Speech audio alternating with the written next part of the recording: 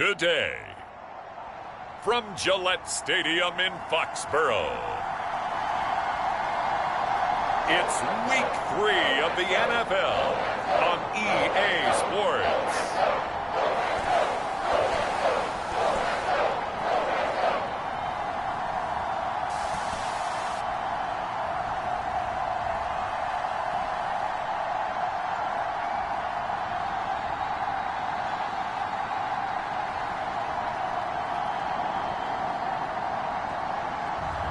It's the New England Patriots taking on the London Black Knights. From the area known as Patriot Place, EA Sports set for football at Gillette Stadium in Foxborough. Today, it's Week 3, and we've got a good one in store between the London Black Knights and the New England Patriots.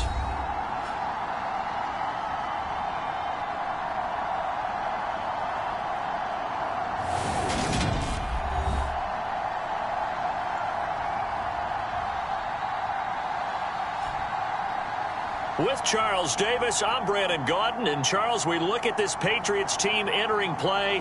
It's been a great start to the season. Back-to-back wins to begin the campaign. Yeah, you don't want to get too excited. There's still a lot of season.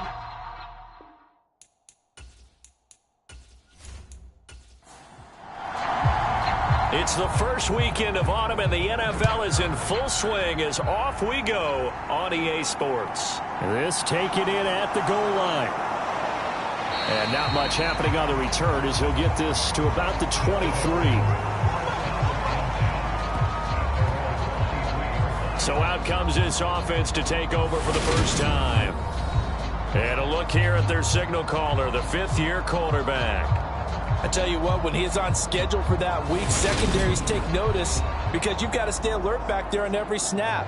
A truly powerful arm, one is capable of challenging any level of the defense on any given play. That's why so many scouts preach arm talent when preparing for the NFL draft. A quarterback with arm strength to make every throw in the book, he's an asset to have in any offense. 4 yards the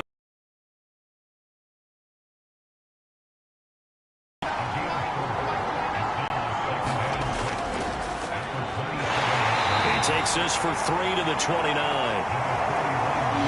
And they'll look to avoid an early 3 and out here on 3rd and 4. Back to throw. Middleton. And they get him down, but not before he takes it across the 40-yard line. A gain of 13 and also a first down. Boy, that completion comes with a high degree of difficulty, especially on the catch. Had to look that one in one-handed, able to do so, and ends up picking up a first down as well.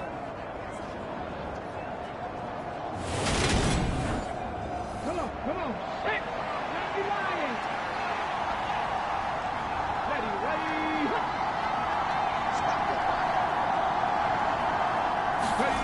On 1st and 10, Middleton. Man open, he's got it complete to Cortland Sutton. For Sutton, the receiving numbers from last week's game. 6 catches, 62 yards. And they think they have a matchup advantage in this one. They're going to try and find some space for him to work and make sure he touches the football.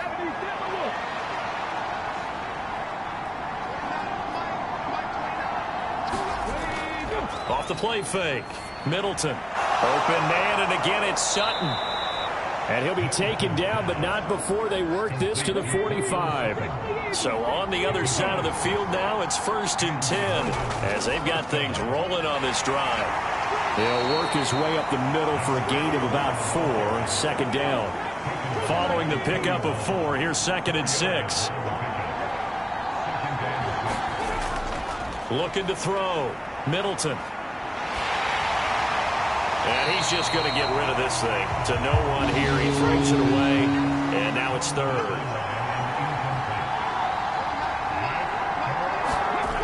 To throw on 3rd down.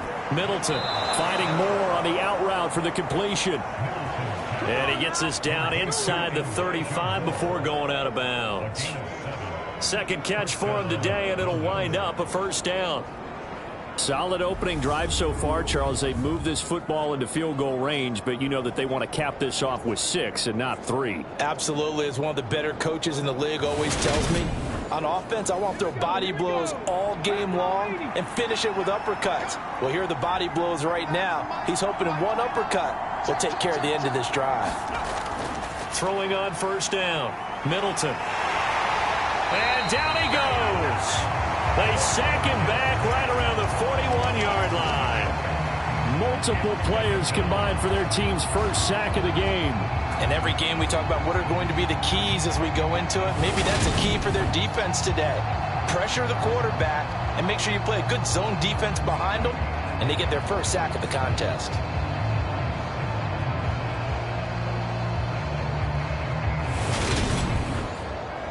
Don't need it all back at once, but you figure they're going to need something here. 17 yards to go on second down. Back to throw. Middleton. It's a short one here, complete to his tight end. The result, only 4 yards there on the play. And it'll be a third and about 13. Looking to throw. Middleton. Now he'll dump it underneath to his running back, complete. And he's got another first down as the tackle's going to be made at the Patriots' 23. Needed 13, they got 14 on third down. And they'll use him out of the backfield, and sometimes quite a bit. They're just trying to get him touches any way they can. 4 catches a week ago, there's another one right there. 60 vices, 60 vices.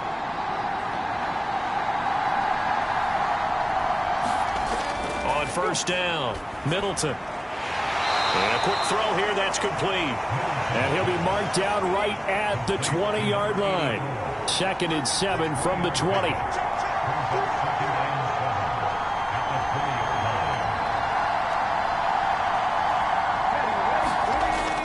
They'll look to throw again. He's got a man. It's his tight end. That's complete.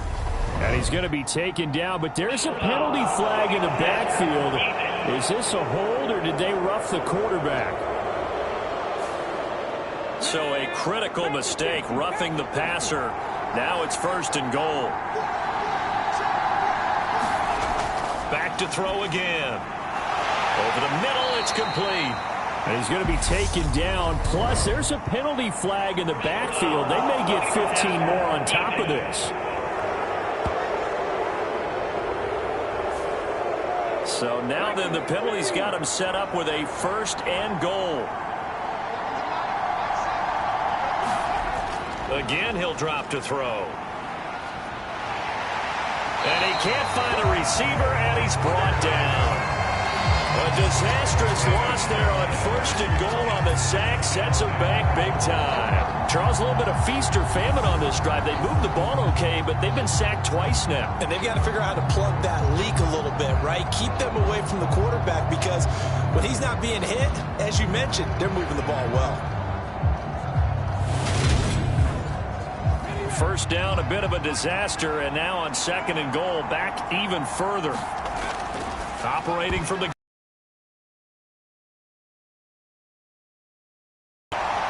He's at the 50, 30, 10, 5, and he takes this one back into the end zone, and the Patriot defense has a touchdown. Well, it's only the first quarter, but that's a quick shift of momentum right there, because they were driving the football before that interception, and then not only, Charles, do they throw the pick, but it gets returned all the other way for the score. I think the important thing here was it backed up in their own territory. This defense didn't blink. They hung in there. And now before the ball changes hands, they're going to take a look at this just to make sure that they have it right. At issue here, does the football make contact with the ground before he secured it? And I think some of these angles are going to give us a pretty good look. Secured is the important part, because the ball can touch the ground, but it can't be loose when it does. So that's what they're going to have to try and figure out. Now they'll line up to kick the extra point.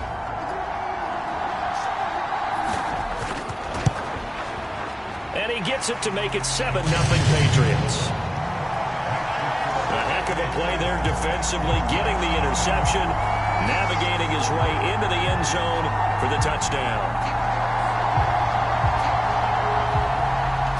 So they'll get another shot on offense following that pick six, and now the kick is away.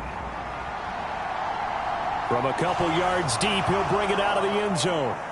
And this return will net positive as he gets past the 25 and up to the 27-yard line. Back onto the field comes this offense, ready for their second drive. The last time, everything looked pretty good except that final play on the pick six. And now they've got to come right back out here, Charles, and try to pick up the pieces and get things going again. Yeah, it certainly seems dire, doesn't it? But there is a silver lining, and it is hard to see so soon after that touchdown. But the game plan was definitely working. They were generating offense, had the ball beyond midfield, getting wins on each down against the defense. So they're moving it well. They just have to hang on to it. Into double coverage, and it's intercepted. And he takes this one back into the end zone. And the Patriot defense has a touchdown. An excellent play there, CD, on the pick six. And I think were they a nickel? Did they have an extra DB out there? Yeah, Brandon, I think they were in standard nickel, not the Buffalo, as teams like to call it, meaning 3 safeties for big nickel. They just wanted to take away the quarterback's throwing lanes, and that's exactly what they did, and came through with a big-time pick six. The call is to go for one and kick the extra point.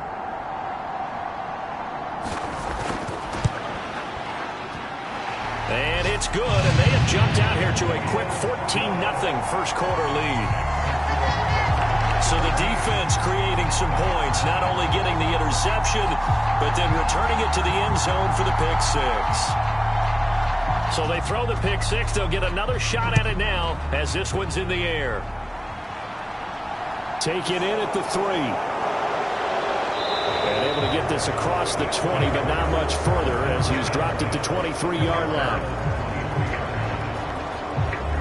Now this offense back out and set to go for their next drive. And job one here, Charles, just keep possession of the football. 2 drives, 2 turnovers to this point. You're exactly right, Doctor. Hippocratic oath. First, do no harm. And right now, they're harming themselves on offense. I like that. No one is mistaking me for a doctor, though. But thank you, Dr. Davis. A quick throw knocked away. It's incomplete. Once again, they'll go from the 23-yard line on 2nd and 10. To throw again, Middleton. And this time he's got the hook up. It's complete. And this will go as a gain of 7 as he gets it to the 30-yard line. Coming up here looking for 3 yards to pick up the first.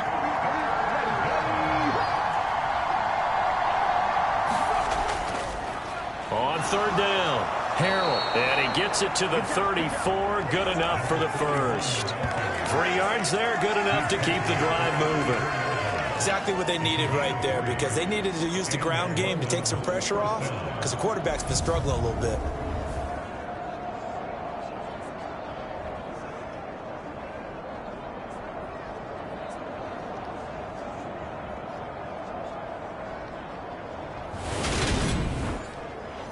From the 34 now, here's 1st and 10. Back to throw. Middleton. And he's got the hook up to Moore. A gain of 3 last play. This time they double it and pick up 6.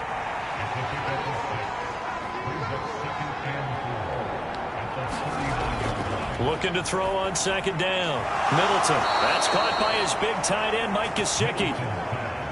Couple of first downs to kick off the drive. Here's 1st and 10 up at the 46. On 1st down, Harrell. And down he goes at the 49, a 3-yard pickup. The last run got 3. Now here's 2nd and 7. Looking to throw. Middleton. And they're going to get this to about the 44-yard line. So into Pat's territory now. Here's 1st and 10 at the 44-yard line. They'll run on 1st down. Harrell broke through some contact, but unable to reach the 40. Credit him with a 1-yard gain there to make it 2nd and 9. Well, this defense for the Pats, very strong last week as they helped their squad improve to 2-0 on the young season. It was a little bit enlightening talking with the defensive coordinator about their performance last week, because the feeling was that it was a good, solid performance. They did what they needed to do to get the job done and get the win, but definitely a few lapses that they're looking to correct.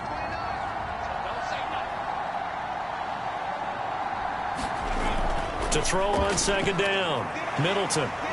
Nowhere to go here. He lost the football.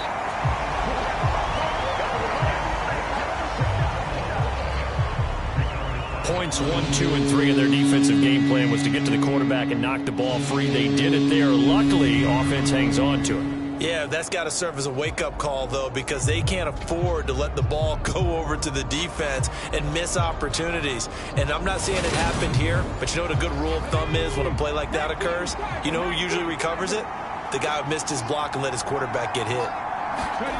Now on 3rd and long, they'll look to throw. To the right side, and he's got more complete. And he'll be tackled on the other side of midfield at the 46-yard line. That's certainly playing down in distance very well by the defense, isn't it? Take whatever you want underneath, by all means.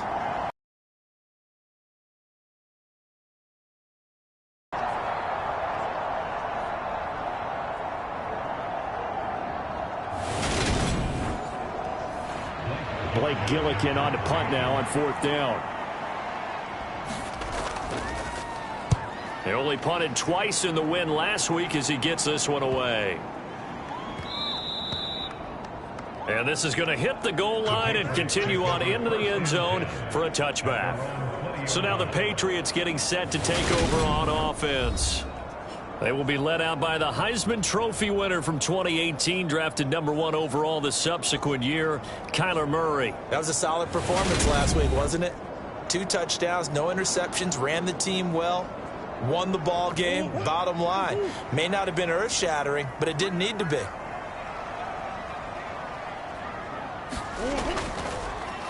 They'll start on the ground here on 1st down. And he's brought down at the 24 after a gain of 4.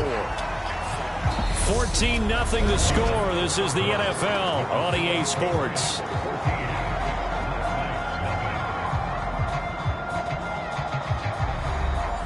They'll come up 2nd and 6 now from the 24. Now Murray. He'll get this one complete. That's A.J. Brown. 7 yards there and a 1st down. Murray now. Hit from behind, and he's going to be driven down. Nick Bosa in there for a big one. That is sack number 200 for his career. It ties him with Bruce Smith for the all-time NFL record. Well, last game he had 2 sacks. Got another one here, picked up right where he left off. Brandon, he spent the entire offseason working on new moves, new techniques, trying to add to his arsenal of pass rush moves.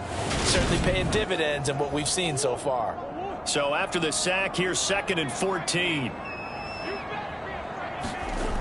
Here's Murray as he sets to throw it. Being chased out left. And past the 40 before he's out of bounds. Opted to run for it. The decision, a good one. Picking up the first, getting 14 yards on the scramble. The sack on 1st down took him out of a traditional running play and put him in a passing situation, but didn't stop him from running anyway, did it? No, I was surprised when he took off. I thought, oh, he's got some space. He might pick up 5, 6, 7 yards. He goes all the way and picks up the first. So 2 1st downs, and that moves the ball to the 42 now, 1st and 10. Murray now to throw.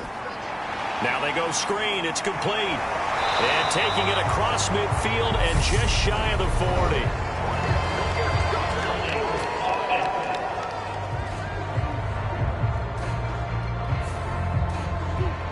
So a decent gain there on the play, but that all gets wiped out with a penalty. Well, that's a setback, but all the good play callers, they just move on. They find something else in the playbook. They can attack this defense, and they go right back on the offensive on this play. They've created a nice sustained drive off of plays like that. A nice strong run there that keeps them advancing the ball.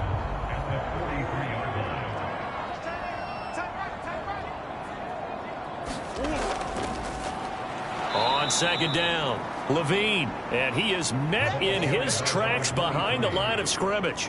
He lost 4 there, and it's third down. And that's what I'd like to see out of this defense, a little fire, a little toughness. It hasn't been the best first half for them, but they did do a nice job there, forcing a loss on that play.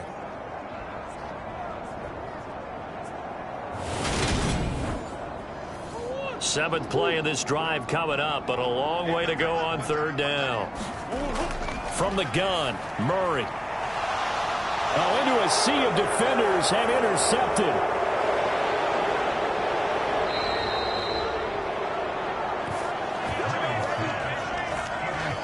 This defense had 3 interceptions last week. They're on pace for more than that here. 2 in the first half. Do not adjust your set. This is not instant replay. This is a defense that is locked in. They're essentially running the routes for the receivers and turning them into the receivers themselves, aren't they? I mean, it is amazing what I'm seeing because the reactions of those guys back on the back 7, phenomenal. London about set to take over on offense. And they'll start with great field position, trying to get back into this one. It's 1st and 10 here. Throwing to start the drive, Middleton. Throw right side is going to be caught by Judy. And he'll be marked down right at the 15-yard line. These guys have definitely been outplayed in the first half. I like their countenance. I like the way that they haven't panicked out there, the way they're carrying themselves. They're starting to move the ball, and what you have to do, maintain your poise and start to put together some drives. On first down, Harrell. And he'll fight his way down right around the 12. The last run good for 2. Here's 2nd and 8. Operating from the gun, Middleton. This will be caught just inside the 10. And he's going to be marked down just outside the 10.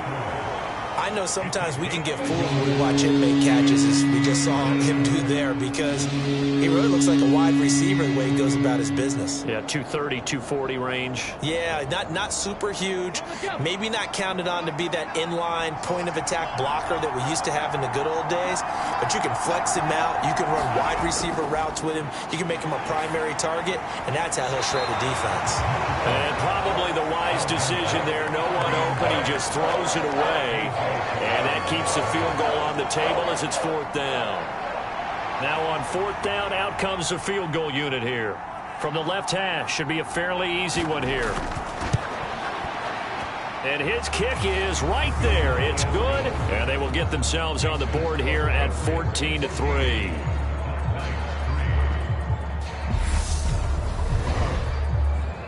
So, Charles, they get to them with their first turnover of the game and then make it hurt a little bit extra with a field goal. And anytime you give the ball up, what's the first thing a coach tells his defense?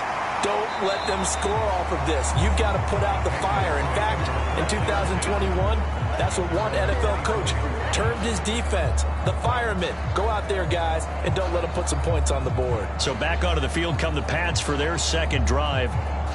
As the offense comes out here, Charles, maybe perhaps a bit more of a focus on the run game for this drive after tossing an interception on the previous. And he lost the football. And the defense will get their hands on it, going the other way. And his guys are going to get the football at the 37-yard line. The start of this game has me doing flashbacks and remembering when I was playing and seeing a similar start and seeing the head coach actually take a timeout and gather the whole team around him and tell him everybody to get it together. Let's get some focus going here, because maybe he just sensed that maybe the whole team wasn't ready to play. Yeah, well, they've gone interception, now fumble. They'll run on first down. Harrell to the 36-yard line. Stop there. The last run got a couple. Here's 2nd and 8.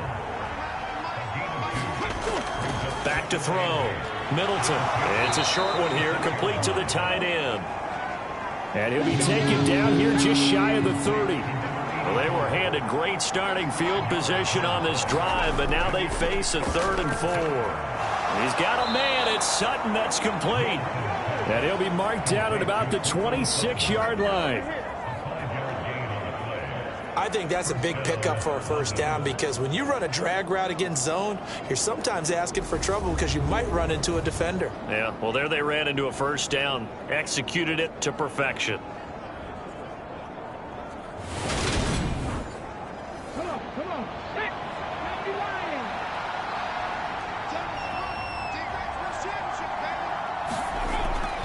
On first down, Harrell down to the 22-yard line. The run got 4. Now they deal with a 2nd and 6.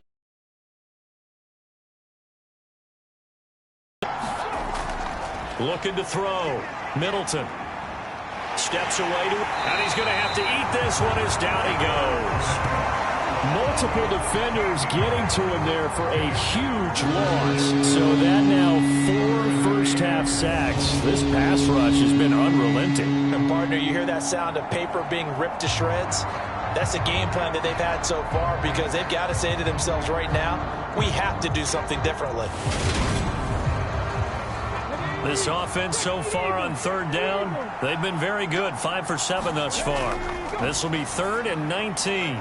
They'll try and set up the screen. It's complete. And he'll be taken down here just shy of the 30.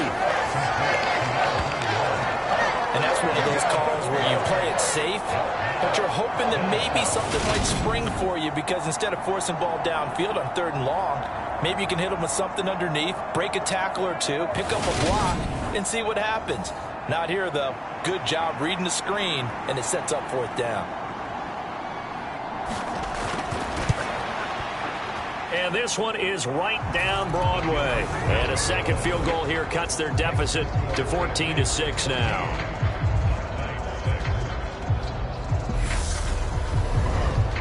But trailing here in the first half still, but maybe, Charles, that'll help them get some momentum back. First the forced fumble, and then they're able to get a field goal out of it. And down in the game, they came out and created their own opportunity on one side of the ball and did get points out of it, as you mentioned. Complimentary football right there as they try and bring this one back to even. So here are the Patriots to take over. They've won 2 straight, and they lead this one as well as they come up on 1st and 10.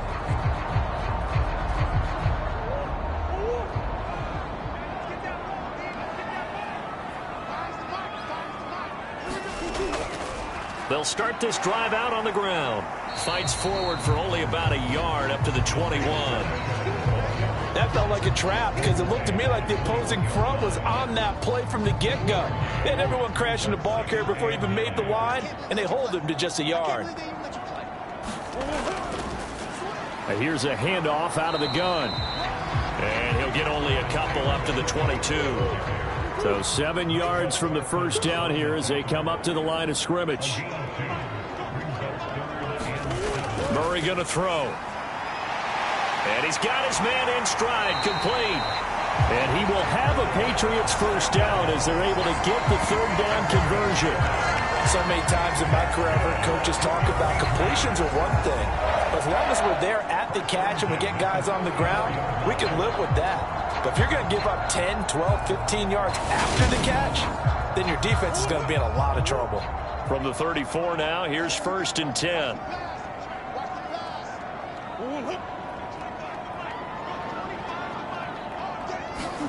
Play fake. Murray.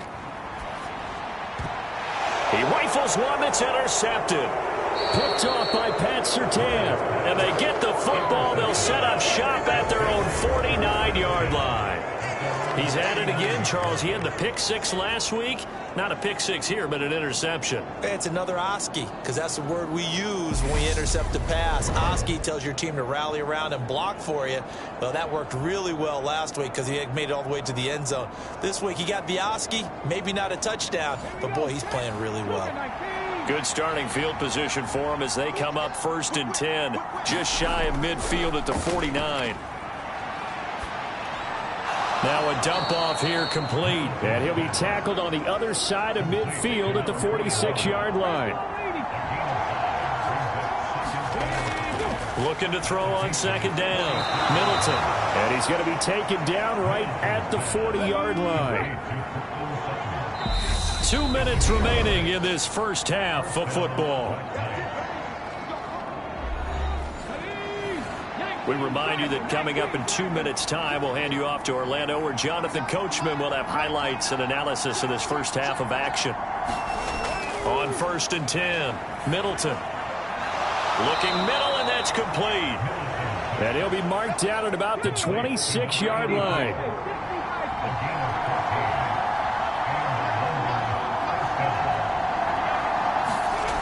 They'll stick with the passing game as he looks to throw. Over the middle and into the hands of his receiver Moore. And he's brought down, but not before a gain of 13, down to the 13. 1st and 10 in the red zone. Back to throw. Middleton. He rifles complete, caught by Moore. And he's tackled a yard short of the marker. Good gain of 9 on 1st down. Now a timeout called for by the offense as he'll stop it with just over a minute to go before halftime. To throw on 2nd down. Middleton, touchdown! A great effort there. His first touchdown of the new season. And the Black Knights get a late score here in the final minute of the 1st half. There was no going through the progressions on that touchdown pass. Yeah, nor was it necessary. His receiver won that route early, presented himself. No reason to wait. Go ahead and put it on him and score a touchdown. A little surprising they wouldn't go for 2, but this is up and good. And the lead is cut to 1 at 14-13.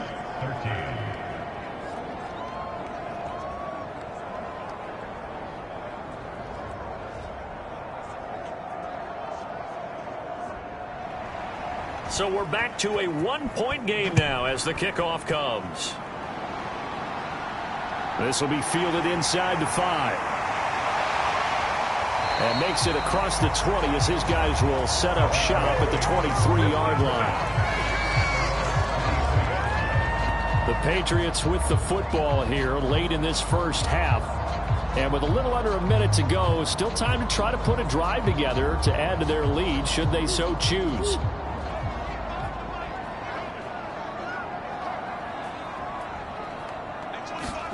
They go back to the air here after the INT on the last drive.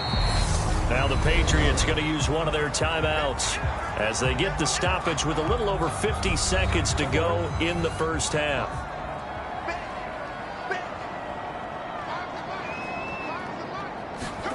To throw again on 2nd down. Murray. He's going to flip one out here to his running back. Now another timeout called for by the offense as the clock will stop with 45 seconds to go in the 1st half. They'll need 5 on this play to move the sticks. To throw is Murray. And for the 3rd time here in this half, it's intercepted. And he's able to get it back to right around the 27. Certainly feels like the classic second guess, but let's be honest about it. They had a chance going to halftime with the lead. Why did they take a chance with a throw there? I don't understand that. Well, that's what I'm wondering. And now this defense has to try to protect that lead going into the locker room. There's Elijah Moore as he and the offense come out for another drive. He's been good so far to this point in the 2nd quarter. Need to get him even more involved, maybe? I would agree with that. Definitely. Yeah, it's not even a question for me. The way he's playing, he's doing a nice job. Increase things. More touches, more opportunities. Maybe that can reverse things on the scoreboard for them. They'll try to ratchet things up then maybe here in the 2nd quarter. And he'll be marked down right at the 20-yard line. Now another timeout called for by the offense as they'll stop it with a little over 30 seconds to go in the 1st half of play. Looking to throw on 2nd down. Middleton, and that is incomplete. A lot of force bearing down on him there. He could not hang on. It's 3rd down. On 3rd and short, they'll try and pick it up through the air. And that one off the mark. A little late with the throw.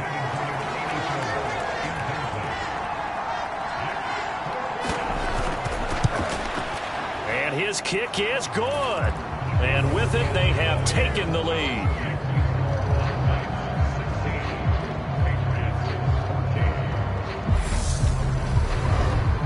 So the interception set him up with terrific field position, but 3 points, the end result.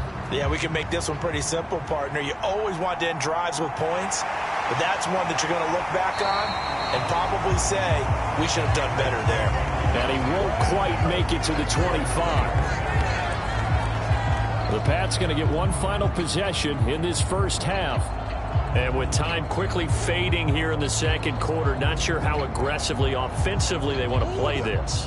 I think we'll find out just how much they trust their guys in this situation if they decide to take a shot. And they're just going to run it here up the middle. And he'll just burrow his way back to the line of scrimmage, and that's about it.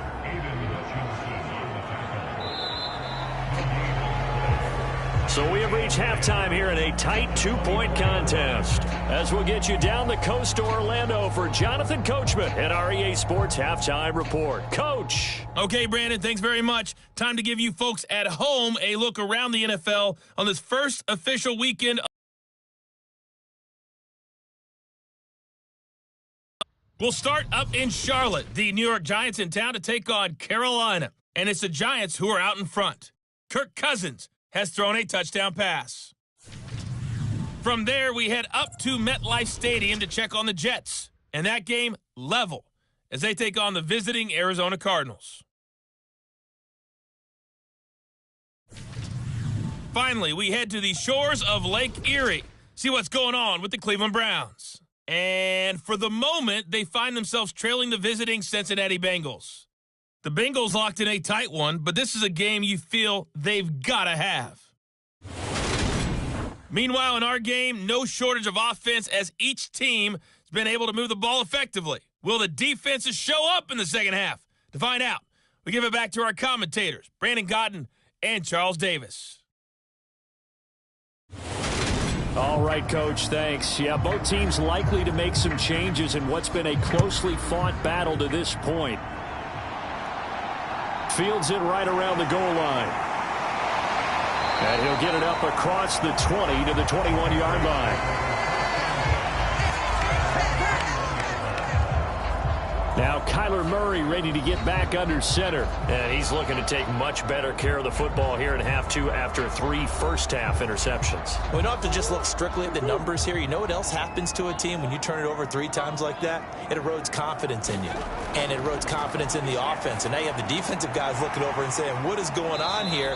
And instead of playing for the team, they're playing angry and mad at their teammates.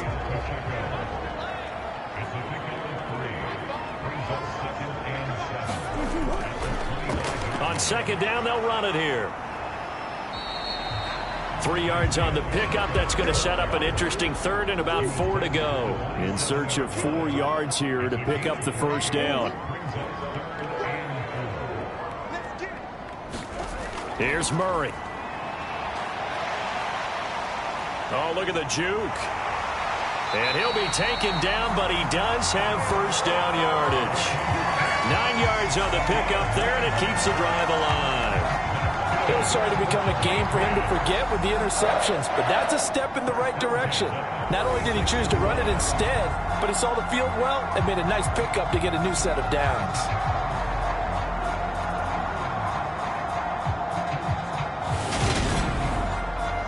So from the 36 now, 1st and 10. Throwing now is Murray. Out to the flat. That's complete to his running back. And he'll get it out near the 40 to the 39.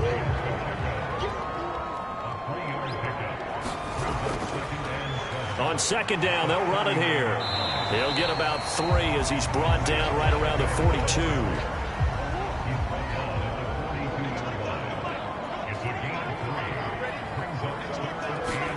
From the gun on third down, Murray. And this pass broken up. The contact well timed there, and now 4th down. When you run in the slant, timing is everything, and against that man coverage, there was no space available, and incompletion as a result.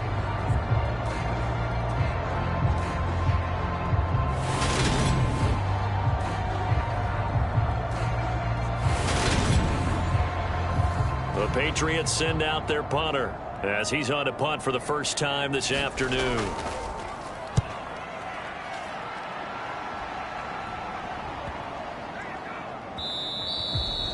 And this one hits at the 1, continues on into the end zone for a touchback. Now we take a glance at the offense as they work their way back out for their first possession of the second half. We have not seen much on offense here from either side these last few drives.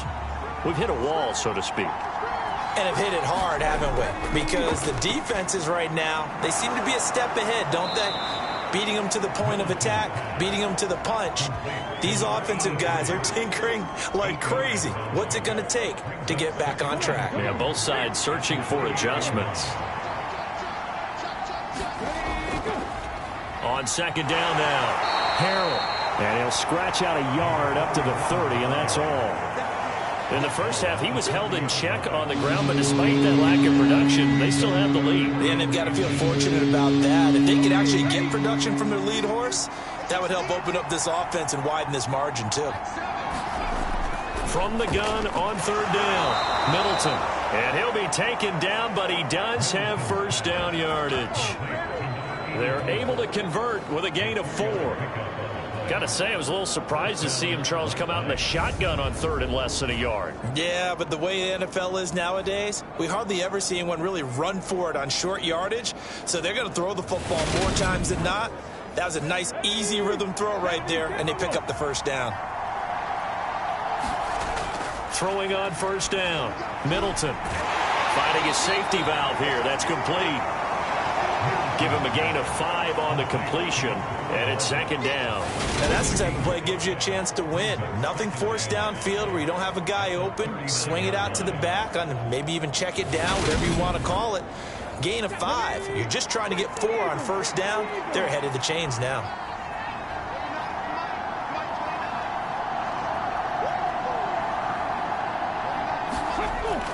To throw on second down, Middleton. Open man, he completes it to Judy. 6 yards the pickup, and that's a first down. One thing you're hoping for when you run drag routes, you're able to hit a receiver in stride, and he can pick up a lot of yardage after the catch. But in this situation, the defense was effective, able to stop him before he could get a good head of steam going. On first down, Middleton got his man complete over the middle. That's more.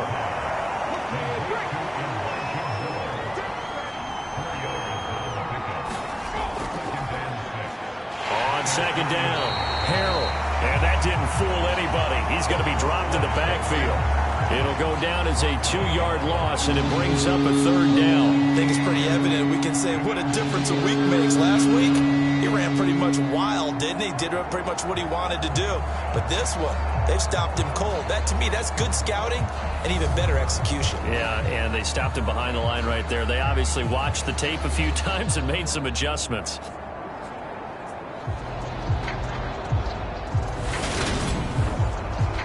Eighth play of the drive forthcoming, and they need 8 yards on third down. Operating from the gun, Middleton. And oh, he's just going to be short here, barely. Maybe by a half a foot. It'll be 4th and inches. And the catches for him, they just keep piling up. Charles, that's now 1,031 catches for his career. Ties him with Steve Smith. Yeah, and he plays the game the same way Steve did, with pride, with determination, some would say with anger. And that edge has given him the ability to catch 1,031 passes. So they bring out their punter as he'll punt it away for the second time.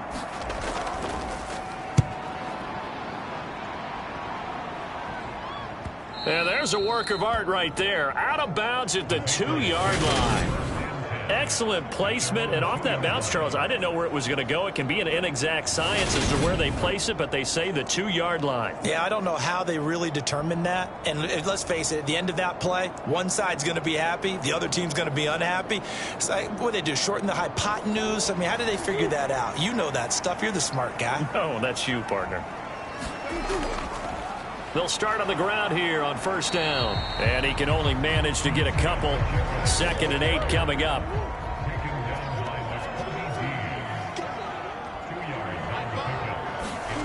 Here's Murray back near his goal line. And that'll be incomplete. Took a pretty good shot as he tried to pull that one in. Couldn't hang on third down. They read zone coverage there and thought there was some space to send their guy right into the middle on a slant, hoping he would get lost. Instead, they read it quite well and closed quickly. They'd like to avoid punting from their own end zone so they could use something here on third down. Now a handoff running through the middle. And he'll be well short of a first down as he's stopped again right at the line of scrimmage. No gain on the play there. A nice job defensively. And it likely forces a punt situation on fourth. Sometimes with the running game, you've just got to stick with it. Look, it's the third quarter, no time to panic. But that also doesn't mean you just do it the same way you've been doing it the entire ball game. Maybe change up some blocking assignments or run a few different plays, but stay with the overall essence of the running game.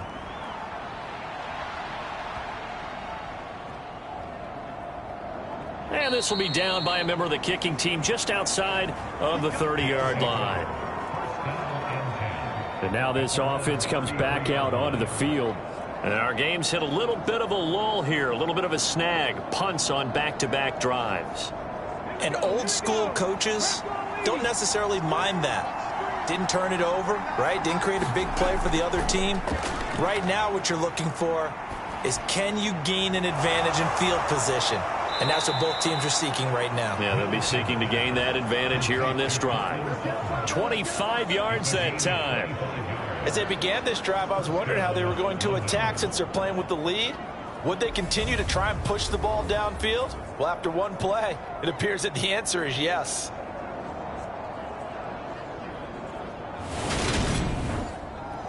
So into Pat's territory now. Here's 1st and 10 at the 42-yard line. Now a handoff up the middle. Harrell. This will be stopped about 2 yards shy of the marker. 8-yard gain, 2nd and 2. You know what really fires up offensive linemen? When the guy that is carrying the ball behind them can create his own space and break a tackle along the way.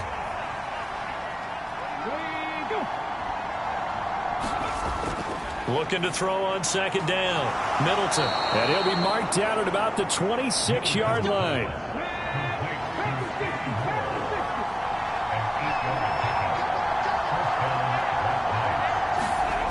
On 1st and 10, Middleton. And time finally runs out. He can't get rid of the football, and he's taken down. The defense rising to the challenge and setting him back on the sack. This is a little hard for me to compute because I'm watching sack after sack happen, but somehow they're still behind in the game. I would expect all of this defensive pressure to translate to them taking a lead, and thus far, it hasn't happened. Time's winding down. They don't want to waste this.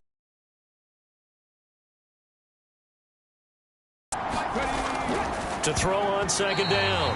Middleton. A quick throw knocked away and incomplete. An incomplete pass on that last play, and that means they'll need to come up with something here on 3rd down. Looking to throw. Middleton. Looking left side, and he's got a man. That's Sutton. And he gets this down inside the 35 before going out of bounds.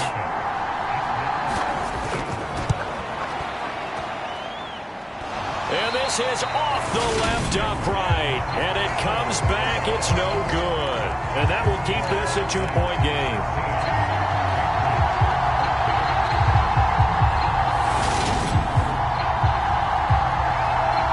And the Patriots gearing up to go now.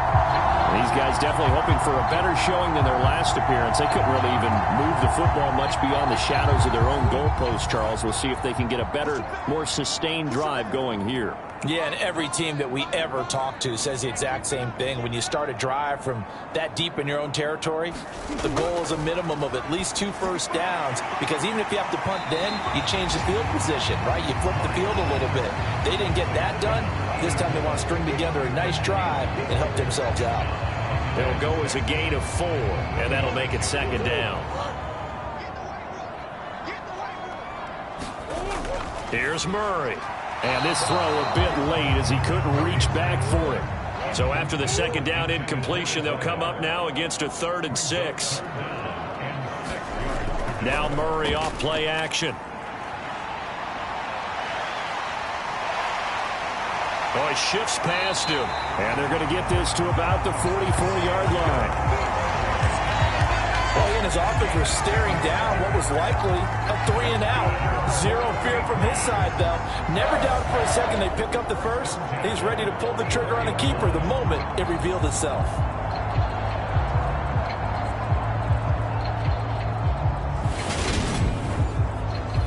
Under a minute to go in this third quarter as they come up 1st and 10. To throw, it's Murray. It's Knox, the tight end, making the catch. And he's going to be taken down at about the 33. And what a nice example there of a tight end doing exactly what he needs to do. How about how he worked his way to the outside, made sure he secured the catch, and then anything after that, we count that as a bonus. And indeed, he gets enough for the first down. And he'll be marked down right at the 20-yard line. And as they come to the line, they will not be able to get off another play as time has run out on this third quarter. We'll return with more after this. You're watching the NFL on EA Sports.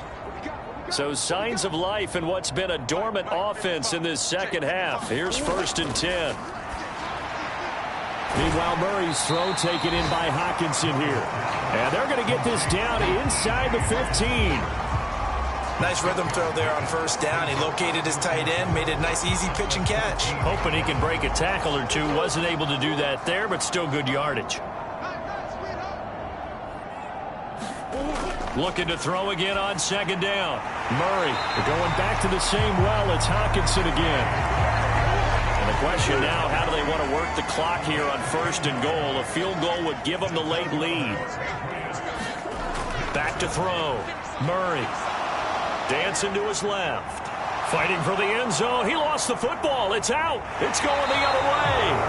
Past the 10 to the 11-yard line. And that's where the return stops. And they had it there so close to the goal line. A chance to take it across. Claim the lead here in the 4th. Boy, that was a big, big mistake. It really was. And as much as I want to give credit to the defense for making a play, I do tend to agree with you. That mistake, that's a chance to go in and take the lead. I mean, you're in great shape, yet you don't take care of the football. But they'll be going over that like crazy in the upcoming weeks. Following the fumble recovery, Middleton. It'll be a loss of 10, and it'll bring up 2nd.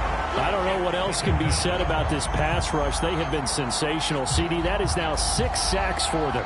And how many times do we talk to offensive coordinators and they say a sack is a result of everyone on offense not doing their job? But let's be honest about this one. This is the offensive line unable to counter the pass rush. They've been teeing off all game long.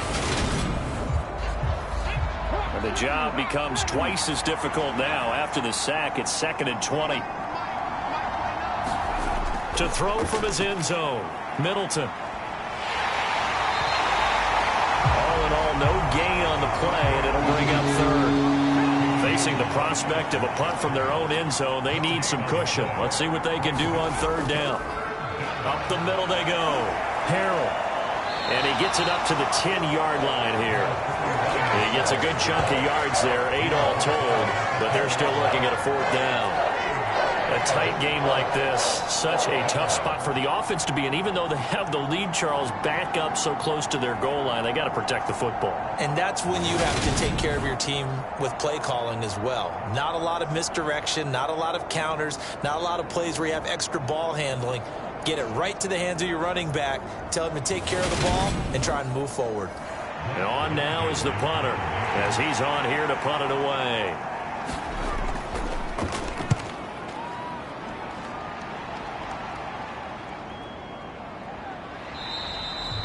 So a change of possession here on the punt. And the Patriots take over. Out comes the New England offense to see what they can do this time. Their defense accomplished step 1 of the mission. They forced the punt. Now they'll look to erase that deficit and take a 4th quarter lead. Very good starting position for the Patriot offense as they come up 1st and 10 at their own 44.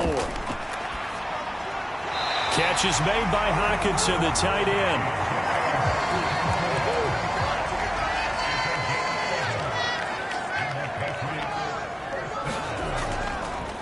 On 1st down, they'll go to the ground attack. And they will stop him after a fairly minimal pickup. just a yard on the pickup there, and it'll bring up a 2nd and 9. Seems pretty obvious defensively a key was stopping the run game. How have they done it so successfully? To me, it seems that these guys really did a nice job of paying attention during the scouting report meeting. And you know, Brandon, when they do those, they talk about the top plays that these guys like to run. The best runs for the top running back, those are the ones you focus on and want to take away. And they've done that pretty successfully in this game. 11 yards for number 11. And here we are in the fourth quarter, partner, and watch them drive for what would be a go-ahead touchdown. And you and I both know this is where you need a quarterback who can keep his cool back there. Not just for himself, but to keep the rest of the team relaxed too. A running play on first down, and it turns into a fight just to get back to the line of scrimmage. So after the run for no gain, here's 2nd and 10. Shotgun now for Murray. He's going to find his running back. It's complete. And they move this all the way down to the 9. This one was all about clearing space for this play to work because he's going to leak out of the backfield to his right and then angle his way up the field. And a really pretty throw to put it on him and create the big play downfield.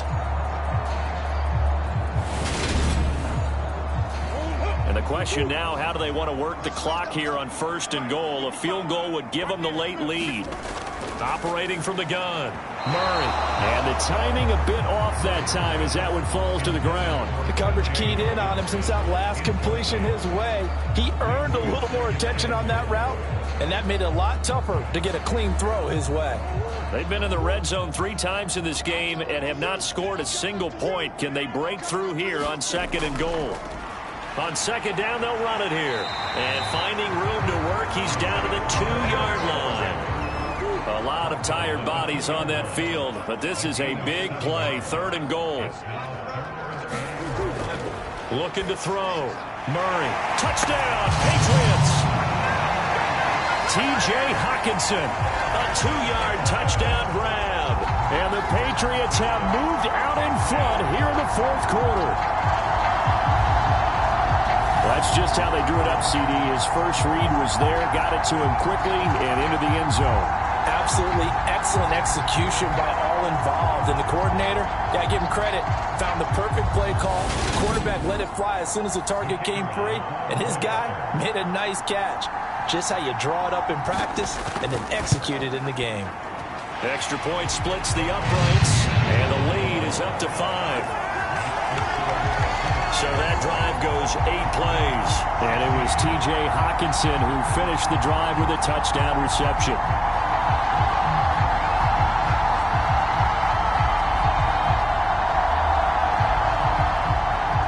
The kicking unit out for the Patriots as they send this one away. Taking it about the 1. Jennings now on the return. And he'll take it up past the 25 to the 26-yard line. Now this offense back out and set to go for their next drive. And now they'll look to answer working from behind. And remember, this offense has sputtered yet to score here in the second half. They'll need to change that here. Throwing to start the drive. Middleton. That pass complete to Moore. And he gets this up just shy of the 30 to the 29 before he's out of bounds. So the completion good for just 3. And that will bring up 2nd down. I always laugh when people say, what's the toughest route to defend? And I'm like, any of them, especially if it's a good receiver. That makes things very difficult. But when you're running a drag route, something short, shallow, going through defenders, using guys almost as screens in order to get open, that makes things tough for guys trying to get to the football. They'll look to throw for it on 3rd and 1. And he'll be taken down, but he does have first down yardage. An effective 7-yard 3rd down conversion. Many different ways to create space, but on that play, he did it with that big, wide body of his. Didn't get a whole lot of yardage on the play, but it did what it was supposed to. Pick up a first down. So signs of life in what's been a dormant offense in this second half. Here's 1st and 10. Now a handoff up the middle. Harrell. And he'll manage to pick up about 4. It's 2nd down.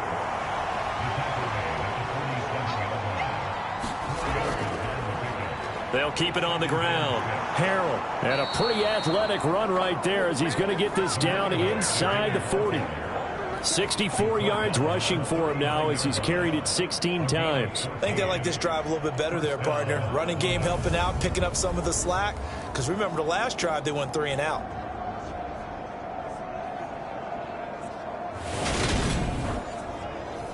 So into Pat's territory now. Here's 1st and 10 at the 39-yard line. Up the middle they go. Harrell down to about the 37. That's a good play by the guys on the defensive side of the ball. Held them to a gain of 2. And that changes the playbook a little bit now for the guy calling plays. 2nd and 8. Now he's got to probably think about going to the air instead of maybe staying with the ground game.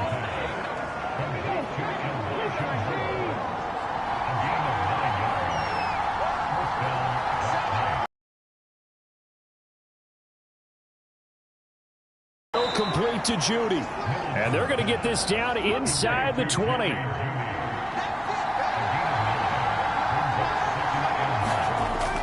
Looking to throw on 2nd down. Middleton. He's got the connection to Moore. So back-to-back plays, each get nothing. And that's going to bring up 3rd and 2. We've got a 1-score game with inside of 2 minutes remaining. They'll come to the line needing only 2 yards to gain the first here.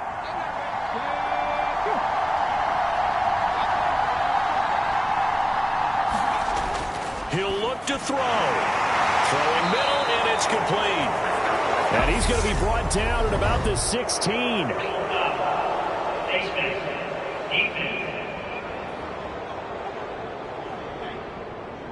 Charles, they're trying to protect this lead late. Those are the types of mistakes they could afford to go without. About the last thing you want to give them is help in completing a comeback, which is exactly what that penalty does. So the face mask moves him closer, and now 1st and goal.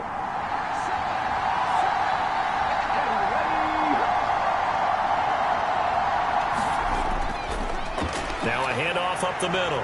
Harrell, and he maneuvers his way down to the 3-yard line. So the ball position now at the 3. Here's 2nd and goal. Fighting through pressure. And he can't get it thrown away. He's taken down. For the lead, here's 3rd and goal. He's back to throw. And he's got his favorite target yet again. It's complete. And they've got this down to about the 12-yard line. They go for it on 4th and goal, but then winds up incomplete. They can't hook up here on the 4th down pass attempt, and the Patriots defense is going to take over on downs. So the defense has to stay out and get one more stop. They were able to do it, forcing the incompletion. So on their record, that goes down as a successful play. Doesn't matter how they got there, how it happened. They got it done. They're the ones that are jubilant. They'll start this drive out on the ground. And he takes this across the 15 to the 17. Now the defense going to use the first of their timeouts as they get the stoppage with a little over 50 seconds left to go in the game.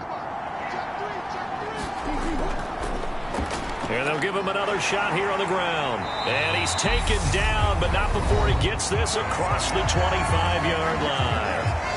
Now a second timeout called for by the defense as they get the stoppage with just under 50 seconds remaining in the 4th.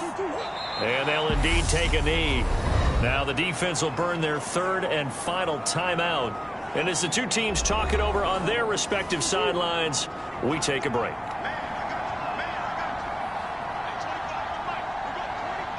And they take a knee. So 1st and 2nd down went in the wrong direction. They'll try to do better here on 3rd and 13. Down to a knee goes Murray, as that will just about wrap this thing up.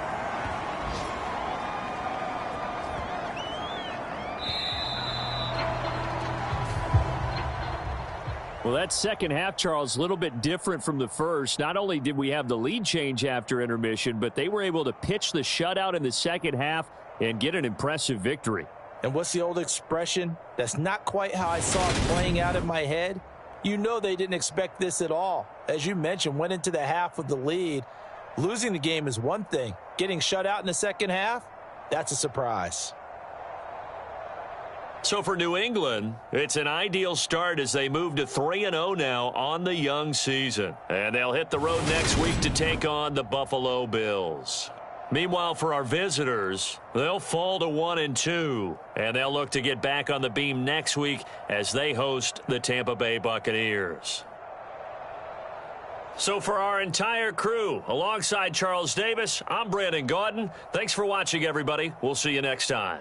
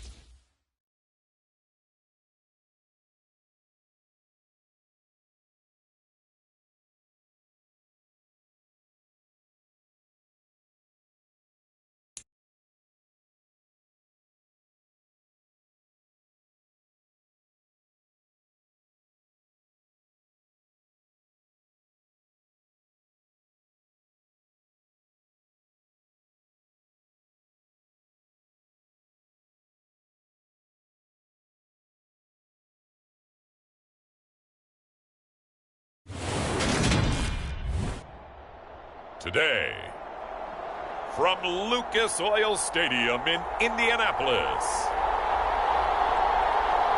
it's Week 18 of the NFL on EA Sports.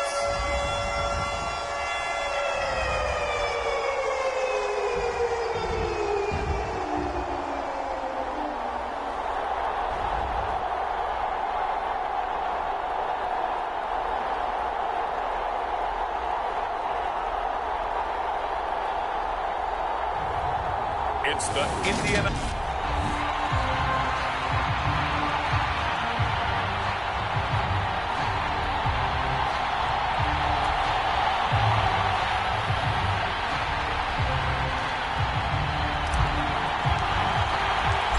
Here now to get us started is Logan Cook, and we are underway from Indianapolis.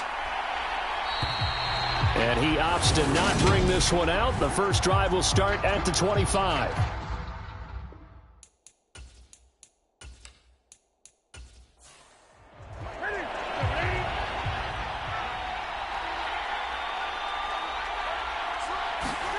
On first down, Newton. He's going to flip that out to the flat. It's complete.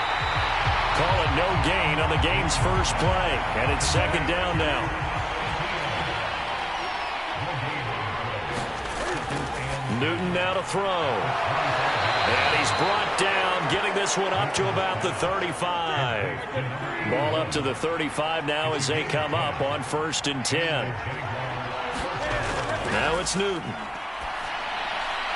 Over the middle, it's complete. And he slips up past the 45 before being tackled. Back-to-back nice plays, 12 yards that time and a first down. But one of the ways that quarterbacks keep all the receivers alive in a play, never lock in on any one guy. Make sure you keep your eyes moving, scan the field. And here he finds the open guy for a nice pickup. And he'll be brought down just shy of the 40. Now from Colts territory, here's a 1st and 10 at the 41. To throw is Newton. It's a short one here, complete to his tight end. And this winds up a pickup of 2, maybe 2.5 to about the 39. Throwing again is Newton. It's a short one here, complete to the tight end. And they're going to get this down near the 35-yard line. Now Newton. That one taken in by T. Higgins. And they'll get him to the ground. He has another first down at the Colts 18. 17 yards on the pickup there, and the drive will continue. Oh, there's going to be a little bit of regret there because they certainly had the chance to get off the field here, just giving up a field goal attempt. But they couldn't get that stop on 3rd down. Now they have to hunker down because guess what? That drive continues. So from inside the 20, here's 1st and 10 at the 18. Straight ahead, Etienne. And able to use his stiff arm for a little bit of leverage before he's taken down. A pretty good game. Throwing on 2nd and 3. Newton. And this one incomplete. Too much contact to hold on to that one, and it's 3rd down. Man coverage is certainly a staple of their defense, and it's built for plays like that, forcing that incompletion. So play number 10 now coming. It's been a long opening drive, but this is 3rd down. He'll get this out to the flat for Etienne. And he'll be taken down, but he does have first down yardage. Move the chains, a gain of 7 on 3rd down. Well, no question, this is exactly how they wanted to start this football game. And nice pass there. And now they're set up beautifully, Charles, to finish this off with a touchdown. Yeah, but they've still got to finish it off, partner, and that means they've got to execute at this stage of the field. So we've seen many teams march it right to the goal line and not cash in. They've got something dialed up here that puts it in the end zone. Etienne is in. Touchdown, Jacksonville. So the rushing touchdowns continue to stack up, CD. That now 15 for him on the year. And give him a ton of credit for staying healthy, being a smart runner, and it's showing just how important he's been to his team. He's got to be their MVP at this point in the season, and those votes may even turn into league MVP votes when it's all said and done. No going for two. They'll kick the point after.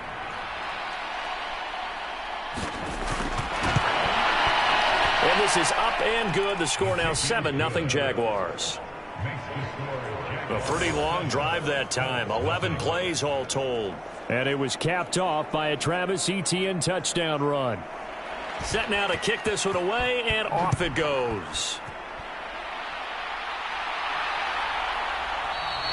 And this will be a touchback, so they'll bring it out to the 25. So the Colts now coming out for their opening drive. And a glance at the tall signal caller, standing 6'6".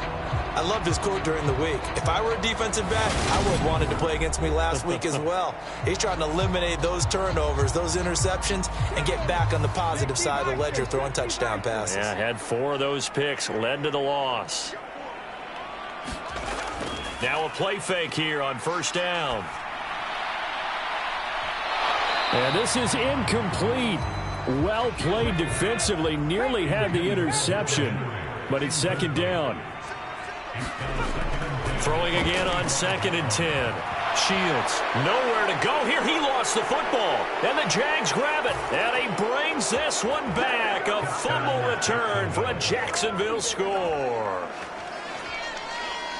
So the big fella gets on the scoreboard with a return for a touchdown. Good thing he didn't have to go too far, though. You know the trainers were very happy about that. Imagine having to go get him in the end zone, escort him to the bench, and give him the oxygen.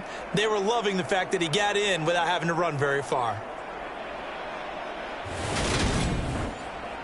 Now the try here for the point after.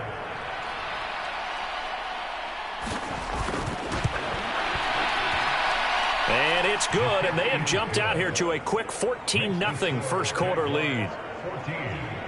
So not only the cough up, but then the pickup on the other side, the scoop, and the score the other way, the fumble return for a touchdown. So here's the kickoff now as they'll get it again following that fumble return for a score. From a yard or two deep, here comes a return. And he's up past the 20 to the 22-yard line.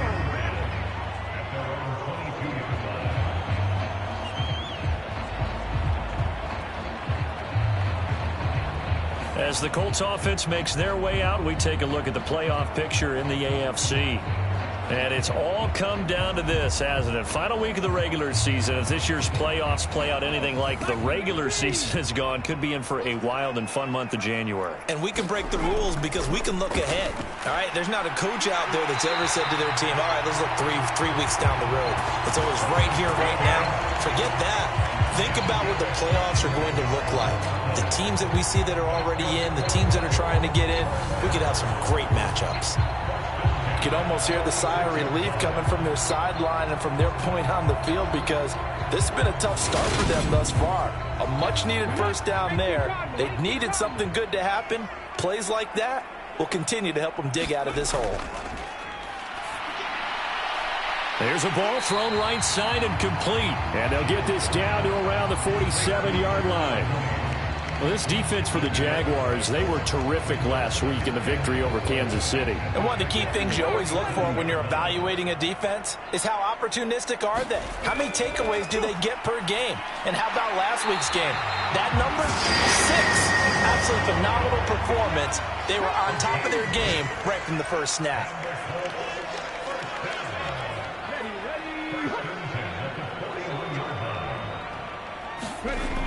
Back to throw again. And that one going to be off target and incomplete. Here now is 2nd and 10, again from the 41. Off play action. Shields. And this a leaping effort, but it's knocked away and incomplete. Now they face a 3rd and 10 after back-to-back incompletions. Again, he'll drop to throw. Now this will be swung out wide for Taylor. And he can only manage to take this thing to the 38, well shy of the first down. 3 yards, all they could muster there, and it'll bring up 4th down. How about that strategy there, Brandon? 3rd down. They just said, we've got faith in our tacklers. We'll give you the short stuff, and just decided to protect the sticks.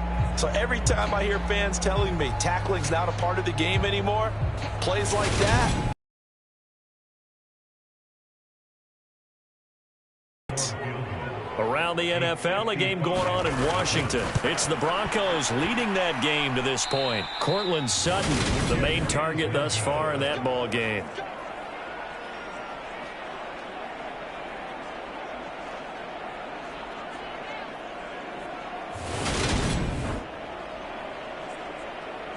So time to see Jacksonville again on offense for the second time here in this game. And they, on paper, Charles, no doubt they have the edge in this one. They are sitting with the AFC elite, and on the other side, they're down toward the bottom of the AFC. But you know what they say, especially at this point in the season, watch out for a trap game. And in doing so, I would take my game plan and condense it. I would rely on my fundamentals, the fact that my players are probably just better, and not try and do too much, do just enough to win the game. And on the other side of the field, I'm doing everything. Every trick play I can think of, every different formation, you name it, I'm throwing it at them in order to try and get the upset win. Now Newton on first down. Quick hitter here, it's complete. And he'll go out of bounds after taking it a little further down inside the 40.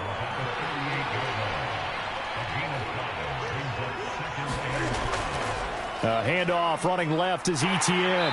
Trying to turn the corner, but they string him out and stop him at the line of scrimmage.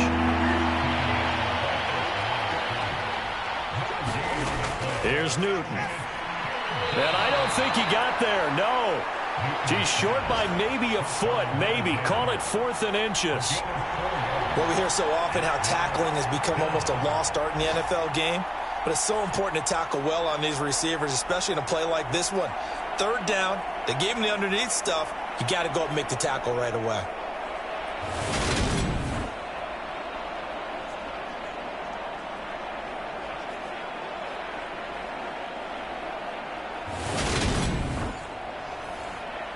Now a field goal try coming up here for the Jags. On the left hash, officially it's called a 51-yard attempt. And his kick here is good. And that'll make this 17-0 here in the opening quarter.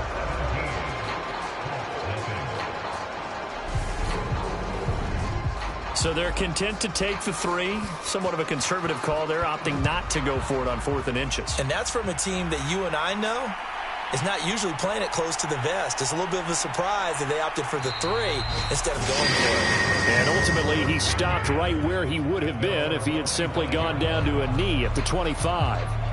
The Colts getting another possession here on offense. So, Charles, the season winding down, the playoffs obviously not in their future. As they look ahead to the offseason, what spots do they maybe need to fill? Well, I think that they like the guy who's calling the plays and throwing the ball. I think that he's a pretty good player. Needs some help, I think, on the perimeter, though. Help him out with receivers, because I think if he gets an upgrade there, his play gets that much better, too. And he's going to be dropped following a pickup of 7 past the 30 to the 32. We've seen quite a bit of the short passing game here early on first quarter, haven't we? We have, and I think it works a couple of ways for this team because, number one, you throw the short game until they stop it. And if they're not going to stop it, you keep throwing it, and occasionally you'll break a tackle and turn it into a bigger gain. And he fires one that's intercepted. And the Jaguars are going to take possession of the football. He's had a fantastic rookie season, made a lot of lovely throws, but that wasn't one of them. Well, we got to give him one, don't we? I mean, with the year he's having, a lot easier for he and his teammates to accept that throw because for the most part, what they've seen, it's been pretty sensational. And out now comes Jacksonville as they get ready to go. And they'll have good field position here following the interception and a chance to build on their lead as they start with a 1st and 10. On 1st and 10, it's Etienne. And able to give one man the slip there as he works his way forward for about 3. These two teams, they met earlier in the year in Jacksonville with the Jags coming out on top. So if they can find a way to win here in Indianapolis, they would take the season series 2-0. A throw over the middle taken in. And he'll go down at the 26 following a gain of 6.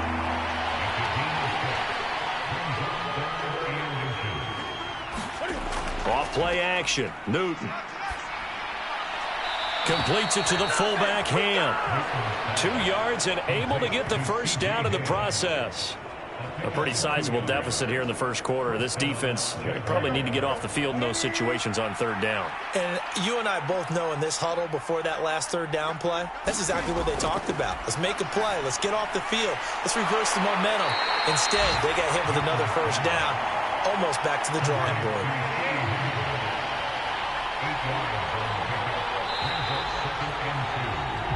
17-0 our score after one.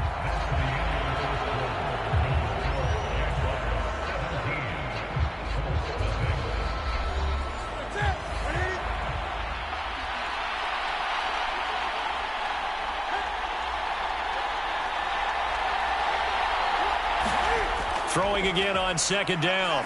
Newton firing quickly here, and that's complete. And able to get this down inside the 15 to either the 13 or 14 before he's out of bounds. I'd have to say they're feeling like they are in rhythm right now. Things are in sync, aren't they? Team's winning, got a nice little margin on the scoreboard, completing some passes, and they just completed another one for a first down there to the tight end. Newton throwing again. A quick throw there going to be batted away and incomplete. An incomplete pass on first down. That leads to a 2nd and 10. They'll try the left side with Etienne. And here he'll get it down to the 7. They get 6. That'll leave them with 3rd and 4. Newton now to throw. And they're going to get him. They bring him down to the sack back at the 16-yard line. Quiddy Pay in there to get him for a loss of 9 yards, and that also leads to 4th down. That's a step in the right direction defensively here because you're facing this sizable deficit. They're going to need more plays like that. A good sack, though. Good effort there. And what you're hoping is, as you said, a step in the right direction, and that means it's something to build on. So you get the first one, and hopefully that can ignite them, and now they can make a few more plays and get back into this game. And his kick is good, and that will extend their lead even further.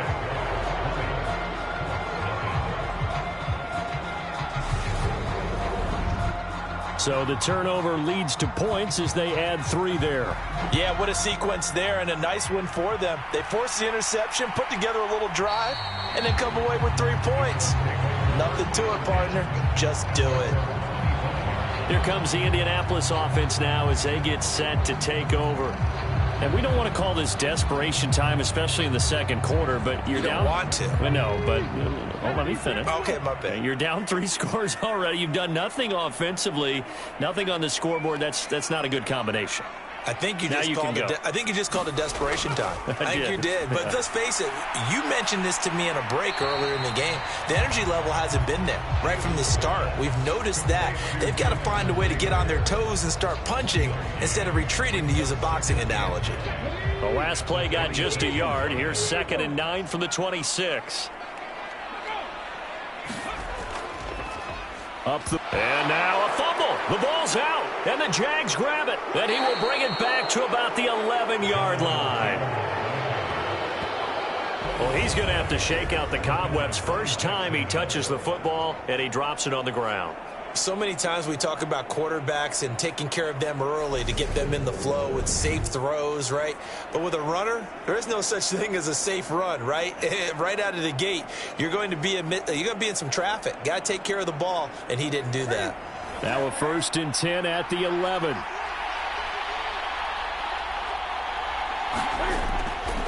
A give running right, Etienne. And able to get him inside the 5 here, just inside the 5 to about the 4. 8 yards the tally on that first down run. Here's 2nd and 2. And they'll go again with Etienne. And he will fight his way into the end zone for a touchdown. Travis Etienne with now 15 rushing touchdowns on the year. And the Jaguars are able to widen their lead here in this first half. So his strong first half continues as he finds the end zone here for the 2nd time. And definitely good blocking at the point of attack, and you just have to love watching the way he can create space down near the goal line, and he's able to take it into the end zone.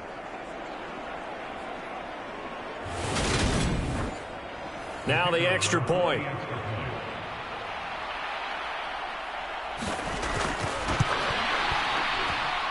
And that stretches the lead to 27. Well, that drive started with not a whole lot of real estate in front of them.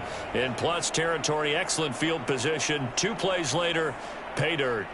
Out is the kickoff unit as they run up and send this one away. And they'll put up the stop sign there as his guys will get it at the 25. And as this offense makes their way back out, it's AFC playoff race time as we give you a look. Well, here we sit, Week 17, just one more week in the regular season after this one. So if you're one of these teams trying to make a move and improve your spot or jump in from the outside, Charles, you better make that move now. And these final games are often a good barometer for all those teams fighting for position or a wild card spot. They have to be able to get the job done these last 2 weeks before things get even tougher when the playoffs officially begin. Off the play fake. Shields. He's going to air it out deep for Woods. And that's caught inside the 35. And he'll be taken down here just shy of the 30. And that might be exactly what they needed to wake up this home crowd. They haven't given them much to cheer for so far. And never underestimate the effect the home crowd with you can have on a game.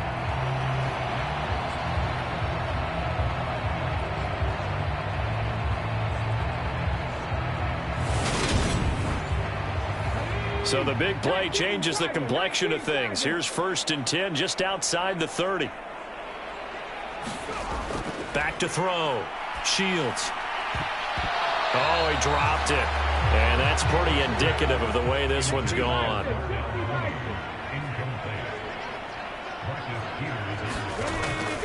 They'll look to throw again. To the right side, complete to Taylor. And he's brought down here just outside of the 20.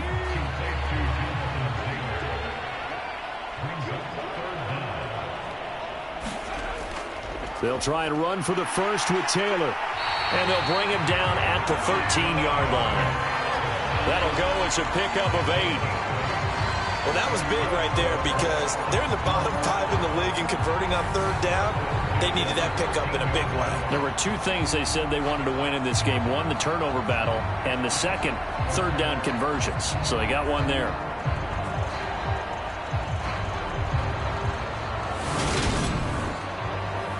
This offense finding its legs now. Here's another 1st and 10.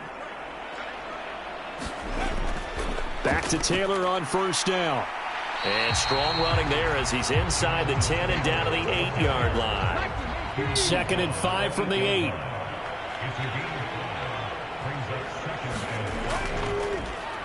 Now it's the first involvement on the ground for the backup running back. And he'll be brought down here at the 3-yard line.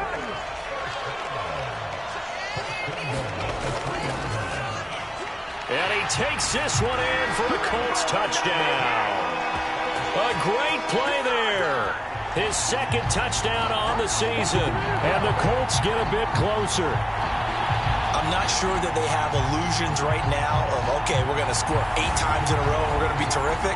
But to get one, that was huge for them. That has to feel much better right now. And you're still in the first half. You do have the entire second half. There's something about that goose egg that just looked bad on that board, but now they've broken it. Yeah, broken through.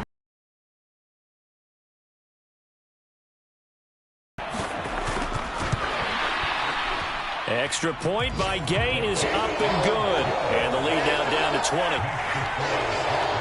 So that drive in total 8 plays. And it ends with a 3-yard scoring run.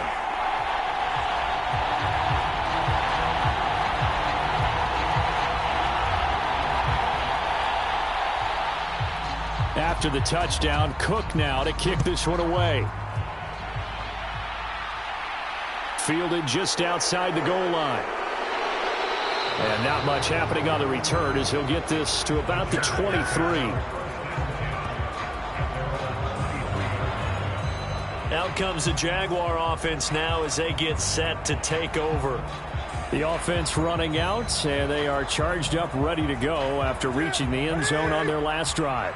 And normally I'd warn against getting complacent just because they scored the last time out. But I don't think there's any worries with this group right now. This is a hungry group, and they want to keep building off of their last drive. Now they just want the officials to hurry up and place the ball so they can snap it and get back to work. Quiddy Pay. That is now 2 sacks for him here in this first half. Well, this certainly feels like complimentary football to me, partner, because the momentum from the team's touchdown drive looks like it's made its way over to the defense. They're working together in tandem now. Offense gets in the end zone, defense with a big sack on the first play of the following drive. So after the sack, a scenario you certainly don't work on too often. 2nd and 24. Newton. And that is incomplete. A lot of force bearing down on him there. He could not hang on. It's 3rd down. Now on 3rd and long, they'll look to throw. He'll find Etienne out of the backfield. And he'll be brought down, it looks like, right at the 15. That one good for only 6, and it leaves him with a 4th down. I think that call was made not so much to try and get the first down, although they would have taken it if they could have gotten it, but to give their punter a little bit of space and try and help out their defense. Yeah, they got the safe completion on 3rd. Here's Tommy Townsend on to punt. He was called on 3 times in the win last week as his first one here's away. A 40-yard punt, no return. And the Colts will go on offense here, 1st and 10. Indy set to go on offense once more. For this offense, Charles, remember the last time they were out here, marched it nearly the full length of the football field, and a lot of the attack went through the air, so now they're seeing if they can duplicate that performance. Okay, if I show my age a little bit, partner, because I can hear my high school coach, John Ford. I can hear his voice in my head. Laddie, when you put the ball in the air, 3 things can happen, and 2 of them are bad. But the way the game's being played now, this is just part of what they do, so I don't think they should change anything at all. They've been dominant. Keep throwing it around. Quick slant here to Woods. And they're able to work this across midfield to the 48. They go play action here on 1st down. Jaguar pressure and a Jaguar sack. Josh Allen. It'll go as a loss of about 8 as he gets in there to drop him. This offense continues to shoot themselves in the foot. Here, another sack. All game long, we've seen missed assignments, which have led to turnovers, sacks. This group has not played well at all here in the first half. So that complicates things a bit here. 18 yards to go now on 2nd down. Looking to throw. Shields. And he'll find his target. Woods. It's complete. And the Jags have 5 in the secondary here on 3rd down. Now a shotgun snap as they'll look to throw. And Woods has it complete. And they're going to get this up to midfield. Excellent job there defensively. Gave up the underneath to the tight end on 3rd down, and they made sure that they did their job. Got him on the ground and prevented him picking up a 1st down.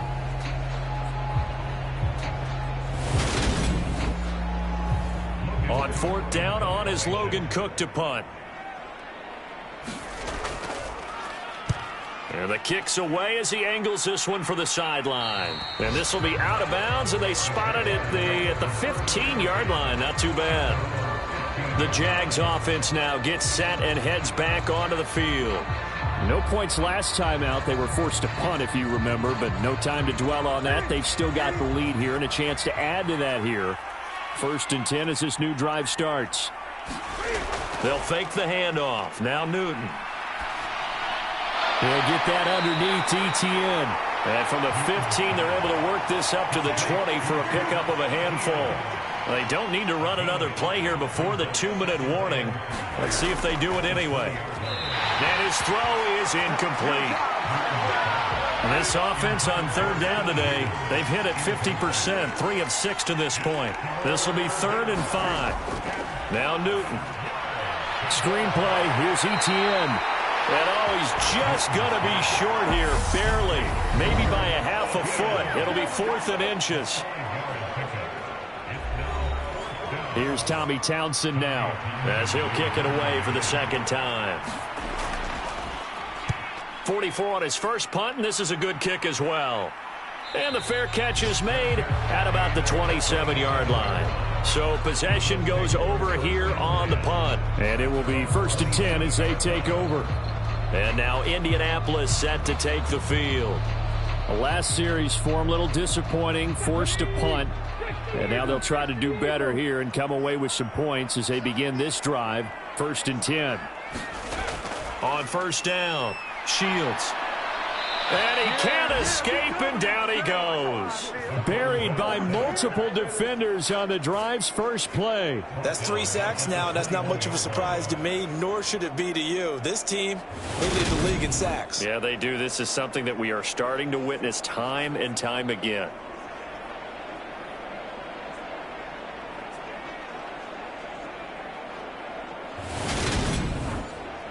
Sacks, a growing theme in this first half. This is 2nd and long. Back to throw. Shields.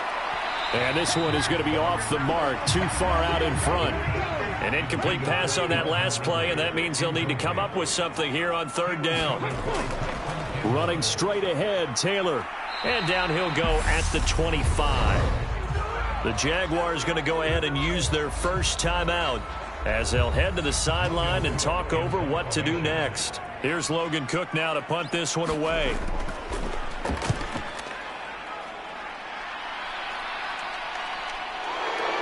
A beautiful fake.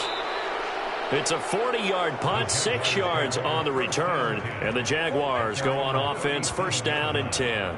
Out comes the Jacksonville offense as they get set to take over here. They have been red hot, sometimes white hot here in this first half. They're just looking to add to that total right now. And this has to serve as a reminder to myself because so many times I get wrapped up in the play calling, how they've sequenced things, how it's run.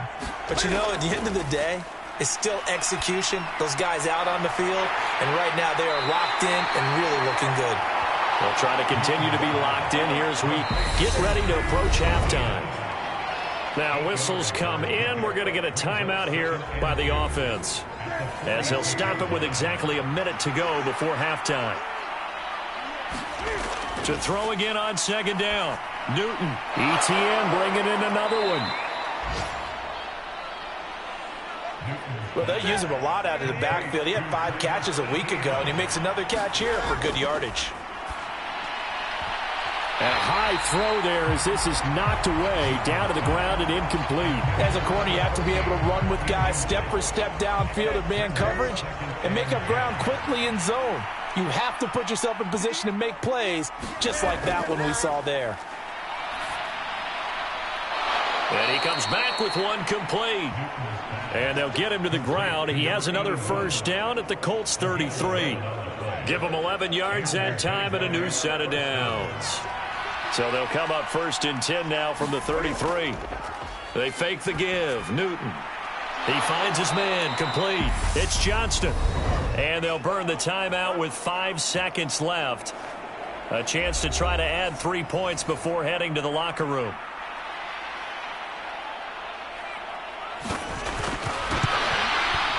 And this one is right through. And that will extend their lead even further.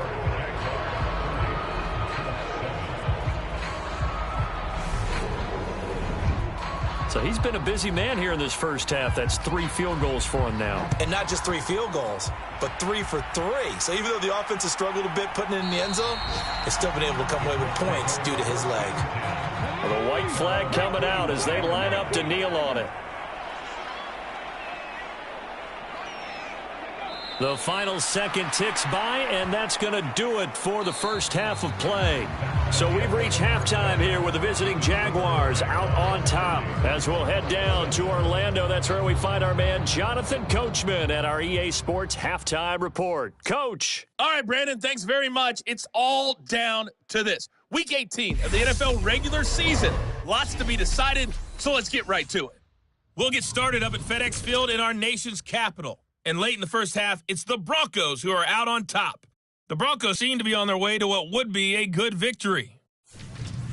From there, let's make the quick trip up the Parkway and check in on the Ravens at home in Baltimore. And that one's at halftime with the visiting Chiefs out on top. Van Jefferson, 2 touchdown catches in that first half alone. Finally, let's get to the country music capital of the world and see what's happening with the Titans at home in Nashville. and they were winners in that ball game over the visiting Cleveland Browns. Jalen Hurts leading the way in the victory with 3 touchdown passes.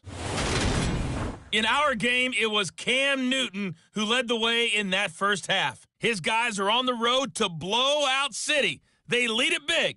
As we send you back out to Brandon Godden and Charles Davis.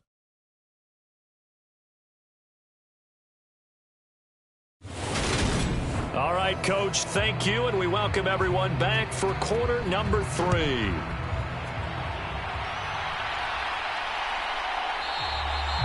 No run back here to begin the half, and we will start at the 25-yard line. Out come the Colts. They'll have it first here to start quarter number 3. Well, they look up at the scoreboard facing that deficit. A 3-score game, Charles, but look, there's plenty of time to go here. The old football cliche that comes to my mind is you can't get it all back at once. They probably need something, though, out of this drive, at least 3 points. Are you trying to say that there's no 3-score drive on that play sheet for any of those coordinators? They just don't have it, right? You're trying to get it all back. You know you can't get it back in one drive, but maybe cut into it a little bit as you just suggested. Try and create a little bit of momentum, a little bit of a spark, and then maybe that'll carry over.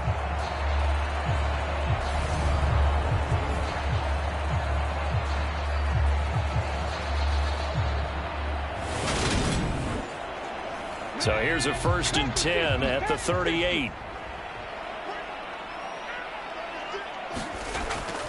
They go to the ground again with Taylor. And strong running there as he's across midfield and down to the 49. 44 yards rushing for him now on just 6 carries to this point. Sometimes it's hard to believe, but there are times this game is about patience, isn't it? Has had the game he expected, but that run there, that may get him going. I was just going to say, maybe that gives him a little juice, because you're right, he struggled, especially in that first half. Yeah, and I know the great ones always think to themselves, just hang in there. I'm just one big carry away from busting this open. That's a good start for him. Now this one to his tight end out on the right side. And he's corralled at the 40, but not before picking up 8.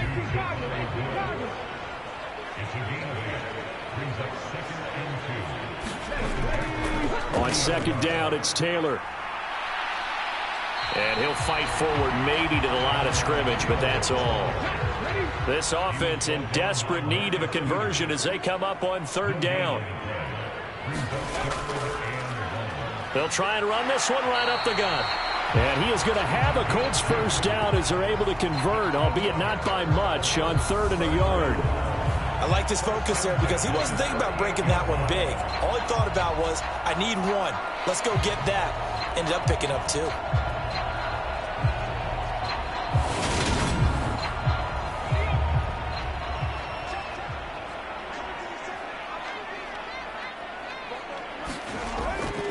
First and 10, Taylor now. A solid stiff arm. And this defense not ready for that one as he'll take this down inside the 25. A 14-yard gain for Indianapolis and also move the sticks. But they're getting ready to go to work now in prime real estate after that last run. Found his spot and picked up nice yardage, didn't he? And now he's got him knocking on the door of the red zone.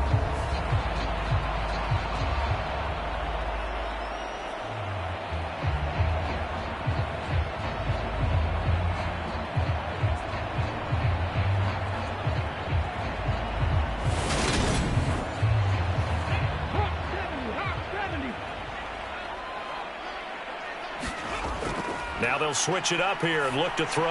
And he's got the hook up here. It's Woods. And they're going to get this down inside the 20.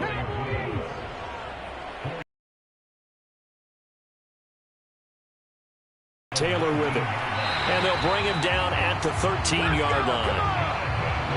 From the 13 now, they work on 1st and 10.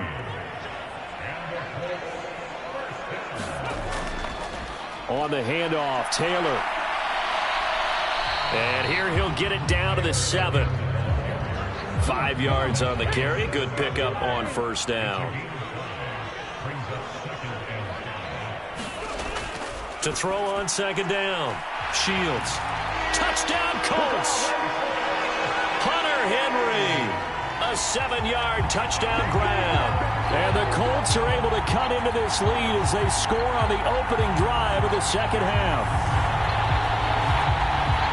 Obviously, the scoreboard right now is not the friend of this rookie quarterback. But, hey, a touchdown pass there maybe builds a little confidence. Every rep is valuable when you're a rookie. Every time you step up and throw the football, there's a lesson to be learned. Yeah, he took advantage of a little bit of loose coverage there with the lead. But at the same time, got it done. It'll take a little bit of satisfaction away from that throw. And he will get into the end zone, but there is a flag down. This one may be coming back.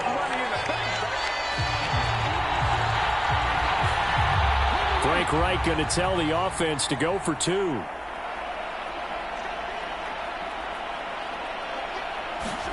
They'll look to throw. That's caught. And he's going to get into the end zone for 2. And they're back within 2 scores. Down 15 now. Well, it's still an uphill battle from here, that's for sure. But that makes it a 2-score game. And now we see why teams practice so much on the 2-point conversion, why you have more than one play ready. Because you may need multiples throughout a ball game. Here's a great example right there. After the touchdown, Cook now to kick this one away.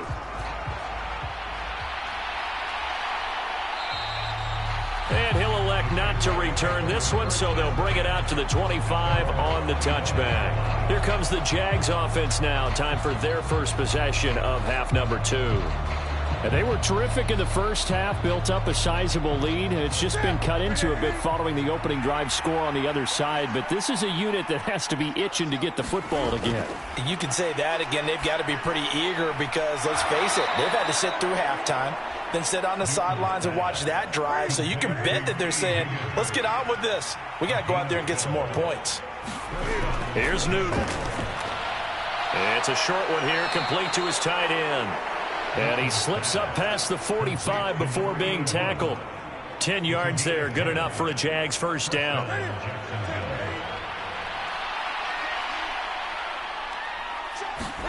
Now a play fake, and it's Newton. The Colts are going to get him. Down he goes. Dayo Odeyingbo. He's the one that got home and takes him down for a loss of 9.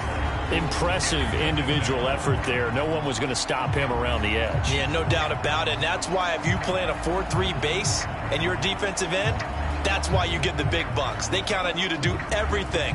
Defend the run and, of course, get to the quarterback. And they need to work to at least get some of this yardage back after the sack. 2nd and 19. Throwing is Newton. And that one off the mark behind him. Incomplete. An incomplete pass on that last play, and that means they'll need to come up with something here on 3rd down. Newton to throw. They're looking for Higgins, but it is intercepted. And the Colts are going to take possession of the football. So a potential momentum shifter there, working with a 2-score lead, 3rd quarter, but that not the smartest of throws. I would agree with you on that one because this game is still very much in the balance. It felt pretty one-sided to this point, but now if these guys can turn this turnover into points, things could start getting a little more interesting. After the incomplete pass, here now is 2nd and 10. Throwing again. Shields. And that'll be incomplete. Took a pretty good shot as he tried to pull that one in. Couldn't hang on. 3rd down. On 3rd down, Shields. Complete. Hunter Henry with a grab. It'll be a gain of 5, and it'll be 4th down. Matt Gay now gets ready for the field goal try. It'll come from the right hash. It's a 47-yard attempt. Gay's kick is good, and they're hanging around here as the lead's down to 12.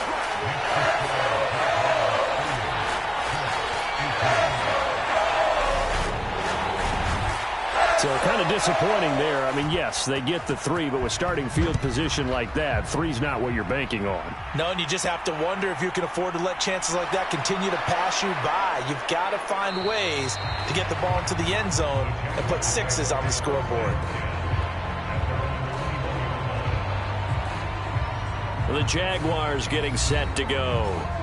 And we'll see if they can bounce back from that last drive, in particular, if they can bounce back at the quarterback position, Charles, after throwing their first interception of the ball game. Yeah, some guys, you know they're going to want to try and get a big play right away and take control back. Others, they're going to look to hit a couple shorter passes and get a little momentum back that way. But for the defense, that goal's not changing a bit. They want another pick.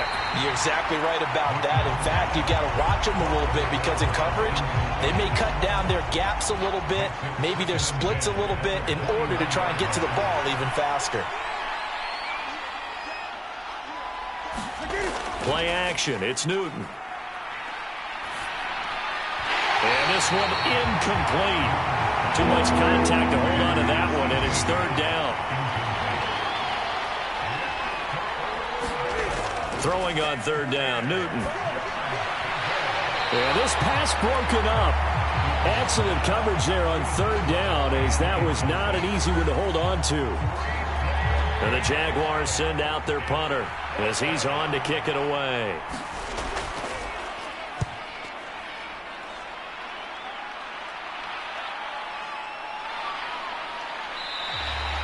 That'll be a 47-yard punt, officially 5 on the return. And they will take over 1st and 10. Here comes the Colts offense now as they make their way onto the field. And after the field goal last time, we'll see what they can get here. At least they got points out of the last drive, Charles. I never met an offensive coach that didn't want to drive to end with a kick. Most of them wanted to end with a PAT, right? In this case, a field goal, they'll take it. Way better than the alternative, which is a punt. Yeah, but you've met fan bases that wanted that weren't happy with that field goal. I haven't met a fan base yet that wants to drive to end with a kick, other than the extra point. That's it. Looking to throw on 2nd down. Shields. Caught by Woods. That'll put him at 96 yards receiving now for the game, and he's got a 1st down as well. Now a give to Taylor. And he'll be brought down at the 50 after a gain of about 5. Brandon, 5 yards on that run. Let's get back to the huddle and make sure if you're a back, you spend time with your offensive line and give them credit. Hard to move those 300-plus pounders at the line of scrimmage, and they did for a significant chunk of yardage. The 1st down run got 5. Here's 2nd and 5.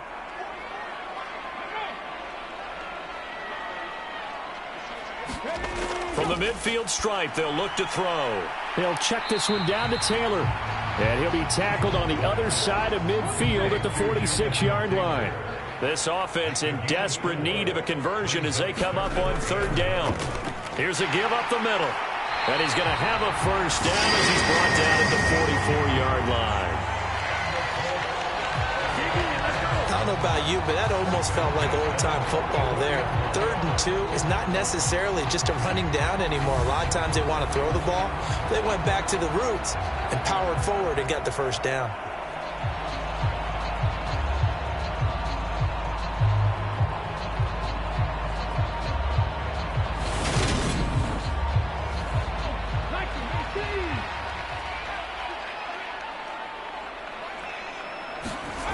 On 1st and 10, Shields. That's complete to Mooney. And they're going to get this down to about the 37.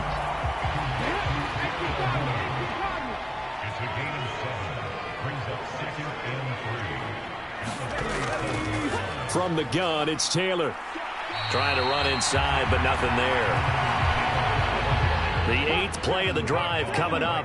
It's 3rd and 3. Again, it's Taylor. And he gets it to the 32. Good enough for a 1st down. They get 5 out of that one, and it moves the chains. Someone's been having a good game so far, and you know something? A lot of it's been power running. They decided to turn him loose again on 3rd down, didn't they? They did indeed. He delivered the tough yards.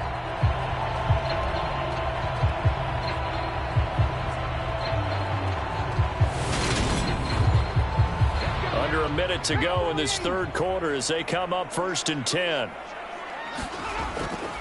On the handoff, this is Taylor. And this will leave him a yard short. Nice pickup of 9 yards on 1st down. The last run got 9. That leaves him with 2nd and a yard. Looking to throw. Shields. As this complete to Woods. And they're going to get this down inside the 15. And the tight end is certainly a position built to move the chains because they can control space underneath. If they've got good hands, then, of course, they're a dynamic target. But one other thing is they're right in the sight lines of a quarterback on just about every play. And that makes it easier for the quarterback to pick him out and deliver. A gain of 3, second down.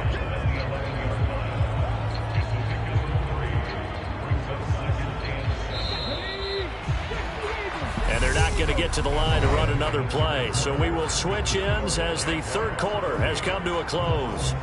We'll return with more after this break. You're watching the NFL on EA Sports.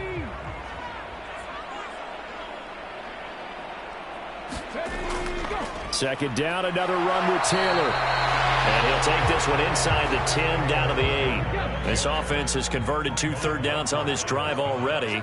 This is 3rd and 4. Now they'll throw here out of the gun. And that's knocked away and incomplete. Okay, so thought they might go for it here down late. Instead, they trot out the field goal unit. This from 25 yards out. And Gay knocks this one through. And that lead is back down to 9 now.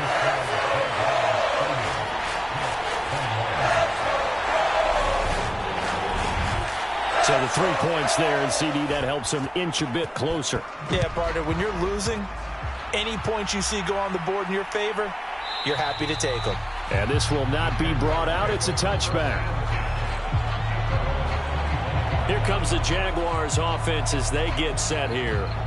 Well, there are 2 scores on the plus side. Still time here in this 4th quarter, but maybe you start thinking about playing keep away? Yeah, I think here's the situation. You're not thinking touchdowns anymore. You're just thinking first downs. To keep up with your theme there playing keep away, first downs, they can't touch the ball.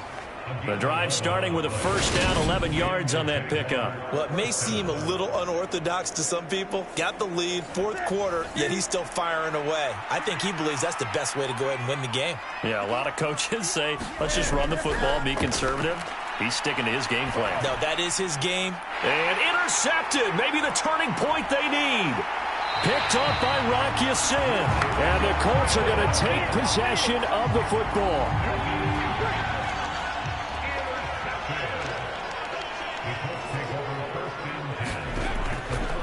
The give to Taylor.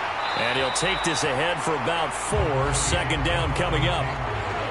Coming up on a 2nd and 6. Back to throw. Shields. And he can't find anywhere to go with it. And he goes down. He couldn't get away. He'll wind up losing a dozen yards. A 12-yard loss, and it brings up 3rd.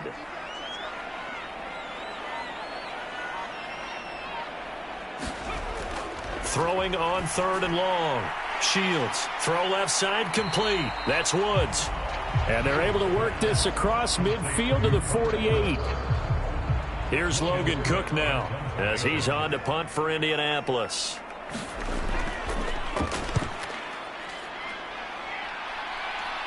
And no return possible here as they angle this one out of bounds. Jaguars come to the line to start their next drive. They've got a chance now to put this game away following that last defensive stop and punt. A throw left side to start out. That's complete. And he's taken down, but not before he gets this across the 25-yard line. A gain of 11 to kick off the drive, and it's a quick first down.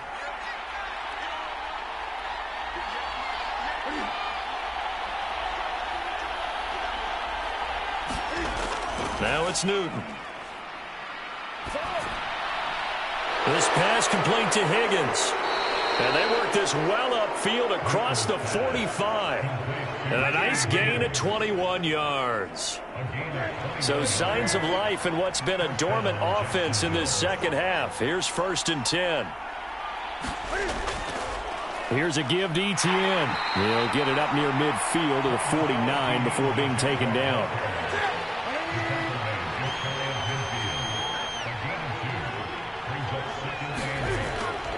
Etienne once more. And this time he's able to take it down to the 42. 43 yards rushing for him now with a couple of touchdown runs to boot. Now from Colts territory, here's a 1st and 10 at the 42-yard line. Etienne up the middle.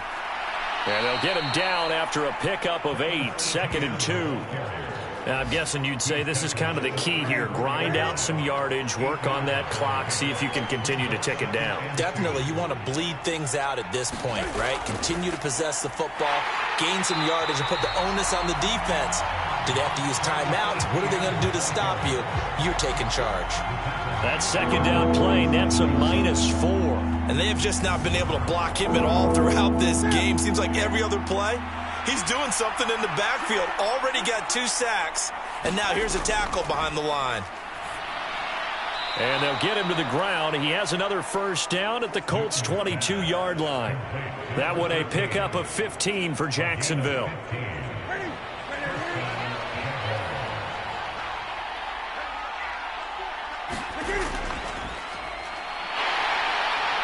And not a whole lot of room to operate there on the 1st down run. He gets maybe 3. 3 yards on that last carry. Here's 2nd and 7. Now Newton. They'll try and set up the screen to Etienne. And he's brought down inside the 20 at the 18-yard line. The offense on 3rd down, they're right at about the league average, 40%.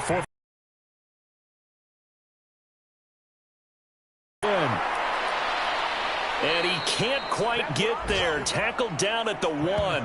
They're able to convert on 3rd down, and that sets up a 1st and goal. Well, I don't think there's any question, Brandon, at this stage. The stop troops, the defensive guys, they've got to use their 3 timeouts here. They've got to stop them and get the ball back. Yeah, if you're in that 2 to 3 score deficit window that they're in now, you got to get it ASAP. Yeah, no doubt about it. Stop them, use your timeouts. Easier to move the ball on offense without timeouts than to stop them on defense without using them. Here's Newton. Back of the end zone. Could he get his feet down? No, it's incomplete. They don't get the hook up there, but you really have to marvel at how precise he's been throwing the football these last couple weeks. Oh, that's the perfect word for it, precise, because if you're at 70% or better 2 weeks in a row, you have a job as long as you want. Touchdown, Jaguars! A 1-yard touchdown reception. And the Jaguars are about to make it 4 straight as they add to this 4th quarter advantage. A 15-point game now. You make the extra point, and that means on the other side you need 2 touchdowns and 2 two-point conversions. That's a pretty tall order here in the 4th quarter. Agreed, because they really needed to come up with a stop there, and even if it was just to hold them to a field goal. Now they need to pull out the lucky horseshoe because they've got to get an onside kick. And we've seen nowadays, those are incredibly difficult to come by. And not to mention, they got to get the touchdown and a 2-point conversion first. Throwing there, but this pass is going to wind up incomplete. Popular down near the goal line, quick slant. Nice job there to get in, knock it away. It was, and one of the other things you're concerned about when you throw that route is to make sure your offensive linemen use their leverage to get the hands of the defensive front down so you can throw it through that little bit of crowd and get it to the receiver. In this event, they did, but a nice play by the defender knocking it away. And he'll get it up just past the 20 as his guys will go to work at the 21-yard line. So already not the best of kick returns there, but that penalty, that adds insult to injury and backs him up even closer to the goal line. Yeah, not ideal field position to begin a drive, is it? Because the extra pressure now goes on the offense. They've got to get some early yards and get away from the shadow of their own goalposts. What every offense wants to do in this situation, get 2 first downs to help out with field position at the least. All right, this is the time of the game where they're down a couple of scores. And they've really got to get some yards in chunks. And they know the defense doesn't want to give those up. They've got to find a way to take them anyway. Now the question is, can they string a few of those together? Now a man open down the middle of the field. So give them 5 yards there on the pitch and catch. And that'll bring up 2nd down. Off play action. Shields.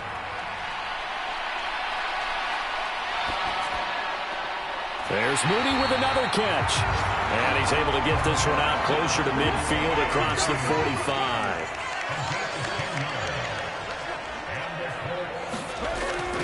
to throw again. A strip. The ball comes out.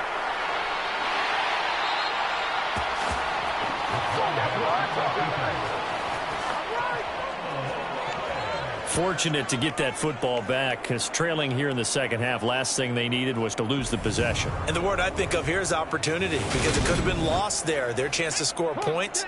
But the opportunity for the defense was to go ahead and really close this game down if they were able to get possession. And his throw here's incomplete. Down under 2 minutes to go in this football game. So the Colts in possession of the football as we get you reset. They face a third down now as they try to find a late score. And this is intercepted, and that should do it. And the Colts are going to take possession of the football.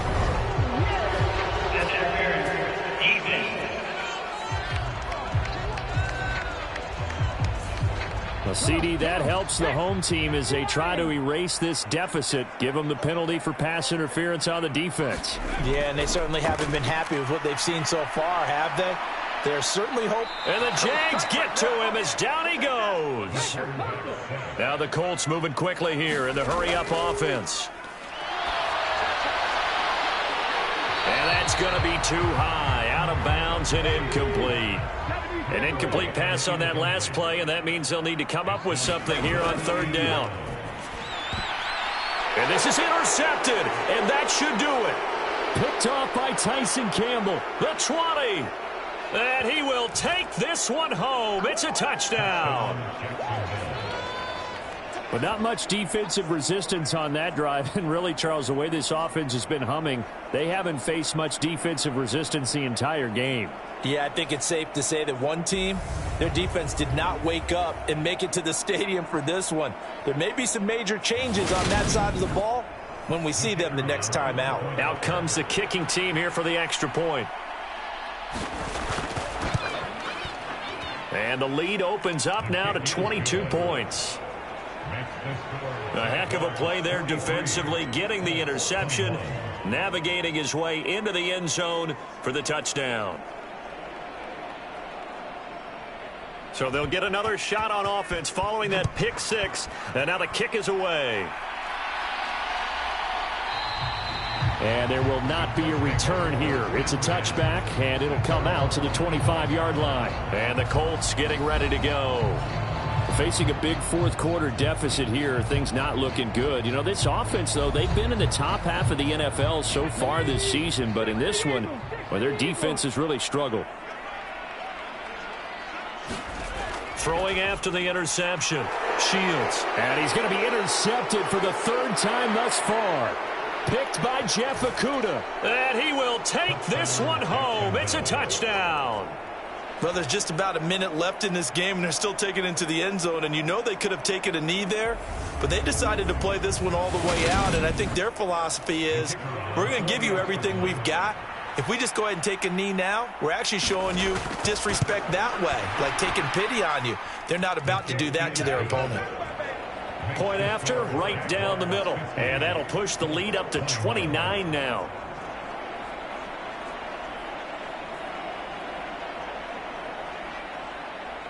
So they throw the pick six. They'll get another shot at it now as this one's in the air. And here comes a return from just beyond the goal line. And able to get this across the 20, but not much further as he's dropped it to 23-yard line.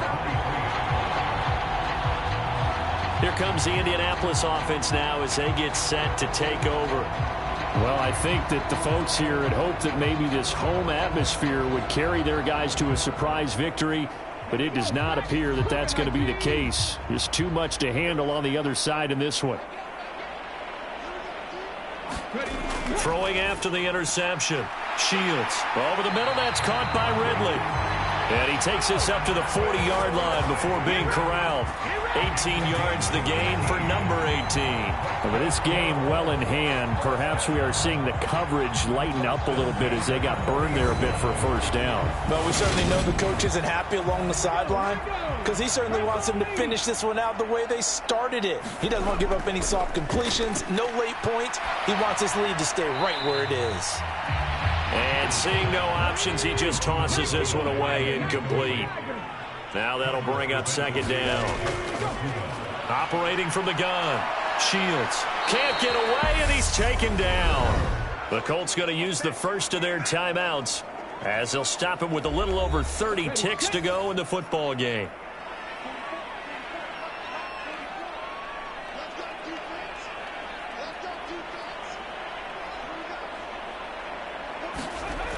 Throwing on 3rd and long. Shields. Now a desperation throw deep downfield. Oh, had his hands on it, couldn't bring it in. Pretty symptomatic of how this game's been going. Got to try it here. He's back to throw. And that one a little too high as it's knocked away and incomplete. They had to go for it with such little time remaining, and the Jags take over in terrific field position. So they tried to go for it for pride, but it really wouldn't have mattered. This one, it was already determined. No doubt about it. This one was over a while ago.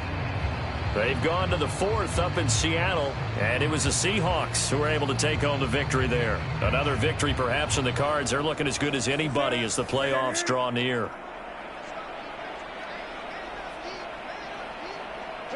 The defense can stop it twice more as they take a knee here.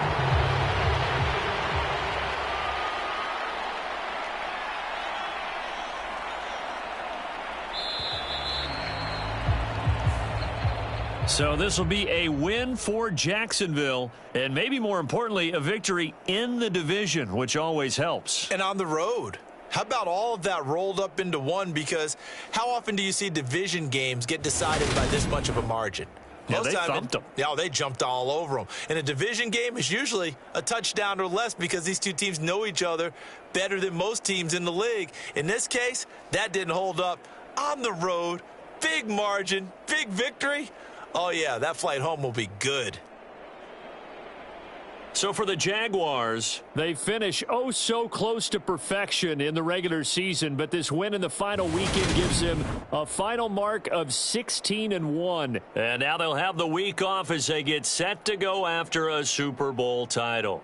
Meanwhile, for Indianapolis, they go out with a bit of a whimper as they wrap up a very trying 3-14 season. And it's fair to say wholesale changes will be forthcoming in the very near future. So for Charles Davis and our entire crew, I'm Brandon Gaudin. Next game, guess what? Charles and I will be here again. It's the NFL on EA Sports.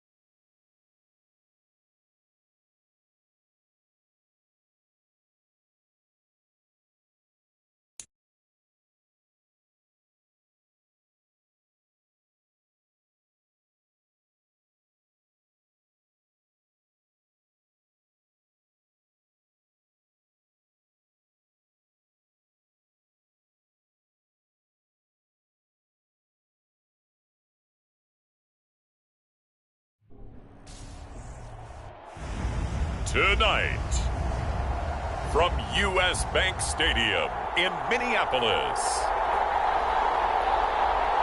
it's the NFC Divisional Round Playoffs on EA Sports.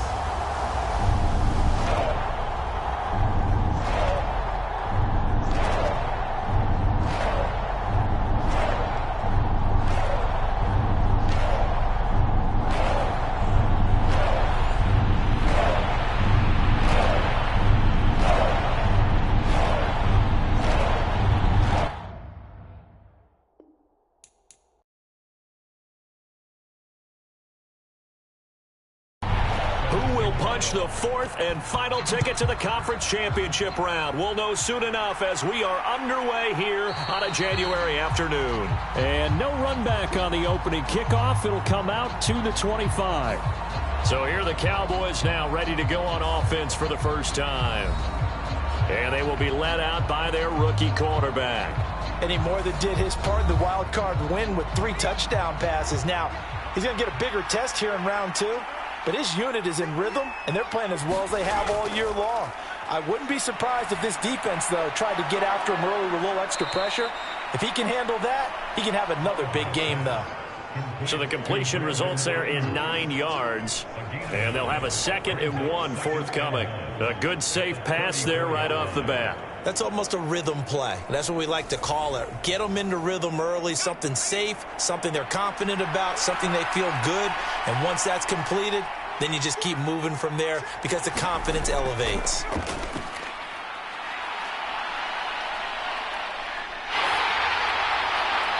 he wisely will throw that one away. Just play number 3 here on the opening drive, and it's an early 3rd and 1. Trying to run for it with Pollard. And he will have a first down as they get him to the ground at the 37. Give him 3 yards and a fresh set of downs. Didn't get it by much, but bottom line got the first down. Avoiding that 3 and out, how vital is that on the first drive? To me, it's like the first round of a boxing match. You know, it may not mean much right then and there, but you'd rather not lose it, right? So you want to go ahead and get it, kind of establish something early, and hope it can carry through. Line of scrimmage, the 37 on 1st and 10. Looking to throw. Oliver. He finds his man, complete. That's Ferguson.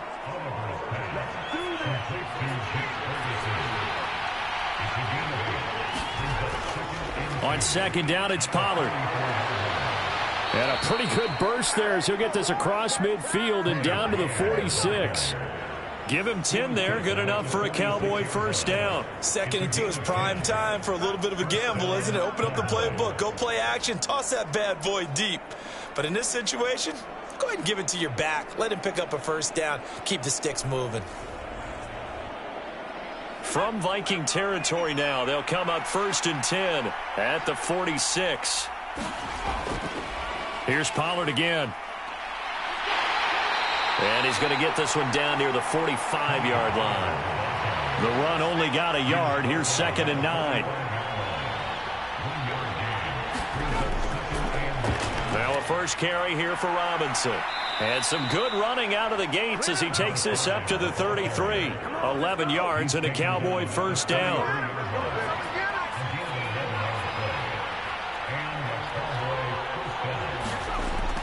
Back to Robinson now on first down. And a short gain down to about the 33.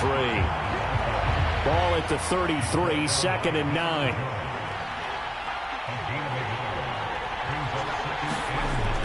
Back to throw. Oliver. He'll get this into the hands of Ayuk.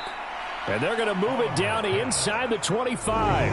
So play number 10 now coming. It's been a long opening drive, but this is 3rd down. They run straight ahead here with Pollard. And he will have the first down across the 20 to the 19-yard line. 5 yards is the pickup there as that extends this drive. Quite the opening drive march they're on right now. It looks a lot like what we saw in practice prior to the game, doesn't it? You know, because on that last big practice beforehand, you go through your offensive script. You go through your play calling. You go through all the stuff and establish things. And it looks like it's going like clockwork right now for them. So here's a 1st and 10 now down inside the 20. From the red zone now, they'll look to throw. Looking left side, and he's got a man. That's Ferguson. And he is out of bounds, looks like right at the 15.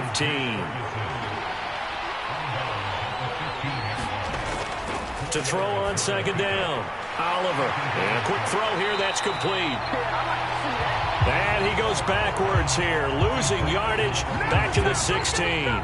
Now they're going to be dealing with a 3rd and 7. Is that one officially a loss of 1? And a good sign for them right now to have their young quarterback looking confident on the opening drive. Now, we haven't met a young quarterback, a veteran quarterback. It doesn't matter. We haven't met a quarterback yet that doesn't tell us he's confident about his abilities, right? That's true. But when you're young, it's really important to get off to a good start because it does build up that confidence and allows him to play better as the game goes on. Especially crucial here on the road. He finds his man, complete. It's Ferguson. Yeah, the Cowboys are going to have 1st and goal as they try to finish off this drive with 6 points. That's a big conversion there on 3rd down, and this has been a great opening drive. You know, at this point, they'd hate to settle for 3, but they've created a fresh set of downs and a 1st and goal.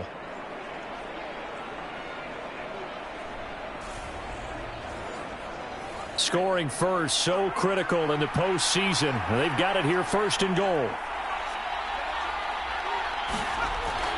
Again, he'll drop to throw. Going right back to Ferguson. Touchdown, Cowboys!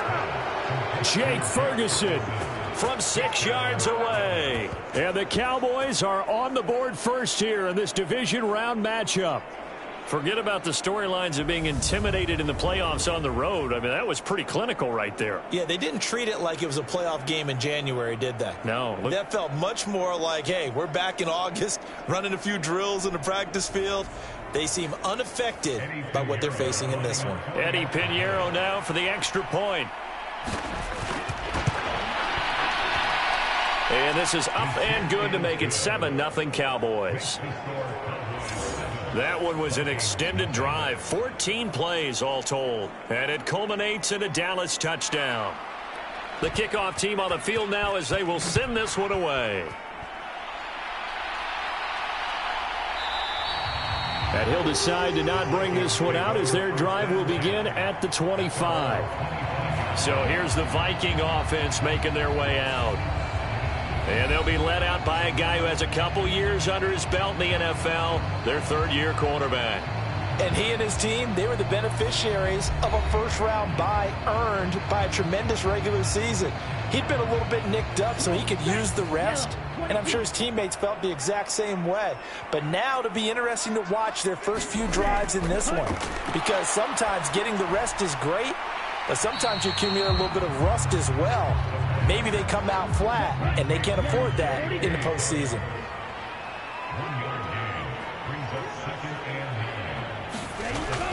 To throw it is Hall. Off play action. Looking left side, and it's complete. And he'll be out of bounds, but able to get it up past the 45. 22 yards there, a 1st down. Well, I think when they look at their offense, they think to themselves, weapons, weapons everywhere, and they want to move the ball around. They want to spread it to different people, but you absolutely know they want to get this man involved as well, and that's what they just did on that play.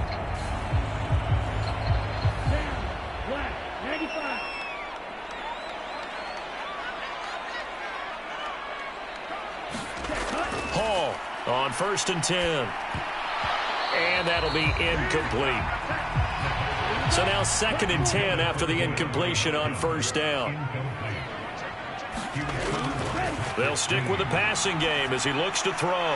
That's complete to Justin Jefferson. And they're going to get this to about the 44-yard line. So 3rd and 2. This quite possibly 4-down territory, though, if they're stopped. And this pass broken up. The contact well timed there. And now 4th down. Needing the tough yards, they run it with their fullback. And a good burst there right from the start as he'll get this one out near the 35. That's a 4th down pickup of 10 yards and an opportunity certainly missed on the defensive side. Surprised at all that they went with a fullback there? Not at all, because it harkened back to the days where we watched these games almost in black and white, right? The stocky guy, the strong guy, the powerful guy with leg drive Give him the football, and even if the blocking isn't perfect, he has the ability to scatter bodies and move people enough to pick up first downs. That's what we just saw right there. Finds his target. It's Swift along the sideline.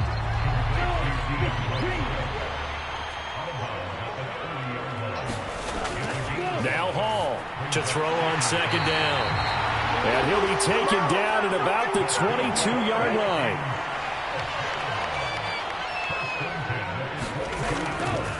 They'll run for the first time with J.K. Dobbins. And he stopped immediately there.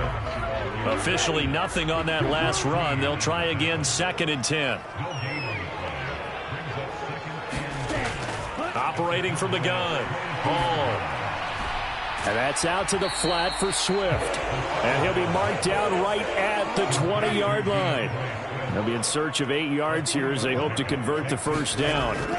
Here's Hall on 3rd down. Finding Hockenson here on the out route. And he will have a Vikings first down as they're able to get the 3rd down conversion. He's certainly done a nice job spreading the field on this drive, and here he finds his big tight end for good yardage. And that's what you have to do. Keep defenses guessing about where you're going to go with the football.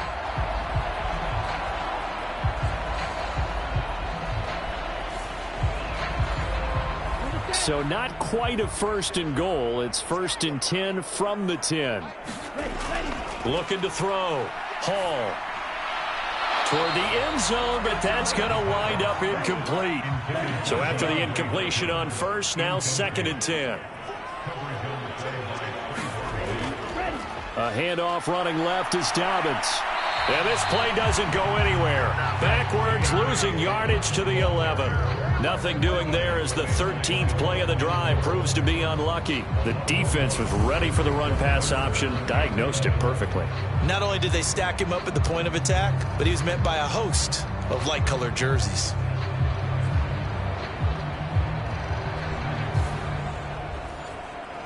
And it looks like we've got a dime set here defensively. 6 DBs in the game. Operating from the gun. Hall. Looking middle, and that's complete. And they'll get him down about 3 yards short of the first. So they'll get 8 out of that completion, and that's going to make it 4th down.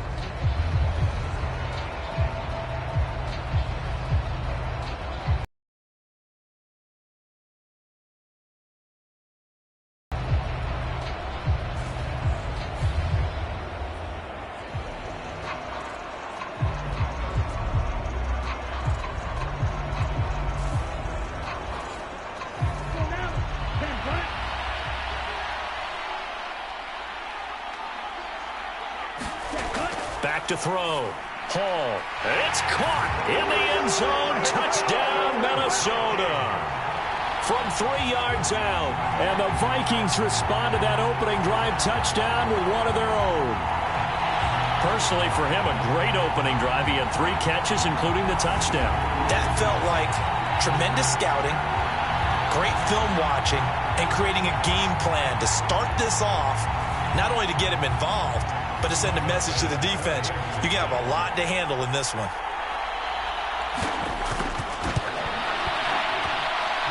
Extra point by Bass, up and good. And we are tied at 7. That drive, a long one, spanning 15 plays. And it's polished off by a Viking score.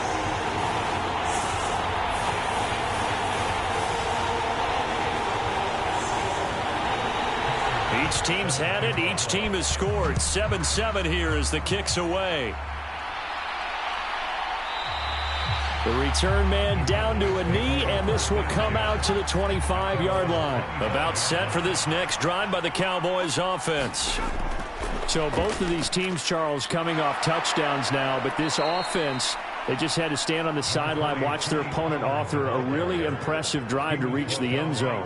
Yeah, and I think you're not telling yourself the truth if you don't think there's some one-upsmanship going on right now, because they just had their touchdown answered by a drive of double-digit plays that also found the end zone. Now they want to do something even more impressive to answer that one. Here's a 2nd and 2 now from the 33.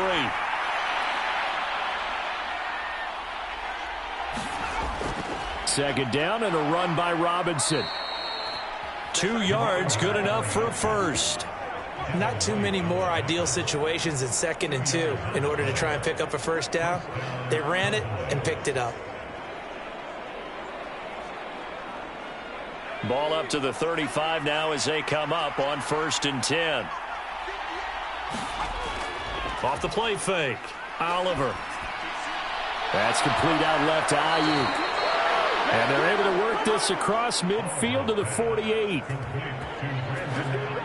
So, Charles, you look at this offense, you think about it, you got a rookie quarterback at the helm. You're in the divisional round of the playoffs here. That head of his just has to be spinning, doesn't it?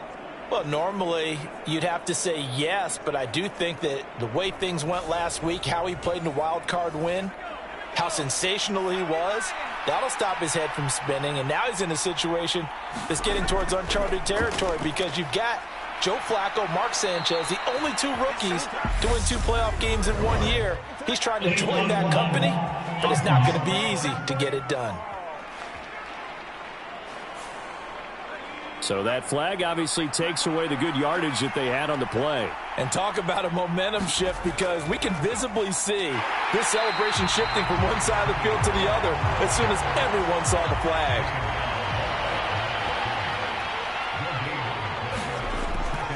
They go back to Pollard on 2nd down.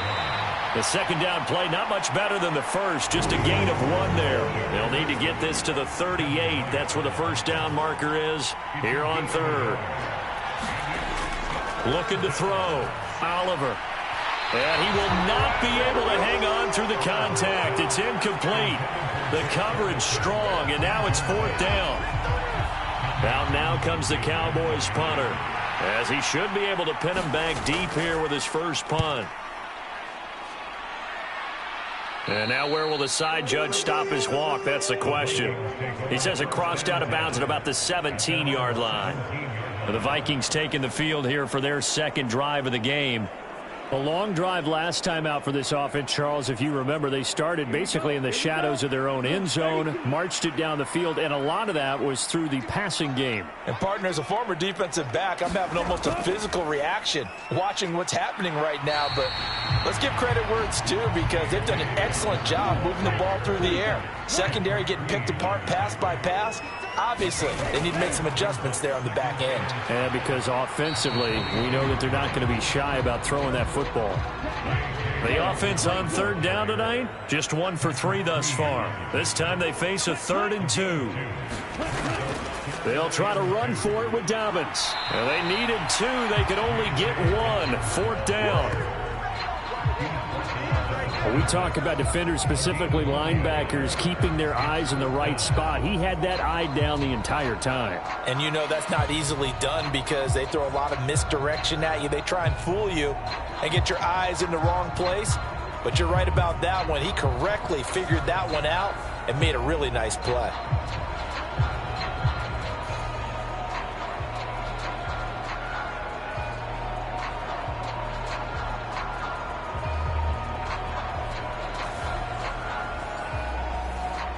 The Vikings send out their punter as he's on to punt for the first time tonight.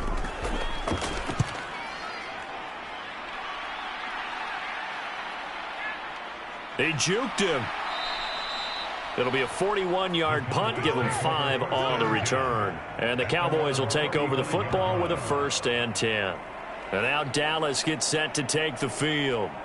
And for them, maybe a little carryover from last week's game. They got the win on the road in the wild card round, on the road here again in the divisional round, but they're hanging tough. Hey, cue a little music, right? A little on the road again. I mean, this has been kind of the mantra they're under right now, and they can't change it. The season dictated what would happen with them, right? They had to go on the road for the first round for the playoffs. They're on the road again, and sometimes teams get really comfortable with that.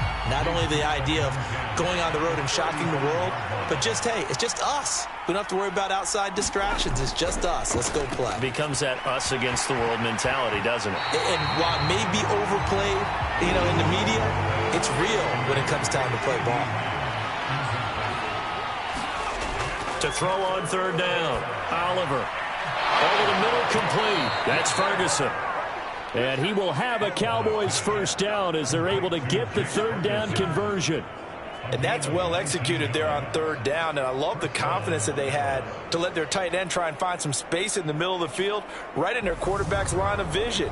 And QBs love to make that easy throw, and they hooked up there for a first down.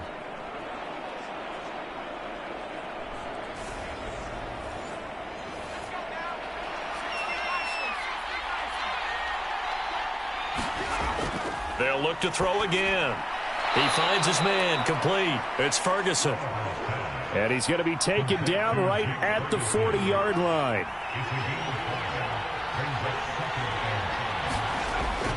Looking to throw on second down. Oliver. There he goes, right side. And he will take this one home. It's a touchdown. And we'll see if that pick six looms large as this game continues, because we've seen plays like that alter a lot of playoff contests over the years. I would agree with that totally. And you often think to yourself, why do they alter it so much? Because after games, don't we hear coaches and players say, well, one play doesn't usually determine the outcome? But I don't think that's really true, do you? Because there's times when we see plays like that, and all of a sudden the momentum jumps to that team side, it deflates the other side, and they never pick it back up. And then things really go from there, don't they? That's the thing for me. We talk about momentum changes. A play like that is the ultimate momentum change.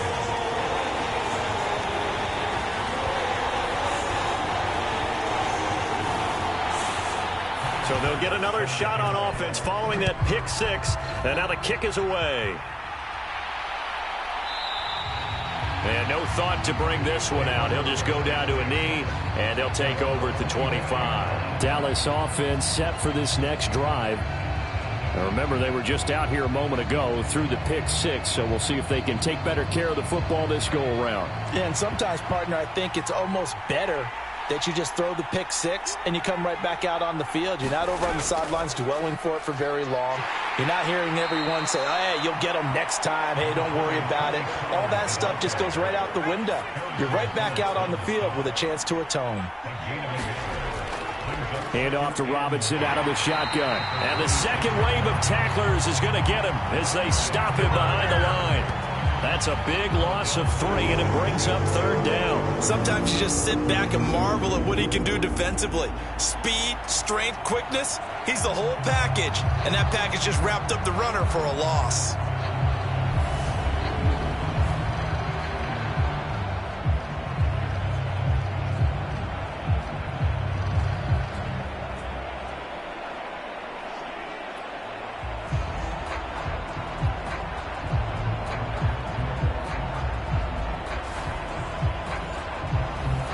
An extra defender in the secondary for the Vikings here on third down. Back to throw. Oliver. Got a man. That's Ayuk. And he'll get this up past the 25 before he's out of bounds. Out now comes the Cowboys punter as he'll punt it away for the second time. This is taken at the 23.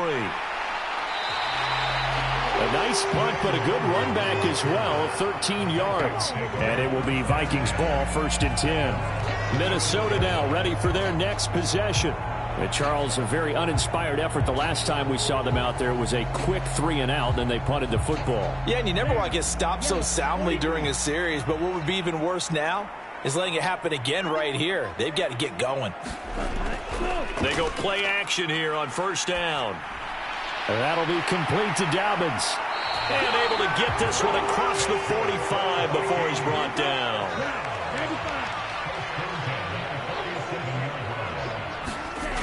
Hall now on 1st down. And this one too low. He was trying to find Justin Jefferson there. And that'll bring up 2nd down.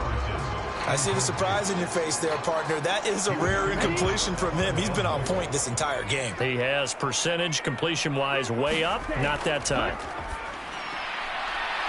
And this time he's got the hook up. It's complete.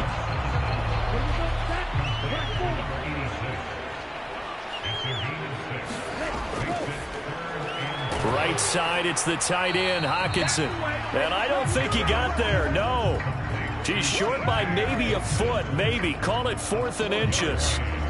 Well, it wasn't a big strike, but that completion put them in really great range. What do we have now, 4th and inches? Yeah, it's not more than a half a foot. You know what I would do here? You would always go for it. I'm one of those guys.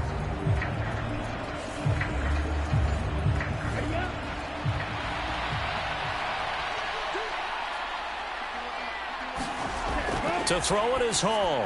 Throwing on 4th down.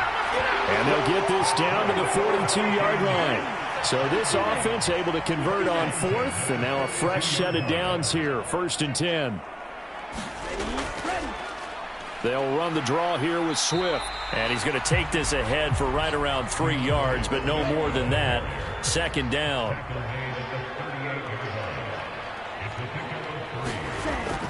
Hall looking to throw on 2nd down. He finds Hopkins complete. And they're going to work this down to about the 32-yard line. This will be the 8th play of the drive. Play action. Hall. It's a short one here, complete to the tight end. And he will have a Vikings 1st down as they're able to get the 3rd down conversion. 2nd quarter action, 2 minutes to go on divisional round weekend.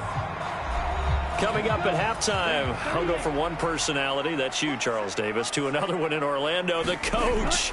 He'll have stats and scores from around the NFL. You and Jonathan Coachman both larger than life. No doubt about it. But you're stuck with me in this booth, yes, and he's miles away and smiling. And happy. It'll go down as a gain of 6, and it'll be 2nd down.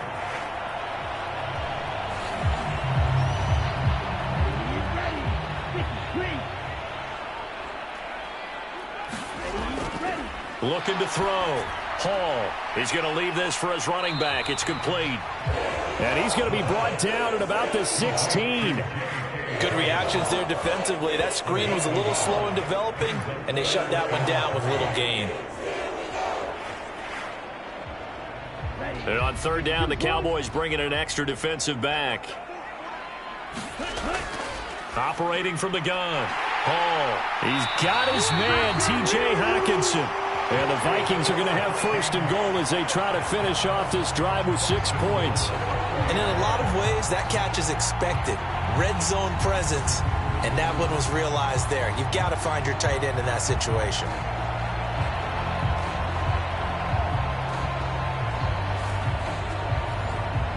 Creeping up on a minute to play in this 1st half. The Vikings going to signal for the first of their timeouts, as they'll stop it with just over a minute to go before halftime.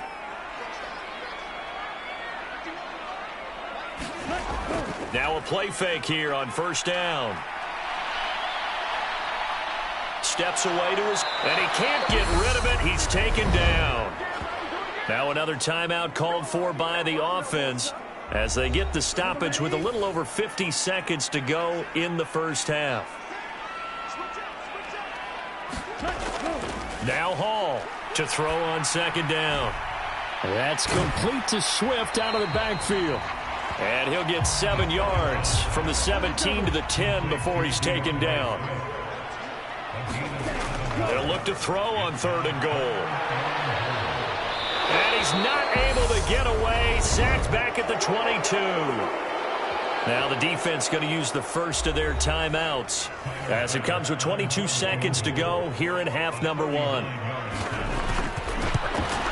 The kick by Bass is good. And they will move up by 10 now, 17-7.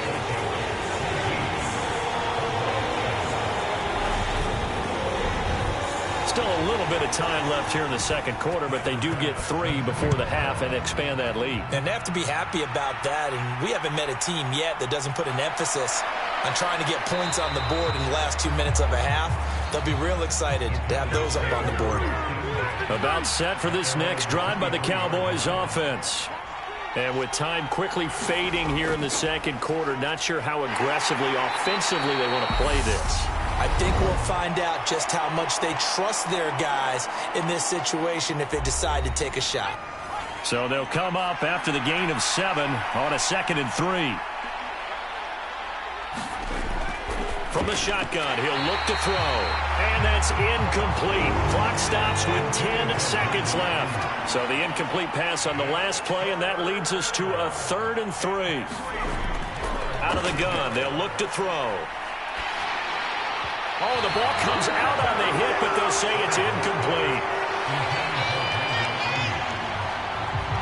With a rookie quarterback out there, you're definitely going to find out how he handles adversity, because this one so far hasn't gone according to plan. He's got to fight through it and show him what he's made of.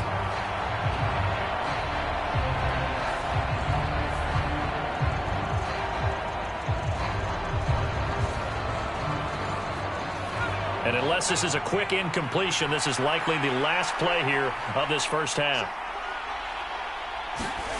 The final shot before break. Oliver, he's letting it fly for Cooks. And this a leaping effort, but it's knocked away and incomplete. So we've come upon halftime here in this NFC divisional round matchup. As we'll send you down to Orlando, and we check in with Jonathan Coachman for our EA Sports Halftime Report. Coach. Okay, Brandon, thanks very much. Welcome in, everyone, to our... Well, look around the NFL. We'll have to wait for postgame because we are moving right through halftime and on to the third quarter. A trip to the NFC title game hanging in the balance. Second half action back underway. And he brings us out past the 20 to the 24.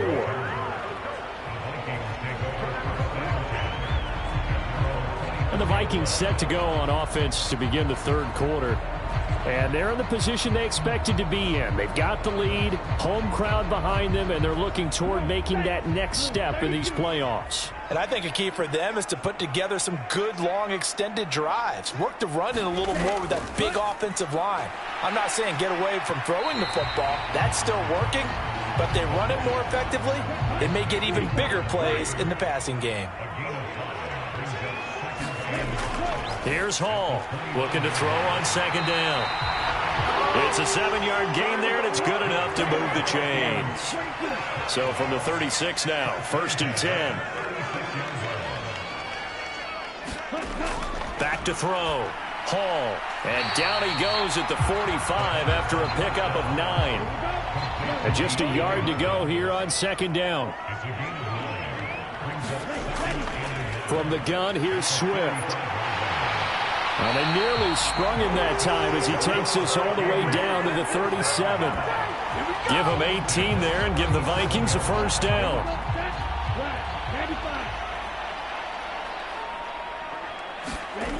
Looking to throw. Hall, open man, he's got him, the tight end Hockenson. And this will go as a gain of 7 as he gets it to the 30-yard line.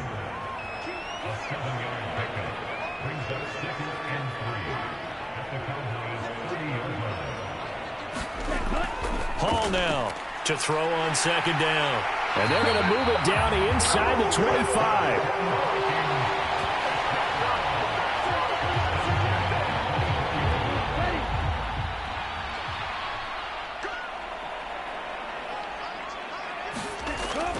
Back to the running game with Swift. And not a whole lot of room to operate there on the first down run. He gets maybe 3. But that call makes sense because they've been throwing it well on this drive, and once again they show passing formation, showing the shotgun. Then they ran out of it. That's a nice play by them defensively, though, to hold it to a short gain. 2nd and 7.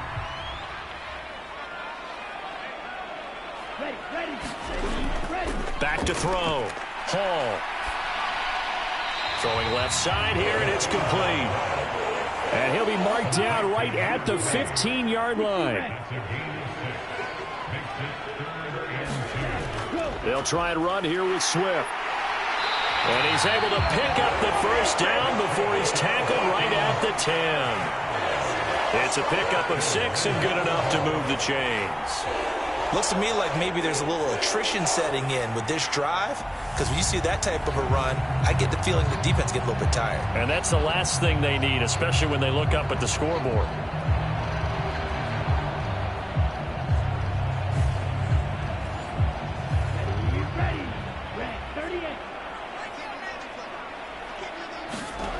To throw it is Hall. Throwing on first down. Middle of the field to Jefferson. That'll bring up 2nd and goal after the gain of 5.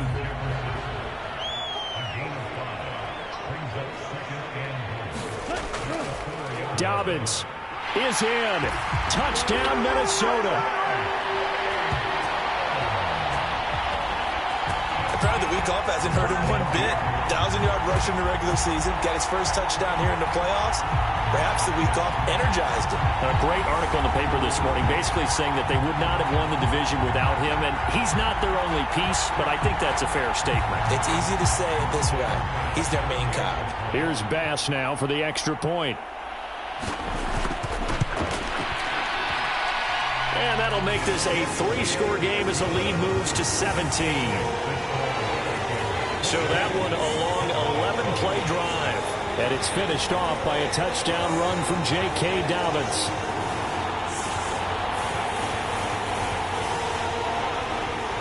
After the touchdown, Bass to kick it away.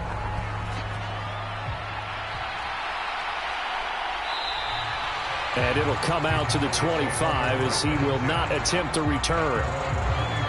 The Cowboys offense now, they head out for their first possession of the second half. And their halftime hole now even deeper, and they need a big drive here just to answer the first touchdown of the second half scored against them. They were down at the half. Now, as you mentioned, they're down a little bit bigger, but no time for discouragement. Just got to get back to it, right? Put your shoulder against the boulder and start pushing and try and get back to where you were to start the half. Now a shotgun handoff to Pollard. It's a 5-yard gain, but they'll still be a yard short here with third down now looming. So they just need 1 yard here to pick up the first down. From the gun on third down, Oliver. And unable to connect. If he had caught it, it would have been a first down. Instead, it's fourth. And there's another stop. One of the league's best defenses is certainly bringing it again this week. On is the punter Townsend as he gets this one away. 47 yards on the punt that time, just 1 yard on the return. And the Vikings will take over here, 1st and 10. And the Vikings now heading onto the field. That last drive, it was a good mix. Run, pass, defense on their toes. And what really helps out in a big way is when you're doing the run-pass mix and everything's working, that means that they're guessing wrong every time on defense. They think you're going to pass when you run and vice versa. I would continue that, and when they finally draw a beat on you, maybe you mix it up a little bit, a little play action and throw the ball. And will they maintain that balance? Time to find out. An option handoff here to Dobbins. And they'll take him down at the 31-yard line. Line of scrimmage, the 31 now on 1st and 10. Looking to throw. Hall. He'll find a man over the middle. It's Pittman. Call it a gain of 6 on the play, and it'll be second down.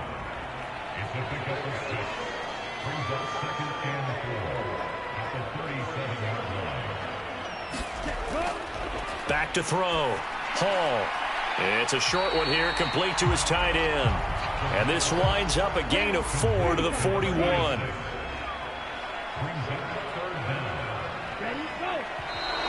Now we've got movement up front.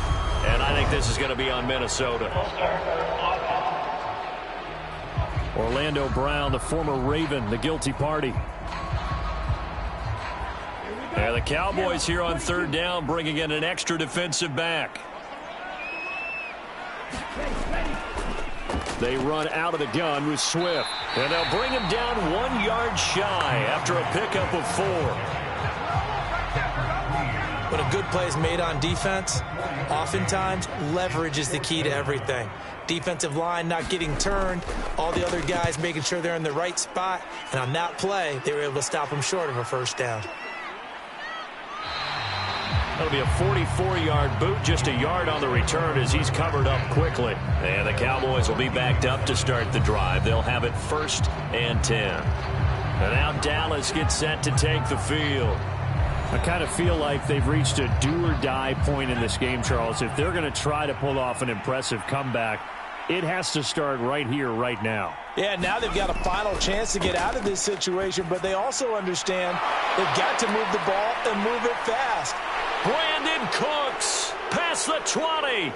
Touchdown, Cowboys.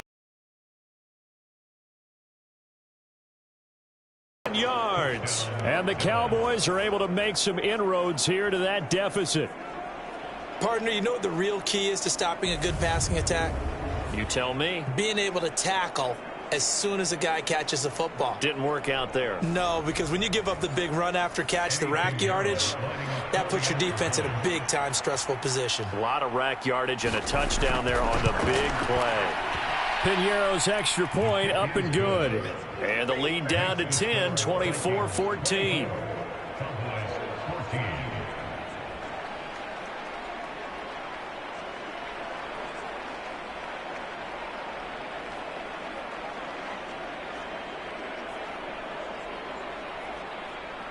So the lead back down to 10 as things get a little more interesting, and the kick is away. And no thought to bring this one out. He'll just go down to a knee, and they'll take over at the 25. Minnesota's offense takes over possession. This now a 10-point game, so things tightening a little bit after that last score. Here we go, set. Yellow, 43.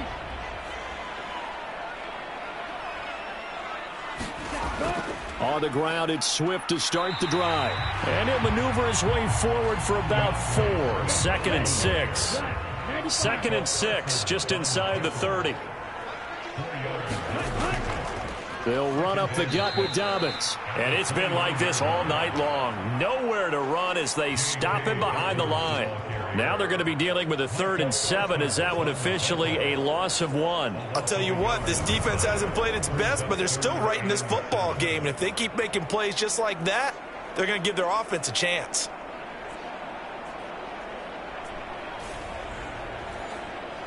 I spy a couple of extra defensive backs on the field for Dallas. Cowboys in the dime on 3rd.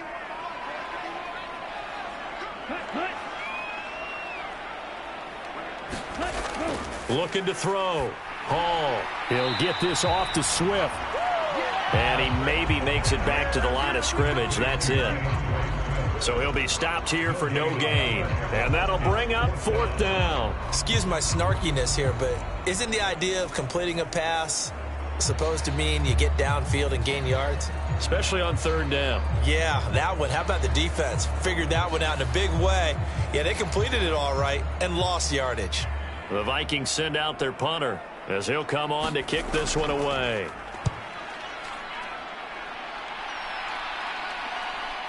Fielded at about the 28. Call that a 41-yard punt, 6 yards on the return. And out will come the offense as they take over. The Dallas offense back out onto the field.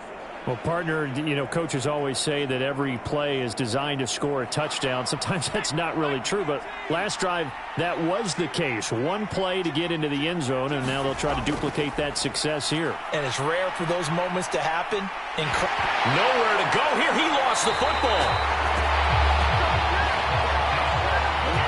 We always hear a lot of veterans on the defensive side of the football. They talk about smelling blood in the water, putting pressure on a rookie. They got to him there to force it free, but couldn't recover it. And you mentioned the pressure. Rookie quarterback, you're going to bring more pressure at him at all times because you don't know how he's going to hold up.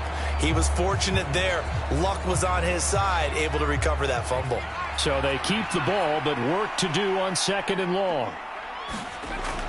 Back to throw. Oliver, he finds his man, complete. That's Ferguson. And he's upended after a gain of 2 out to the 27. Now on 3rd and long, they'll look to throw. They'll drop this underneath to Pollard. And he'll bring it up here to right at the 40-yard line.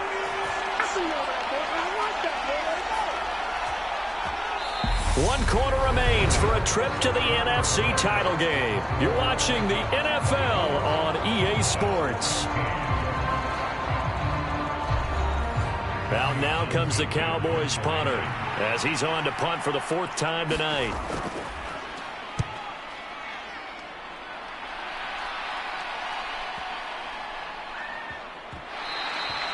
And that hits at the 6 and carries into the end zone for a touchback. And out now come the Vikings. And this one not officially in the bag, but it's looking more and more like you and I are going to be in these same seats next week for a game to go to the Super Bowl. And it's contrary to our meeting with the visitors, wasn't it? Remember when we went over to their hotel before the game, and one of the themes they kept hitting us with was, let's put the pressure on the #1 seed and see if they can handle it. Let's do that.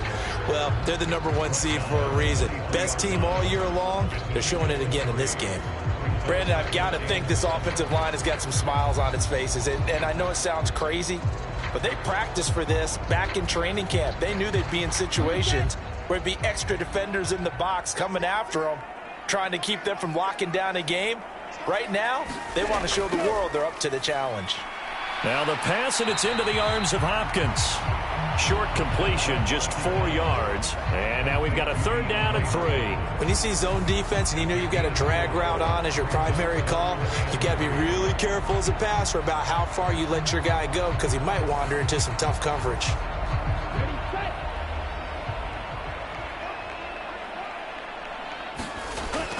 Hall from the gun on 3rd down. And he's taken down, but able to slip across the 35. They call his number again. It's his 6th catch and a 1st down. And that pickup of a 1st down, that's going to leave a mark, because they really needed to stop them there, didn't they? So frustrating. Defensively, you're a play away from getting that football back here, down late. Tough. Now they've got to find a way to create a turnover or takeaway. Otherwise, this one will probably get away from them. So here's a 1st and 10 at the 38. On 1st and 10, it's Dobbins. And he takes this up right near the 45-yard line. A good run, got 7 on 1st. Here's 2nd and 3. Off the play fake. Hall. Oh, he'll want that one back. Incomplete. He doesn't drop too many in that department. 3rd down.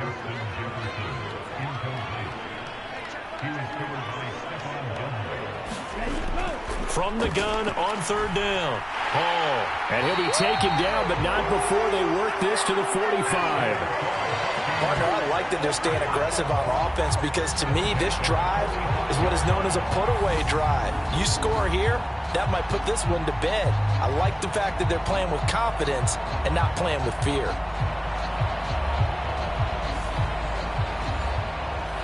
So from Cowboy territory now, here's 1st and 10 at the 45-yard line.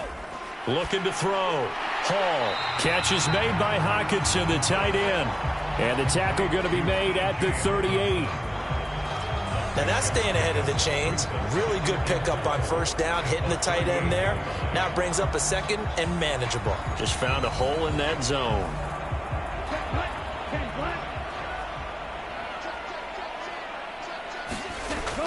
On 2nd down, a run with Dobbins. And he takes us just a few yards shy of the red zone before going out. He'll get 15 and a Vikings 1st down. Starting to feel a little to me like the air is coming out of the balloon, so to speak, defensively.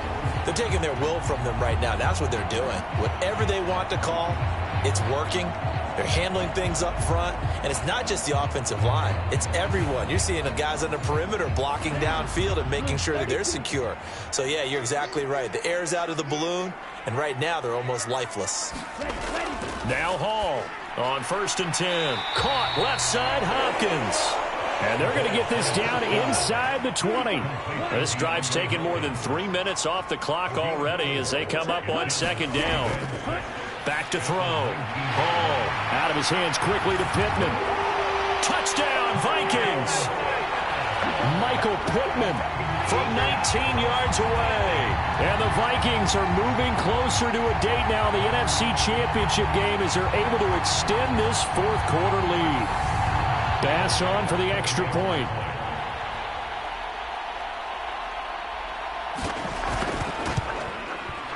And that'll make this a 3-score game as the lead moves to 17. A 10-play drive that time. And it was capped off on the touchdown catch by Michael Pittman. After the touchdown, Bass to kick it away. This fielded right at the goal line. And up to about the 26-yard line, just across the 25. About set for this next drive by the Cowboys offense. Their hopes of advancing past this divisional round hanging by a thread, if that, as they begin here with a 1st and 10 on the wrong side of the scoreboard. Ahead of the chains now, 2nd and 2.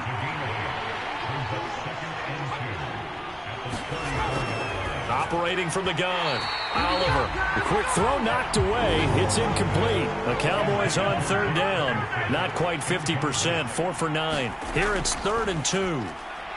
Trying for Ayuk, but it's intercepted. Buda Baker with a pick. And he will take this one home. It's a touchdown.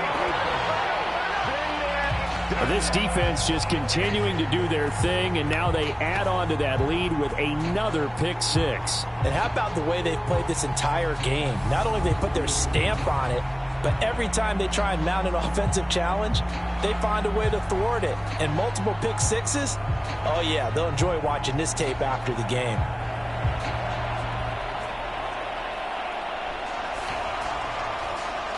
Tyler Bass now for the point after.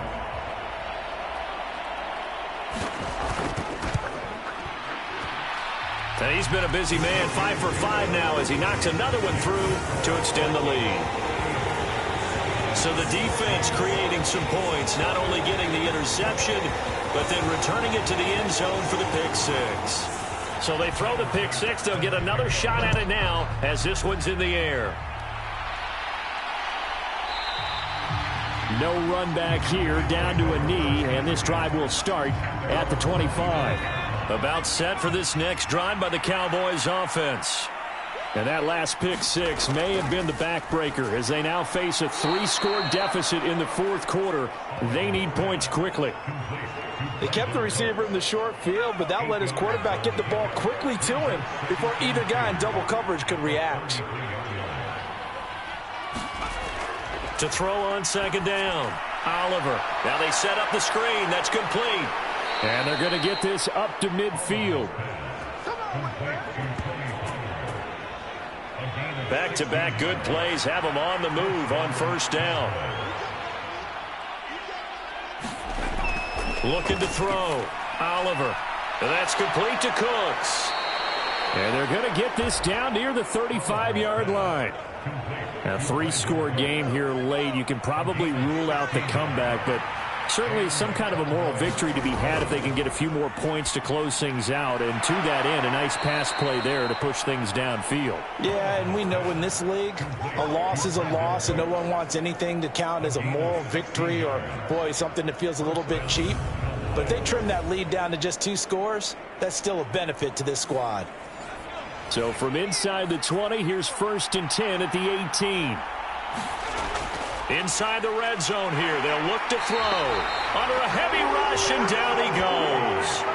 Devin White defeating the offensive line and getting to the quarterback. It's interesting, partner, that most defenses try and guard the 35-yard line actively because they think the way kickers are nowadays, about a 52-yard field goal, they're kind of giving up points. But you get even deeper into territory, you get into the red zone, they're going to guard it even more, which means more pressure, more blitzing. Coming up now on a 2nd and 15 following that sack. Back to throw. Oliver. Throwing left side, it's complete. Hook up a 15 yards there. And that'll bring up what looks to be a 3rd and inches. Can't be more than a half a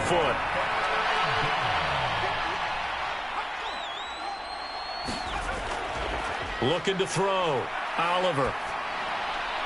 And he will throw this one out of the back of the end zone. It's incomplete. That incompletion is not a surprise with the way that this one has gone, and the frustration, the body language is evident everywhere. This team, they've really been put through the ringer. And this will depend on the mark. I'm not sure he pushed the line forward. And indeed, he did not. They stop him.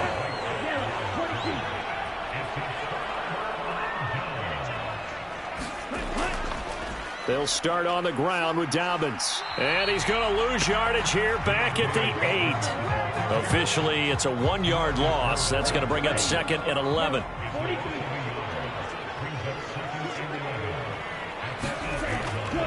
They'll go again with Dobbins. And space opens a bit as he gets it across the 15 to the 17-yard line. Ready?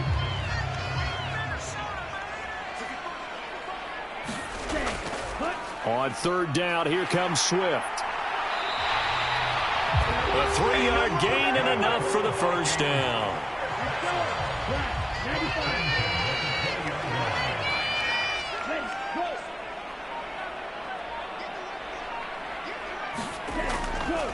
A give up the middle to Dobbins. And he is met quickly in the backfield. Down he goes, folded like a lawn chair. Now they contend with a 2nd and 12 after the loss. Just 2 minutes remaining here in the fourth quarter of what has been a one-sided affair. So the Vikings in possession of the football as we get you reset. And no doubt what they're looking to do is just salt away the final couple of minutes and escape with a win. And he is going to be stopped cold behind the line of scrimmage. So 1st and 2nd down went in the wrong direction. They'll try to do better here on 3rd and 13.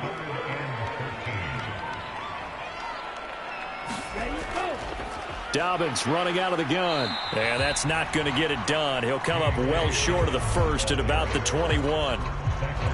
Give him 3 yards there as that'll take us to 4th down. The Vikings send out their punter as he's on here to punt it away.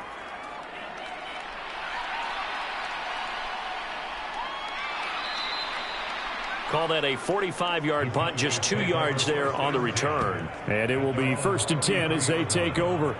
Here's the Dallas offense now heading back out onto the field. They knew this would be tough on the road divisional round, and that has certainly been the case with the deficit they face in this fourth quarter. So they'll come up 1st and 10 now from the 33. Throwing to start the drive. Oliver. And a dump off here to Robinson. Now the Cowboys going to burn the first of their timeouts as the clock will stop with just under 30 seconds left to go. They'll find Ayuk open right side. And he'll be upended at the 33 following a gain of 3. And guess what? It brings up 3rd down. Now a shotgun snap as they'll look to throw. And that incomplete, nearly intercepted. And remember, he had his hands on one earlier, had one pick. Could have been his second, but instead it's 4th down. And he's going to be intercepted for the 3rd time thus far. And the Vikings are going to take possession of the football.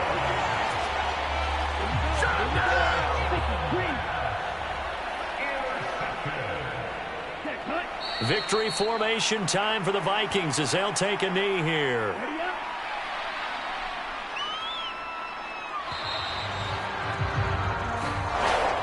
And they have secured a spot in the conference championship, and now you can start to smell it at this point in the season, can't you? You really can, because the focus has been one game at a time, not looking ahead. But when you get to the conference championship game and you know you're there, the Super Bowl does loom in the future.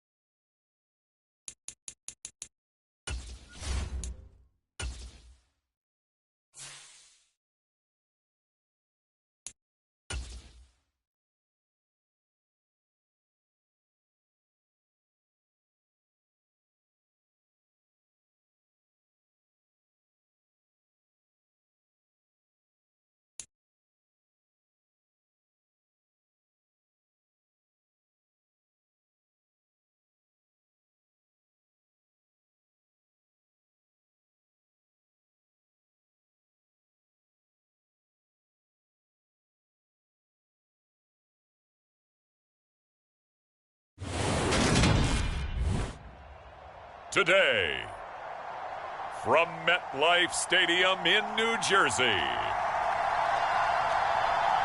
it's Week 7 of the NFL on EA Sports.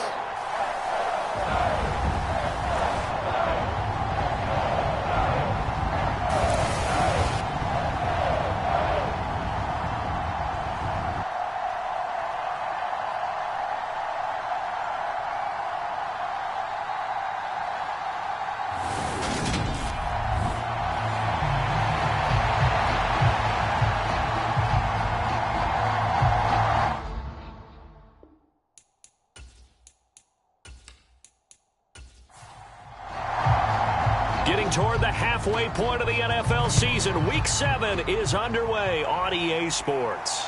Taken at the goal line. And makes it across the 20 as his guys will set up shop at the 23-yard line.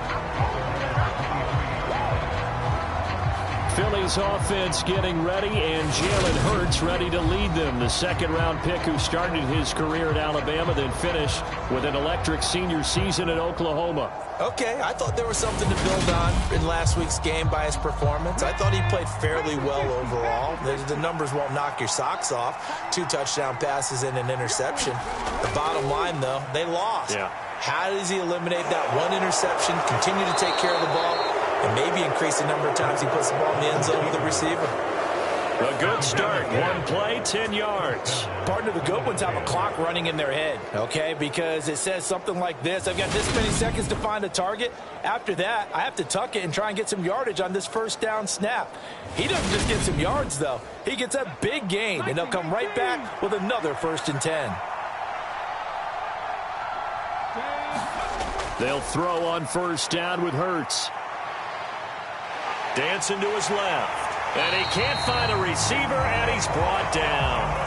Kayvon Thibodeau in there to get him, and that is sack number 6 now for him on the year. So a first-quarter sack, and remember, keep in mind, he had 2 sacks in last week's game. And it's always intriguing to me to watch these great pass rushers because some of them, they need their teammates to scheme for them, maybe occupy people, make it a one-on-one matchup.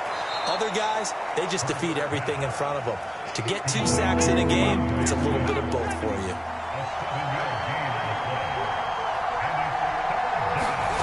Hurts. He finds his tight end, Goddard. That's complete. And he'll be taken down well before the first at about the 36-yard line. It's a gain of 6, but not enough, as they'll be forced to punt on their first drive of the game. Brandon, a good idea there on 3rd down. Run a little clear out and hope you can get your receiver the ball coming across the formation. Nice design, but well played defensively, and they stop him well short.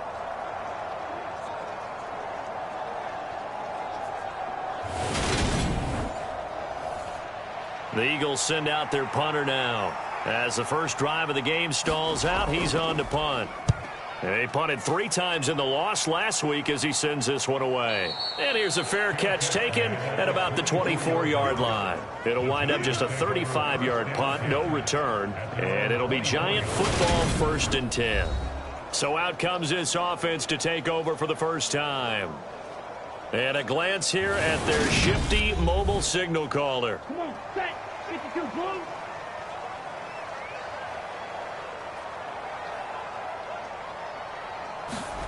A first down throw for Young. Going down the middle, and it's complete. And he'll be taken down, but not before they work it across midfield. So the line of scrimmage moves all the way across the 50 now as they come up 1st and 10. Young. This one complete to Jalen Waddle. And he'll be brought down just shy of the 40. The Giants sitting at a very solid 4-2 record through the first 6 weeks. They come in playing pretty good football, winners of 4 of their last 6 games. And I thought that they played pretty well last week. Their execution, their discipline, their resilience, all on display in that victory.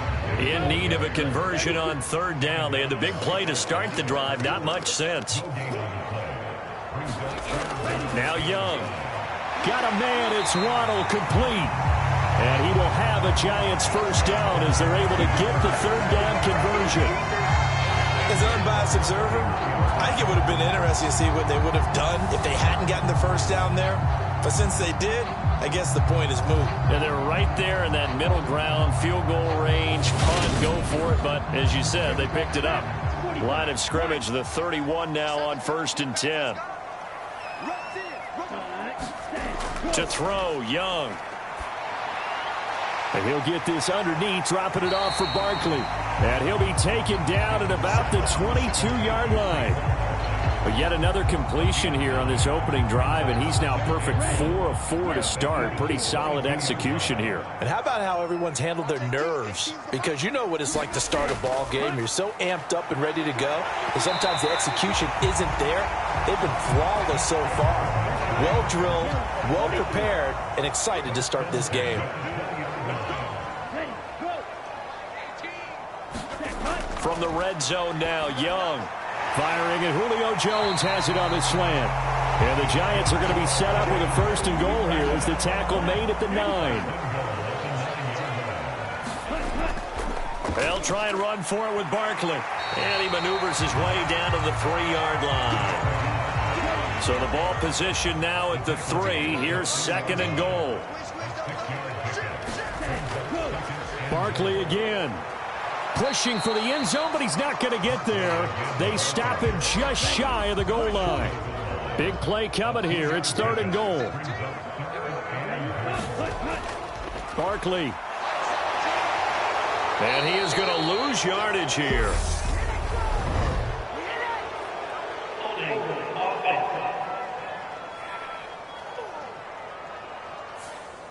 The holding penalty, that puts him in an unenviable spot here as they try again on 3rd and goal. Young to throw it. Oh, that's into a sea of bodies, and it's intercepted. It's Nakobe Dean with a pick. And the Eagles are going to take over at their own 13-yard line. Definitely not the ideal time to see that mistake, partner, because this is still a one-possession game, and that's at least a field goal that just vanished with that turnover. Now, pressure's on defensively to prevent that pick from turning into points for the other side. Hurts throw here taken in as he's able to find Goddard. Shows off the quick feet as he takes this one up to the 20.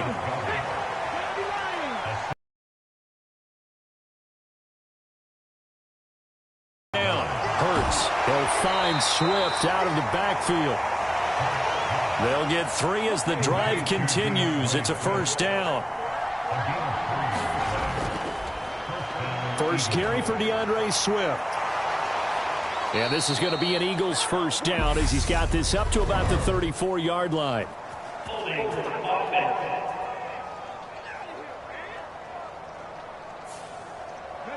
So it's the big left tackle who gets tagged with a hold. And sometimes you're actually executing the block well, and he starts to slip off of you, and instinctively you reach out and grab him. And when it's done like that, it's often seen by the official and called. 2 yards on the pickup there, and it'll be 2nd down. Throwing is Hurts. He'll drop this one off to Swift. And he'll have this past the 30 prior to going out of bounds.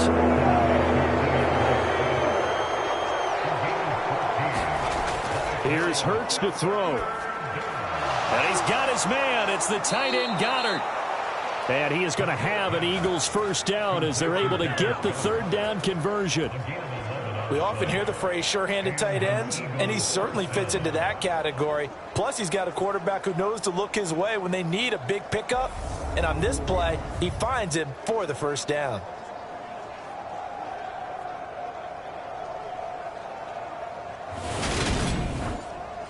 Two 1st downs have him up to the 41 now for 1st and 10. Swift going to try up the middle. And he'll be brought down, losing yardage back at the 40. 2 yards the loss, 2nd and 12.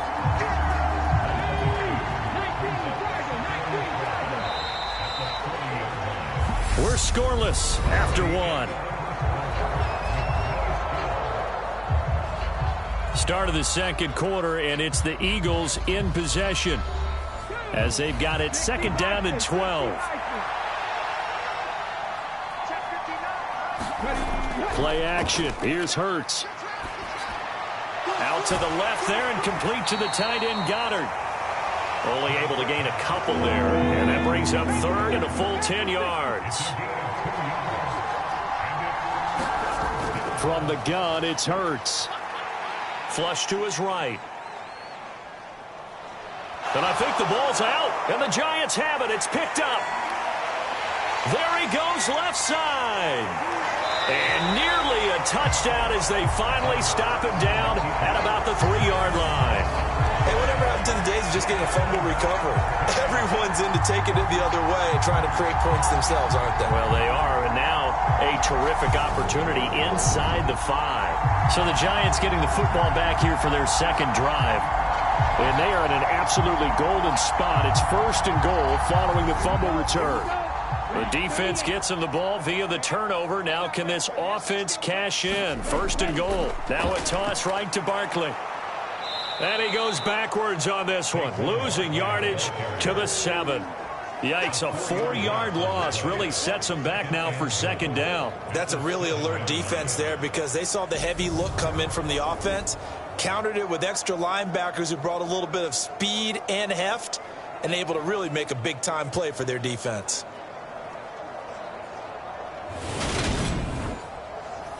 Now from the 7, here's second and goal. Young will set to throw. And he just chucked that one out of bounds, out of everyone's reach. Maybe a wise call not to take a sack in this part of the field. It brings up third down. Young with it, third and goal. And probably the wise decision there. No one open. He just throws it away. And that keeps the field goal on the table as it's fourth down. Like what I see so far out of this defense because they've been showing their best coverages on third down. So far, only allowed one conversion on a handful of attempts. One area of their game plan that they've executed to perfection.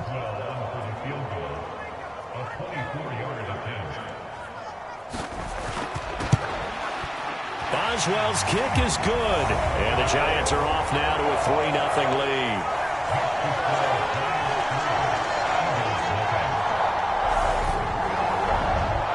So the fumble recovery had them set up in ideal field position, but they can muster only 3 points out of it. Yeah, when you're able to force turnovers, especially when it results in field position like they had, you really want to make it hurt. Here, they take the field goal.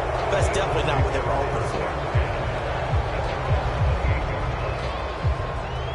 for. The Eagles coming out as they get ready.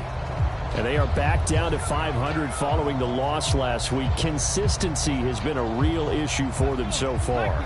Brandon, you almost don't know what team is going to show up every week. I mean, there's no consistency with this ball club at all, and if we feel that way, I know it frustrates the coaching staff, and it also has to frustrate the key leaders in the locker room. They got to figure out how to get coordinated. Up from his linebacker spot, Deion Jones making the play. Not a lot of running room there, not a place to make a cut and kind of exit out because they had everything bottled up. Looked to me like the linemen were taking on their blocks really well and giving up no creases. Buying time to his left. And he's going to have to eat this one as down he goes.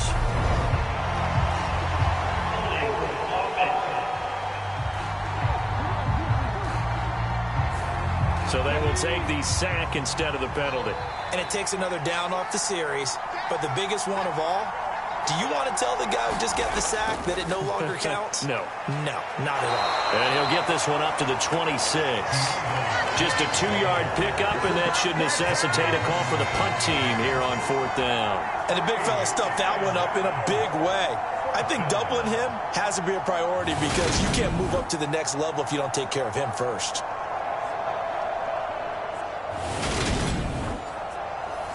The Eagles send out their punter now as he'll kick it away for the second time.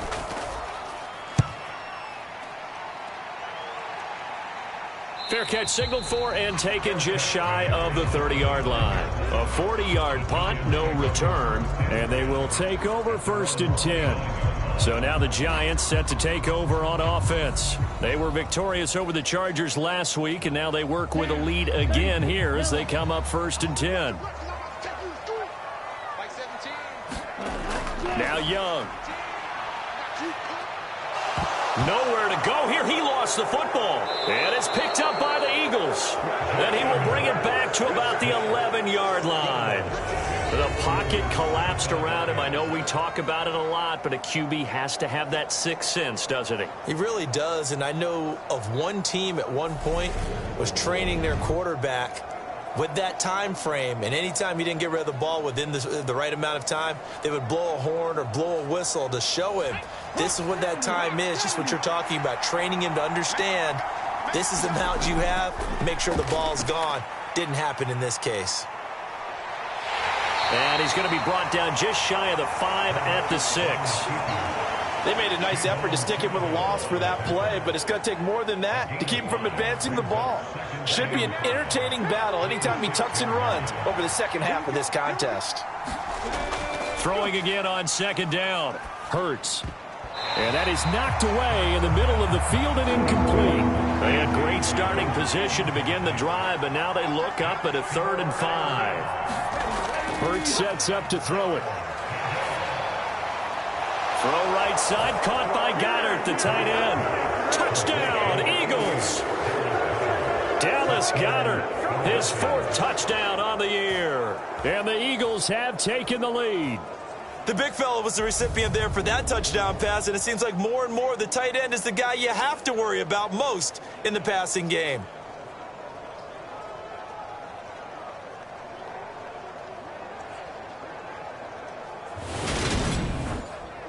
Extra point attempt to follow here.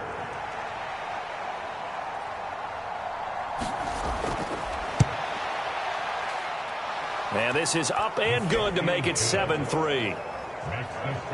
The drive there only spanning 3 plays. And the drive was all finished off on the touchdown catch by Dallas Goedert. The Eagle kick team out there now as they run up and send this one away. Here's Roberts to bring it out of the end zone. And they'll get him down right around the 25, actually the 26 officially, so a net gain of 1 there.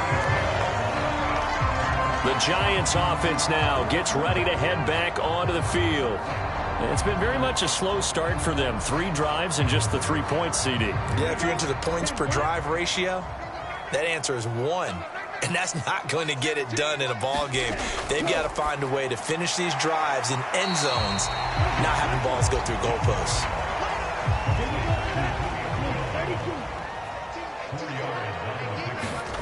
To throw again on second down. Young over the middle and complete to Waddle.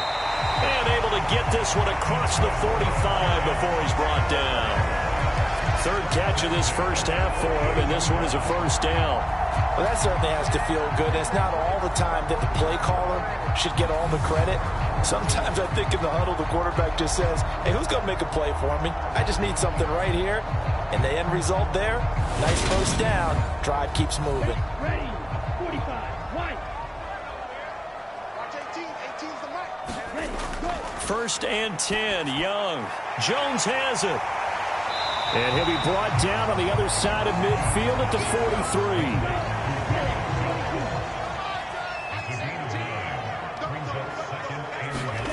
Looking to throw again on second down. Young. And he has another first down as they'll get the ball down to the Eagles' 32-yard line. Give him 10 yards on that one, and that'll earn him a fresh set of downs. This has to go down as one of the simpler routes in the playbook, but oh so effective. Nice completion there. Keeps the sticks moving. This offense finding its legs now. Here's another 1st and 10. To the air once more, Young. Got a man. It's complete to Jelani Woods. And he'll be taken down at about the 22-yard line.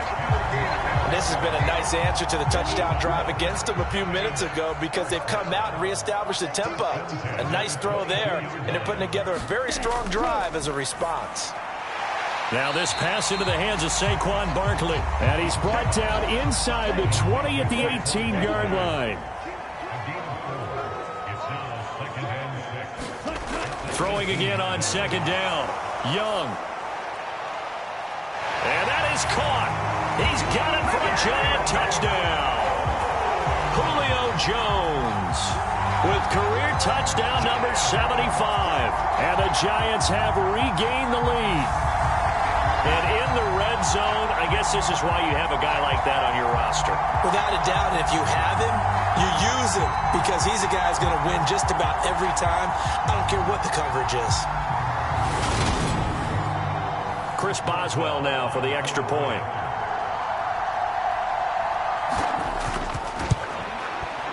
And it's through, and that makes the lead 10-7. So this drive spans 7 plays. And it culminates in a Julio Jones touchdown.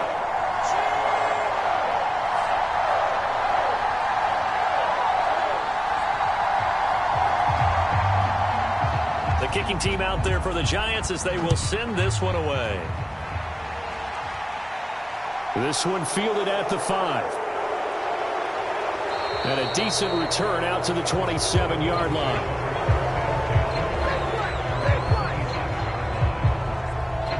Philadelphia's offense ready to give us another look.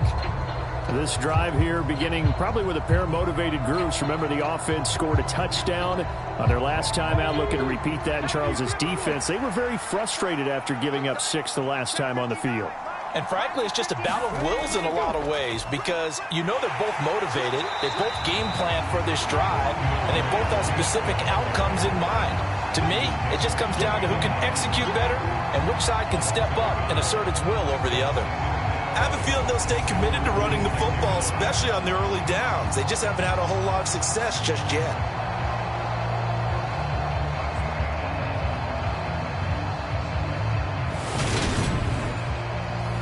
After the loss to start out, here's 2nd and 11.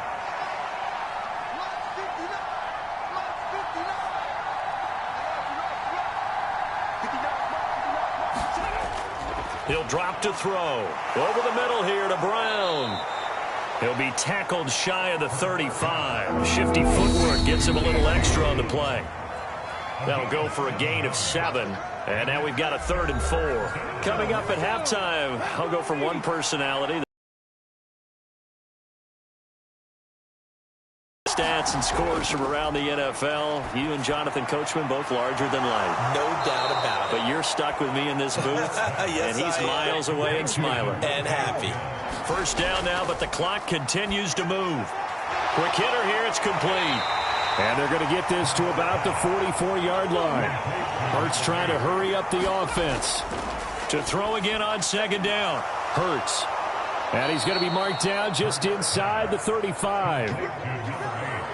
From the 34 now, here's 1st and 10. They'll stick with the passing game as he looks to throw. He's got Smith here. The Eagles going to take the first of their timeouts as the stoppage will come with a little under a minute to go in this first half. So from inside the 20, here's 1st and 10 at the 18. From the red zone now, they'll look to throw. And that is incomplete. He couldn't hold on through the contact. Brings up 2nd down. To throw once more on 2nd and 10. Hurts. They'll try and set up the screen to Swift. Now another timeout called for by the offense as they get the stoppage with just under 50 seconds remaining in half number 1. This will be play number 9 of the drive here as they need 4 yards on 3rd down. Throwing from the gun, it's Hurts. Forced out to his left. And he can't find anywhere to go with it. And he goes down. Now the defense going to use the first of their timeouts as they'll stop it with just over 40 seconds to go in the first half.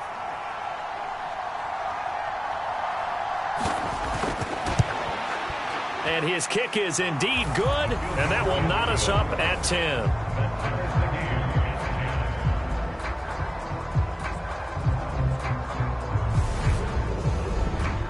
So he's been automatic to this point of the season, and he connects on the field goal there. And what a luxury it is to have a kicker you can depend upon, partner, because he hasn't missed all year long. Converts on that one as well. And kudos to you. You didn't jinx it. Roberts electing not to try it, and this will come out to the 25. Getting set to go again on offense. We get a peek at Julio Jones now. Sitting right around the midpoint of the season, on pace for 1,000 yards. Good year so far, and I'm sure film study being devoted to him a little bit more on the other side. They have to, because the pace that he's carrying right now, if you're pushing 1,000-yard pace as a receiver, that means he warrants your attention. And right now, precision is going on with their offense. Kind of like that timepiece you wear on your wrist, you know, that good stuff. You got to knock that off somehow. Chip away at that timing, change things up a little bit, and make them go to other things and make them do those things better. Yeah, try to make him uncomfortable. Not many teams have been able to do that so far this year. Young on third down. And he's caught on the sideline, but he's not going to have a first down. They say he was out of bounds, so a big call there. That brings up fourth.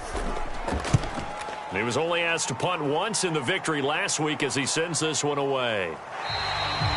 So a change of possession here on the punt. And control of the football switching hands with very little time remaining until the half. And the Eagles going to get one final possession in this first half.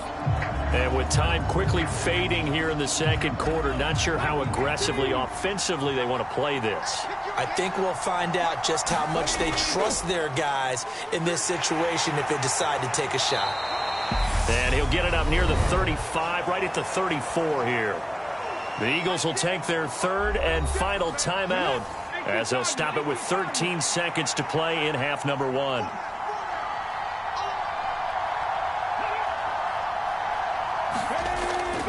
They'll keep it on the ground again here. Just a gain of a yard in what all likelihood will be the final play of the first half. So we have reached halftime here at a good one. 10-10 is our score. As we'll send you down the coast now to Orlando, that's where we find Jonathan Coachman, ready with our EA Sports Halftime Report. Coach. Okay, Brandon, thanks very much. A lot to get to here as some of the division races starting to take shape as we look around the NFL here in week number 7. We'll get started out at Arrowhead Stadium in Kansas City, and it's the Chiefs who have the lead in the second quarter. Patrick Mahomes has thrown a touchdown pass there.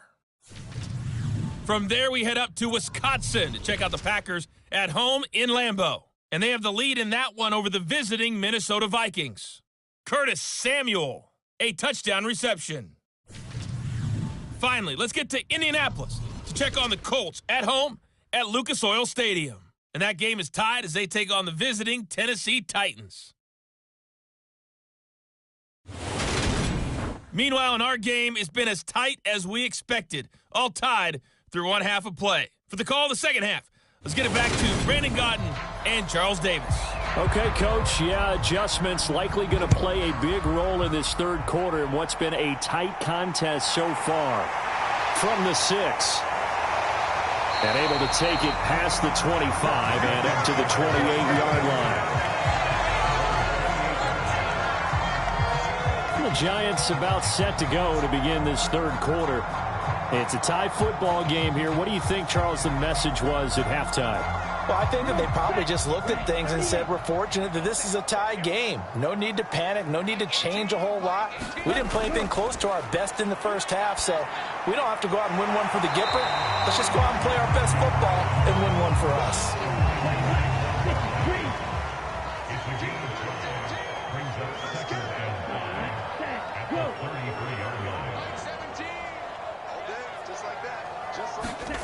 Looking to throw again on second down. Young firing quickly, but it's incomplete. They come up now 3rd and 5 following the incomplete pass. From the shotgun, it's Young. He completes it to Jones. And he'll be taken down, but he does have first down yardage. Give him 6 yards, and they do convert on 3rd. I don't care how many times we see it. I still get a kick out of watching quarterbacks and receivers do the pass tree in pregame warm-up. But I always remember that when we go to practices, we see that after practices as well. They really tune it up, don't they? They tune it up. They know why they do it for these situations. First down. And they build that trust, and that's why they're able to find him in this type of a situation. Young looks to throw on first down. That's going to be caught by Waddle. And they're going to get this up to midfield.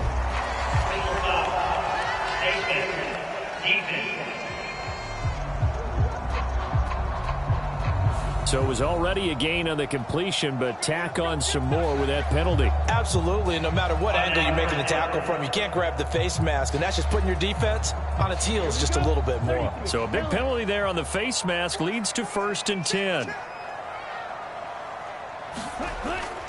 Up the middle with Barkley. Yeah, this will be a gain of 5 as he gets it to the 30. I'd say they've got to find a way to get him going. He's such a big part of their offense. I wonder if they might throw it a little and come back to the run. Anything, because you're right. He's pretty much been completely neutralized. After the pickup of 5, here's 2nd and 5. Looking to throw, Young. Tries the right side, finding Woods here. And he stopped right at the 25 after a gain of 5.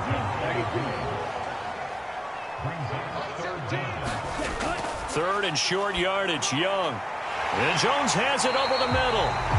And he will have a Giants 1st down as they're able to get the 3rd down conversion. And Brandon, from our time in college football, where receivers weren't running the traditional NFL route tree, one thing they did learn, find open areas, find soft spots, and set up and catch the ball. And I think we just saw that there. Yeah, we saw that indeed, picking up the 1st. Now a 1st and 10 at the 11. Young. To Barkley on the check down. And now they're inside the 10 as he's brought down at the 9. Ball at the 9 on 2nd and 8. Now here's Young.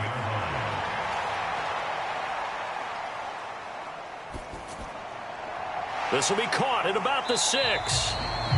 And just 3 yards on the catch there. He couldn't get away. And it brings up 3rd and 5 now. Ready, yellow, 43. We got 4. We got 4. Again, it's Young. And he's going to go down. Sacked right around the 17. That sack courtesy of the effort of Hassan Reddick. Now that was a passer's nightmare. The front door totally shut down by the defense, so he kept going backwards, hoping to find another avenue of escape. It didn't exist.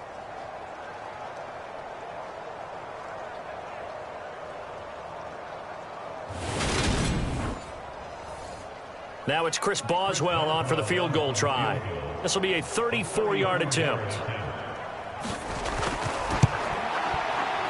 Boswell's kick is good, and they will take the lead at 13-10.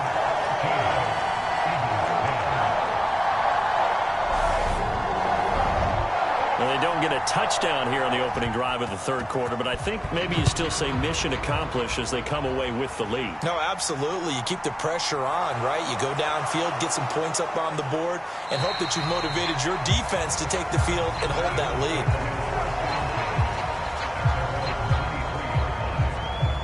So here are the Eagles now as they get set for their first possession of the 2nd half. And they find themselves down on the scoreboard following the field goal a moment ago. And I think even though they trail in the game now, I would consider that a win for their defense, and that's probably what they're telling the offense when they get to the bench. Hey, the onus is on you guys now. Get back out there and get us the lead back. An incomplete pass on 1st down. That leads to a 2nd and 10. They will run straight ahead with Swift. And he is met at the line of scrimmage, and he goes down right there. Officially nothing on that one, no gain, so they're left with still 10 to go on 3rd down. Now, they struggled to get him rolling on the ground in the 1st half, and that's sort of continuing here in the 3rd quarter. Yeah, but I don't think it's time to abandon the running game. I would say keep feeding the horse, and I believe he'll eventually reward them, especially as we get deeper in the game. And he's going to be brought down short of the 1st at about the 31-yard line. So 8 yards on the completion there, and that's going to bring up a 4th down. That pattern and scheme was well defensed on 3rd down. He tried to just sprint from one side of the field to the other, and they got it to him quickly. But no chance at yards after the catch there, and they stop him short.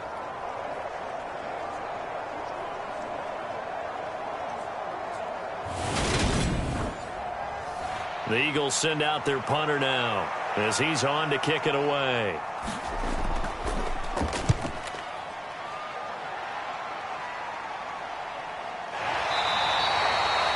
It'll be 37 yards there on the punt.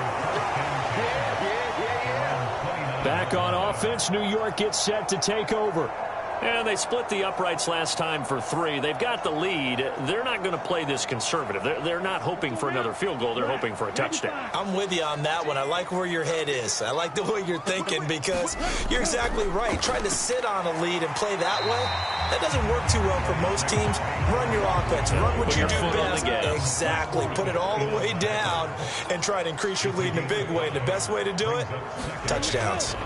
On second down, here's Barkley, and he'll get it out near the 40 to the 39. That's now consecutive 5-yard carries to pick up the first down. Running lanes were at a premium in the first half, but he's able to find some room there, and he's hoping that that's a precursor of a big second half. A first down carry for Barkley. And he's going to bull his way forward to the 48. 8 yards the gain on that last run. Here's second and a couple. They'll try to throw now. Young. He finds his man, complete. It's Russell. And he'll be out just a yard or 2 shy of the 30. A gain there of 21 yards. Second and short, that's a rundown, so it's definitely a good time to go play action if you're feeling it. And they do so and pick up a first down.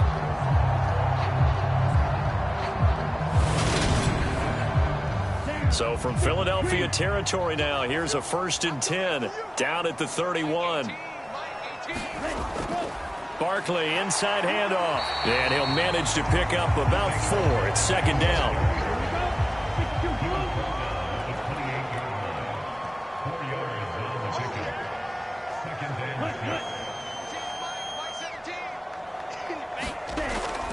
Running again with Barkley on second down. Just a 1-yard pickup there, and it's going to make it 3rd down at 6. They are in need of 6 yards here if they hope to move the chains. Young now. And he's going to be marked down just outside the 10. That was a fun one to watch right there. A nice in-breaking route and plenty of room in the middle of the field. And he was able to get behind the linebackers and grab the completion for a really good pickup.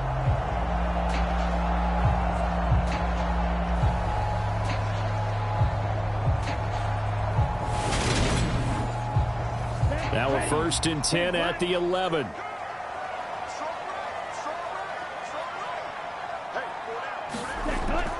A give to Barkley out of the gun. And he'll get this one down to about the 10-yard line. Just a yard on the first down carry, so it's 2nd and 9. Well done to sniff that out defensively. He had it diagnosed pretty quickly. I love that description because diagnosed is perfect on that one. Read his keys, made the play, and he couldn't even get going moving the football. And this time they were waiting for him as he'll be knocked down before he can get back to the line of scrimmage.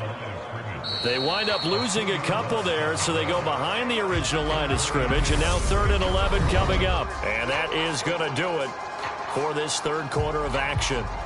You are watching the NFL on EA Sports. This offense so far on 3rd down, they're at 50%, 4 for 8. This is 3rd and 11. Here's Young from the shotgun. He's going to be sacked back at the 23-yard line. He could not get away that time, and it'll be a loss of 11 on 3rd down. Okay, I'm not sure you could actually draw a better pass rush than that one right there.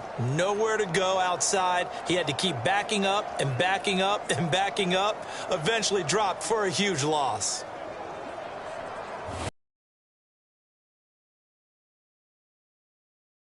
The game forthcoming. This to swell the lead to 6.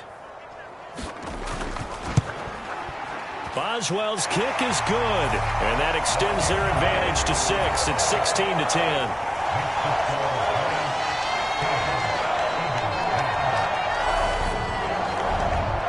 So they get the 3, but you wonder now, is that going to be enough? Excellent question, because when I look at the smiles on that side of the field, they're a little tight, aren't they? If they had scored a touchdown there, those would be big half-moon grins right now because they'd feel a whole lot better about their position. And a touchdown in the other direction, all of a sudden they're down.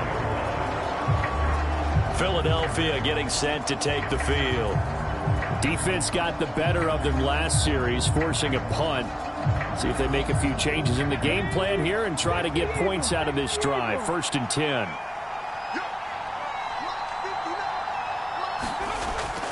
They'll start on the ground with Swift. And nothing much materializing there on the first down run. He'll get a couple, and that's it.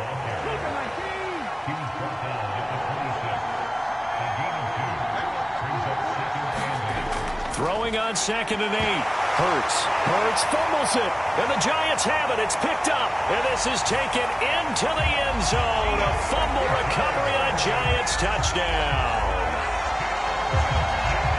This was a close game. They needed a little breathing room, where they got it right there on that return for a touchdown. Yeah, we would say that this could be huge. Forget it. It was huge. Gave him a comfortable lead.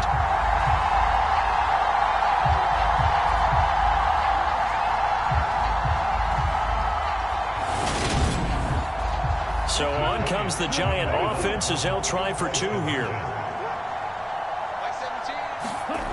Young now after the fumble recovery. And he's going to go down. Can't get rid of it, so a sack on the 2-point try. Now, they had the big play on the fumble return. They were looking for the 1-2 punch, but they couldn't get that 2-point conversion. And I have to wonder, were they scheduled to go ahead and kick the extra point, but after a play like that, you talk about the 1-2 punch, right? It's a momentum play. Go for 2 and really try to capitalize, and that's what they attempted.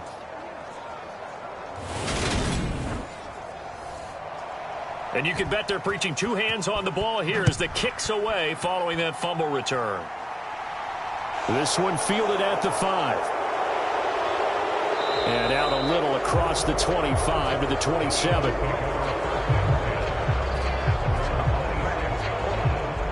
Here's the Philadelphia offensive unit now as they head out to take over possession.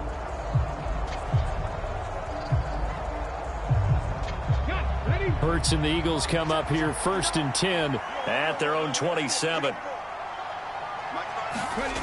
They'll try and start this drive in the air. It's complete to Brown, right side. And he slips up past the 45 before being tackled. The drive starting play, a good one. Give him 19. Good yardage on the completion there. And when they look at the scoreboard, they do understand a field goal is not going to do them any good. My guess, they're going to press the ball downfield as far as possible, try and throw it into the end zone and get a score because they know they've got to get that done and get the ball back as quickly as possible.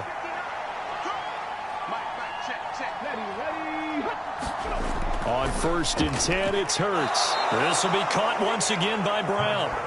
And he'll be brought down on the other side of midfield at the 43. You cannot write these guys off just yet, not with a quarterback like that under center. You mean it actually crossed your mind with him running the team that you could actually maybe write this game off? Not yet. Not a chance. Not with him. We've seen it too many times. And he can only manage to get a couple. 2nd and 8 coming up.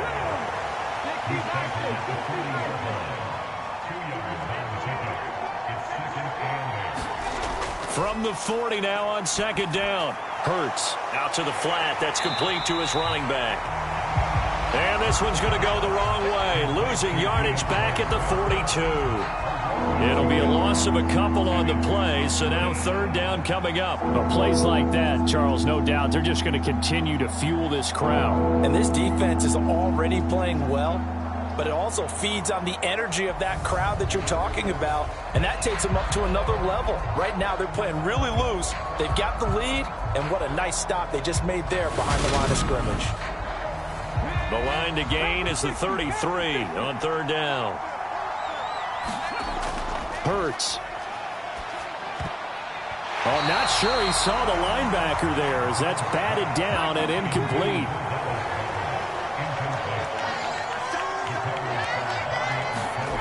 They'll try and throw for it with Hurts. And it's incomplete. They cannot convert, and they turn it over. The Eagles unable to convert there on 4th. And the Giants are going to get the football back. So they really needed points here in a two-score game. Could not come away with anything there on fourth. And while we know they're a little bit discouraged here, they can't check out of this game. You and I have called a good number of games over the course of our career where we've seen these types of situations. Teams get the ball back, and that miracle does occur. So they can't let that dream go just yet. They have to get stout on defense here. Yeah, right now really hoping for a turnover. And he'll be taken down at about the 45.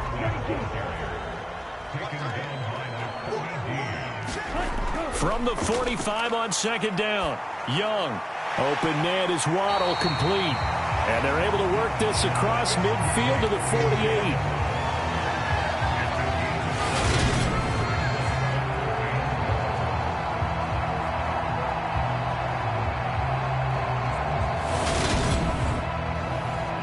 And I see an extra defensive back on the field. Little surprise here on 3rd and 1. Now Young. Firing quickly here, and that's complete. And that play goes nowhere. Taken down, losing yardage at the 50, right at midfield. It'll be a loss of 2 on the play, and it'll be 4th down. And not what you're looking to do on 3rd and 1, completing the pass, but going backward. I have zero explanation for that because 3rd and 1, you just figure snap, throw, first down, right? Easy play. But end up losing yardage on it. That's hard to account for. First kick, 47. This one looks good as well. And a great job here. This is going to turn out to be a beauty. This is marked down at about the 3-yard line. That is how you flip field position. That's an absolute bomb of a punt. Downs it inside the 5-yard line. Absolutely ideal. From that position, you're hoping to get it down inside the 15, inside the 5. Superb.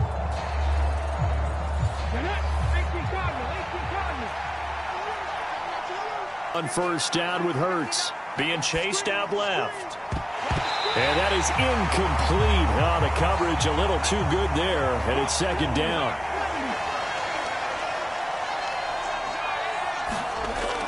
On second down, Swift. And he's upended at the 6 as they double their room to maneuver on a pickup of 3. And this offense on 3rd down today, they've converted a third of their opportunities, 3 for 9. This is 3rd and 7. And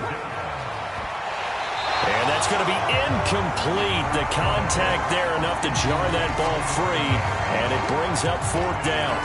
That's an excellent job right there on 3rd down. Like any defense, you never want to let them get anything started, and that would have been a first down. Instead, you saw the contact on time, no penalty, and before this drive could get wings, it's 4th down.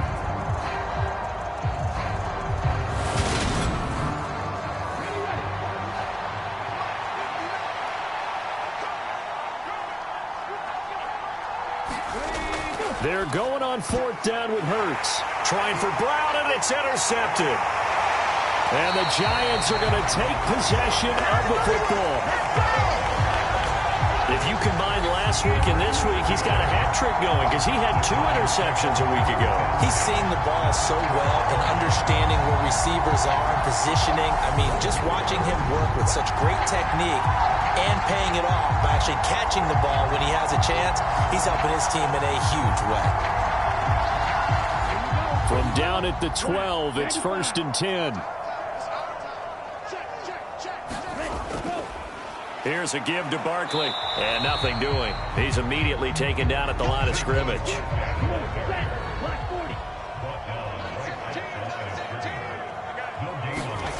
Now a second down throw for Young. And it's caught. Touchdown, Giants. Jalen Waddle. A 12-yard touchdown grab. And the Giants are looking to make it 2 straight as they add on to this 4th quarter lead. He's got them out now to a 3-score lead here in the 4th quarter after that one, CD. And well, he looked right off the line like he knew that that ball was coming his way, and he secured it for 6 points.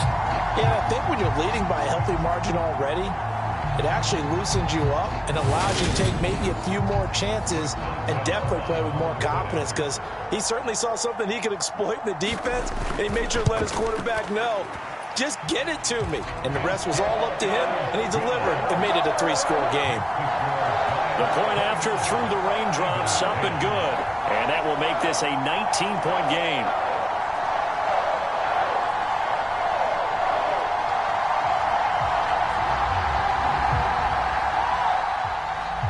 The kickoff unit is out on the field, and they will send this one away.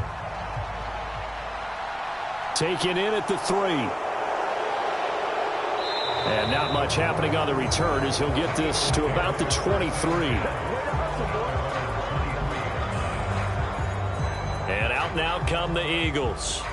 Where we stand right now in the fourth quarter, this one pretty much out of reach. And, Charles, I know they're going to be disappointed about several things with this ball game, but the self-inflicted wounds, they've had several turnovers. You would have to think that's going to be something they're going to discuss heavily in the film session in the coming days. You're absolutely right about that, partner, because they're going to have to sit in that film room and watch every error that they made and figure out how to not do it in the future. And mentally, I think a lot of the guys are already starting to think about, okay, how do we put this behind us and get better for the next time out? This, they'll use as motivation for the rest of the time that they play to hopefully never be in this type of situation again.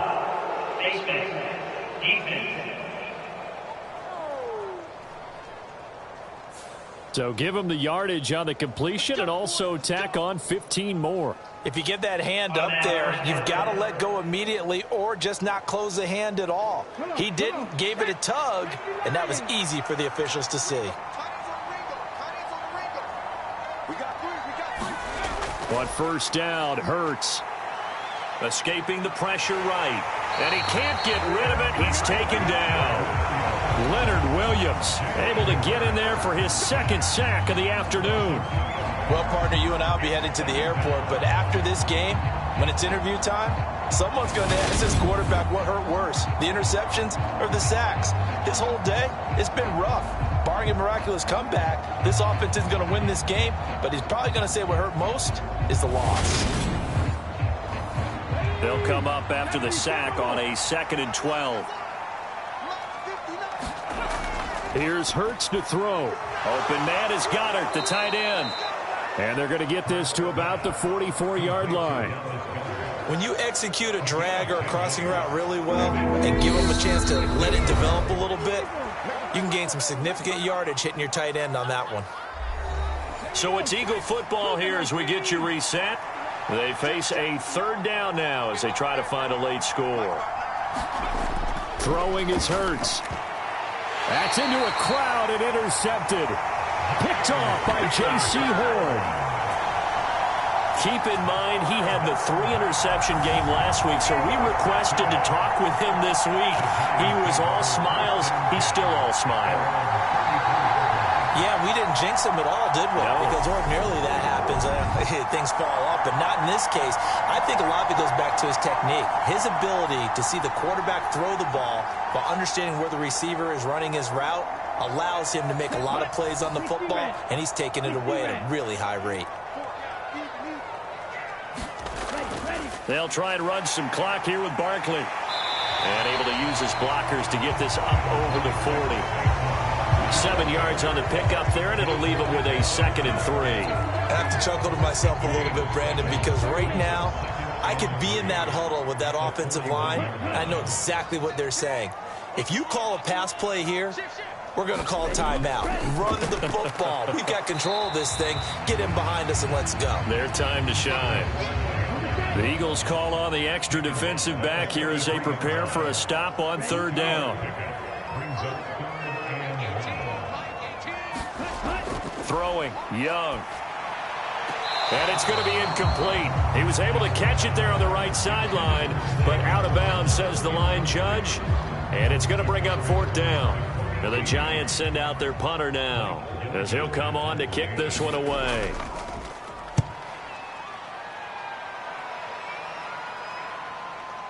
This is taken around the 12.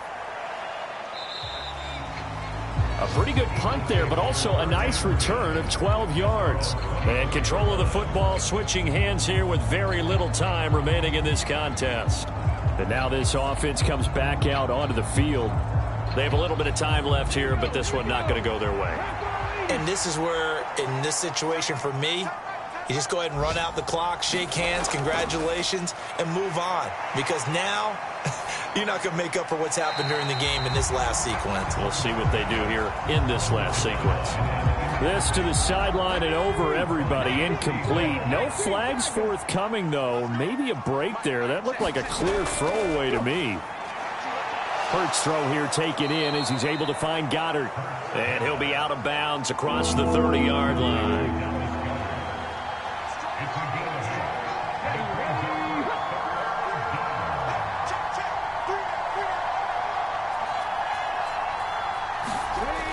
On 3rd and short, they'll try and pick it up through the air.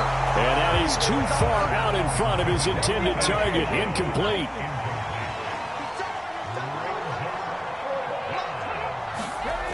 Got to try it here. He's back to throw. Over the middle to Smith. Now whistles and a timeout called here. Not sure of the point of this, but they'll stop it with 4 seconds to go in the game. One final shot. They'll look to throw. He's going to let it fly. And a high throw there as this is knocked away, down to the ground and incomplete. So a victory here for the men in blue, the New York Giants. And it was their defense that really made the statement after the break. They pitched the second half shutout. Yeah, think about the team that just got vanquished. They did score in the second quarter. Do you think they thought at all that that would be their last points of the game? No, but what a second half. The adjustment, whatever they did in the locker room, it certainly worked. It certainly did, and you're exactly right. Whether it was an adjustment, whether it was just more focus on what they planned to do going in, whether they just played better, whatever it was, it all came together in the second half, and no points were allowed. That's a great way to close them out. So for the Giants, the win moves them up to 5-2 now on the year. And they'll get another home date next week as the Packers will come to town. Meanwhile, for Philadelphia, they fall a game under the 500 mark at 3-4 through 7 games. And they'll be back home next week for a date with the New York Jets. And for Charles Davis and our entire crew here at EA Sports, I'm Brandon Gaudin saying so long, everybody.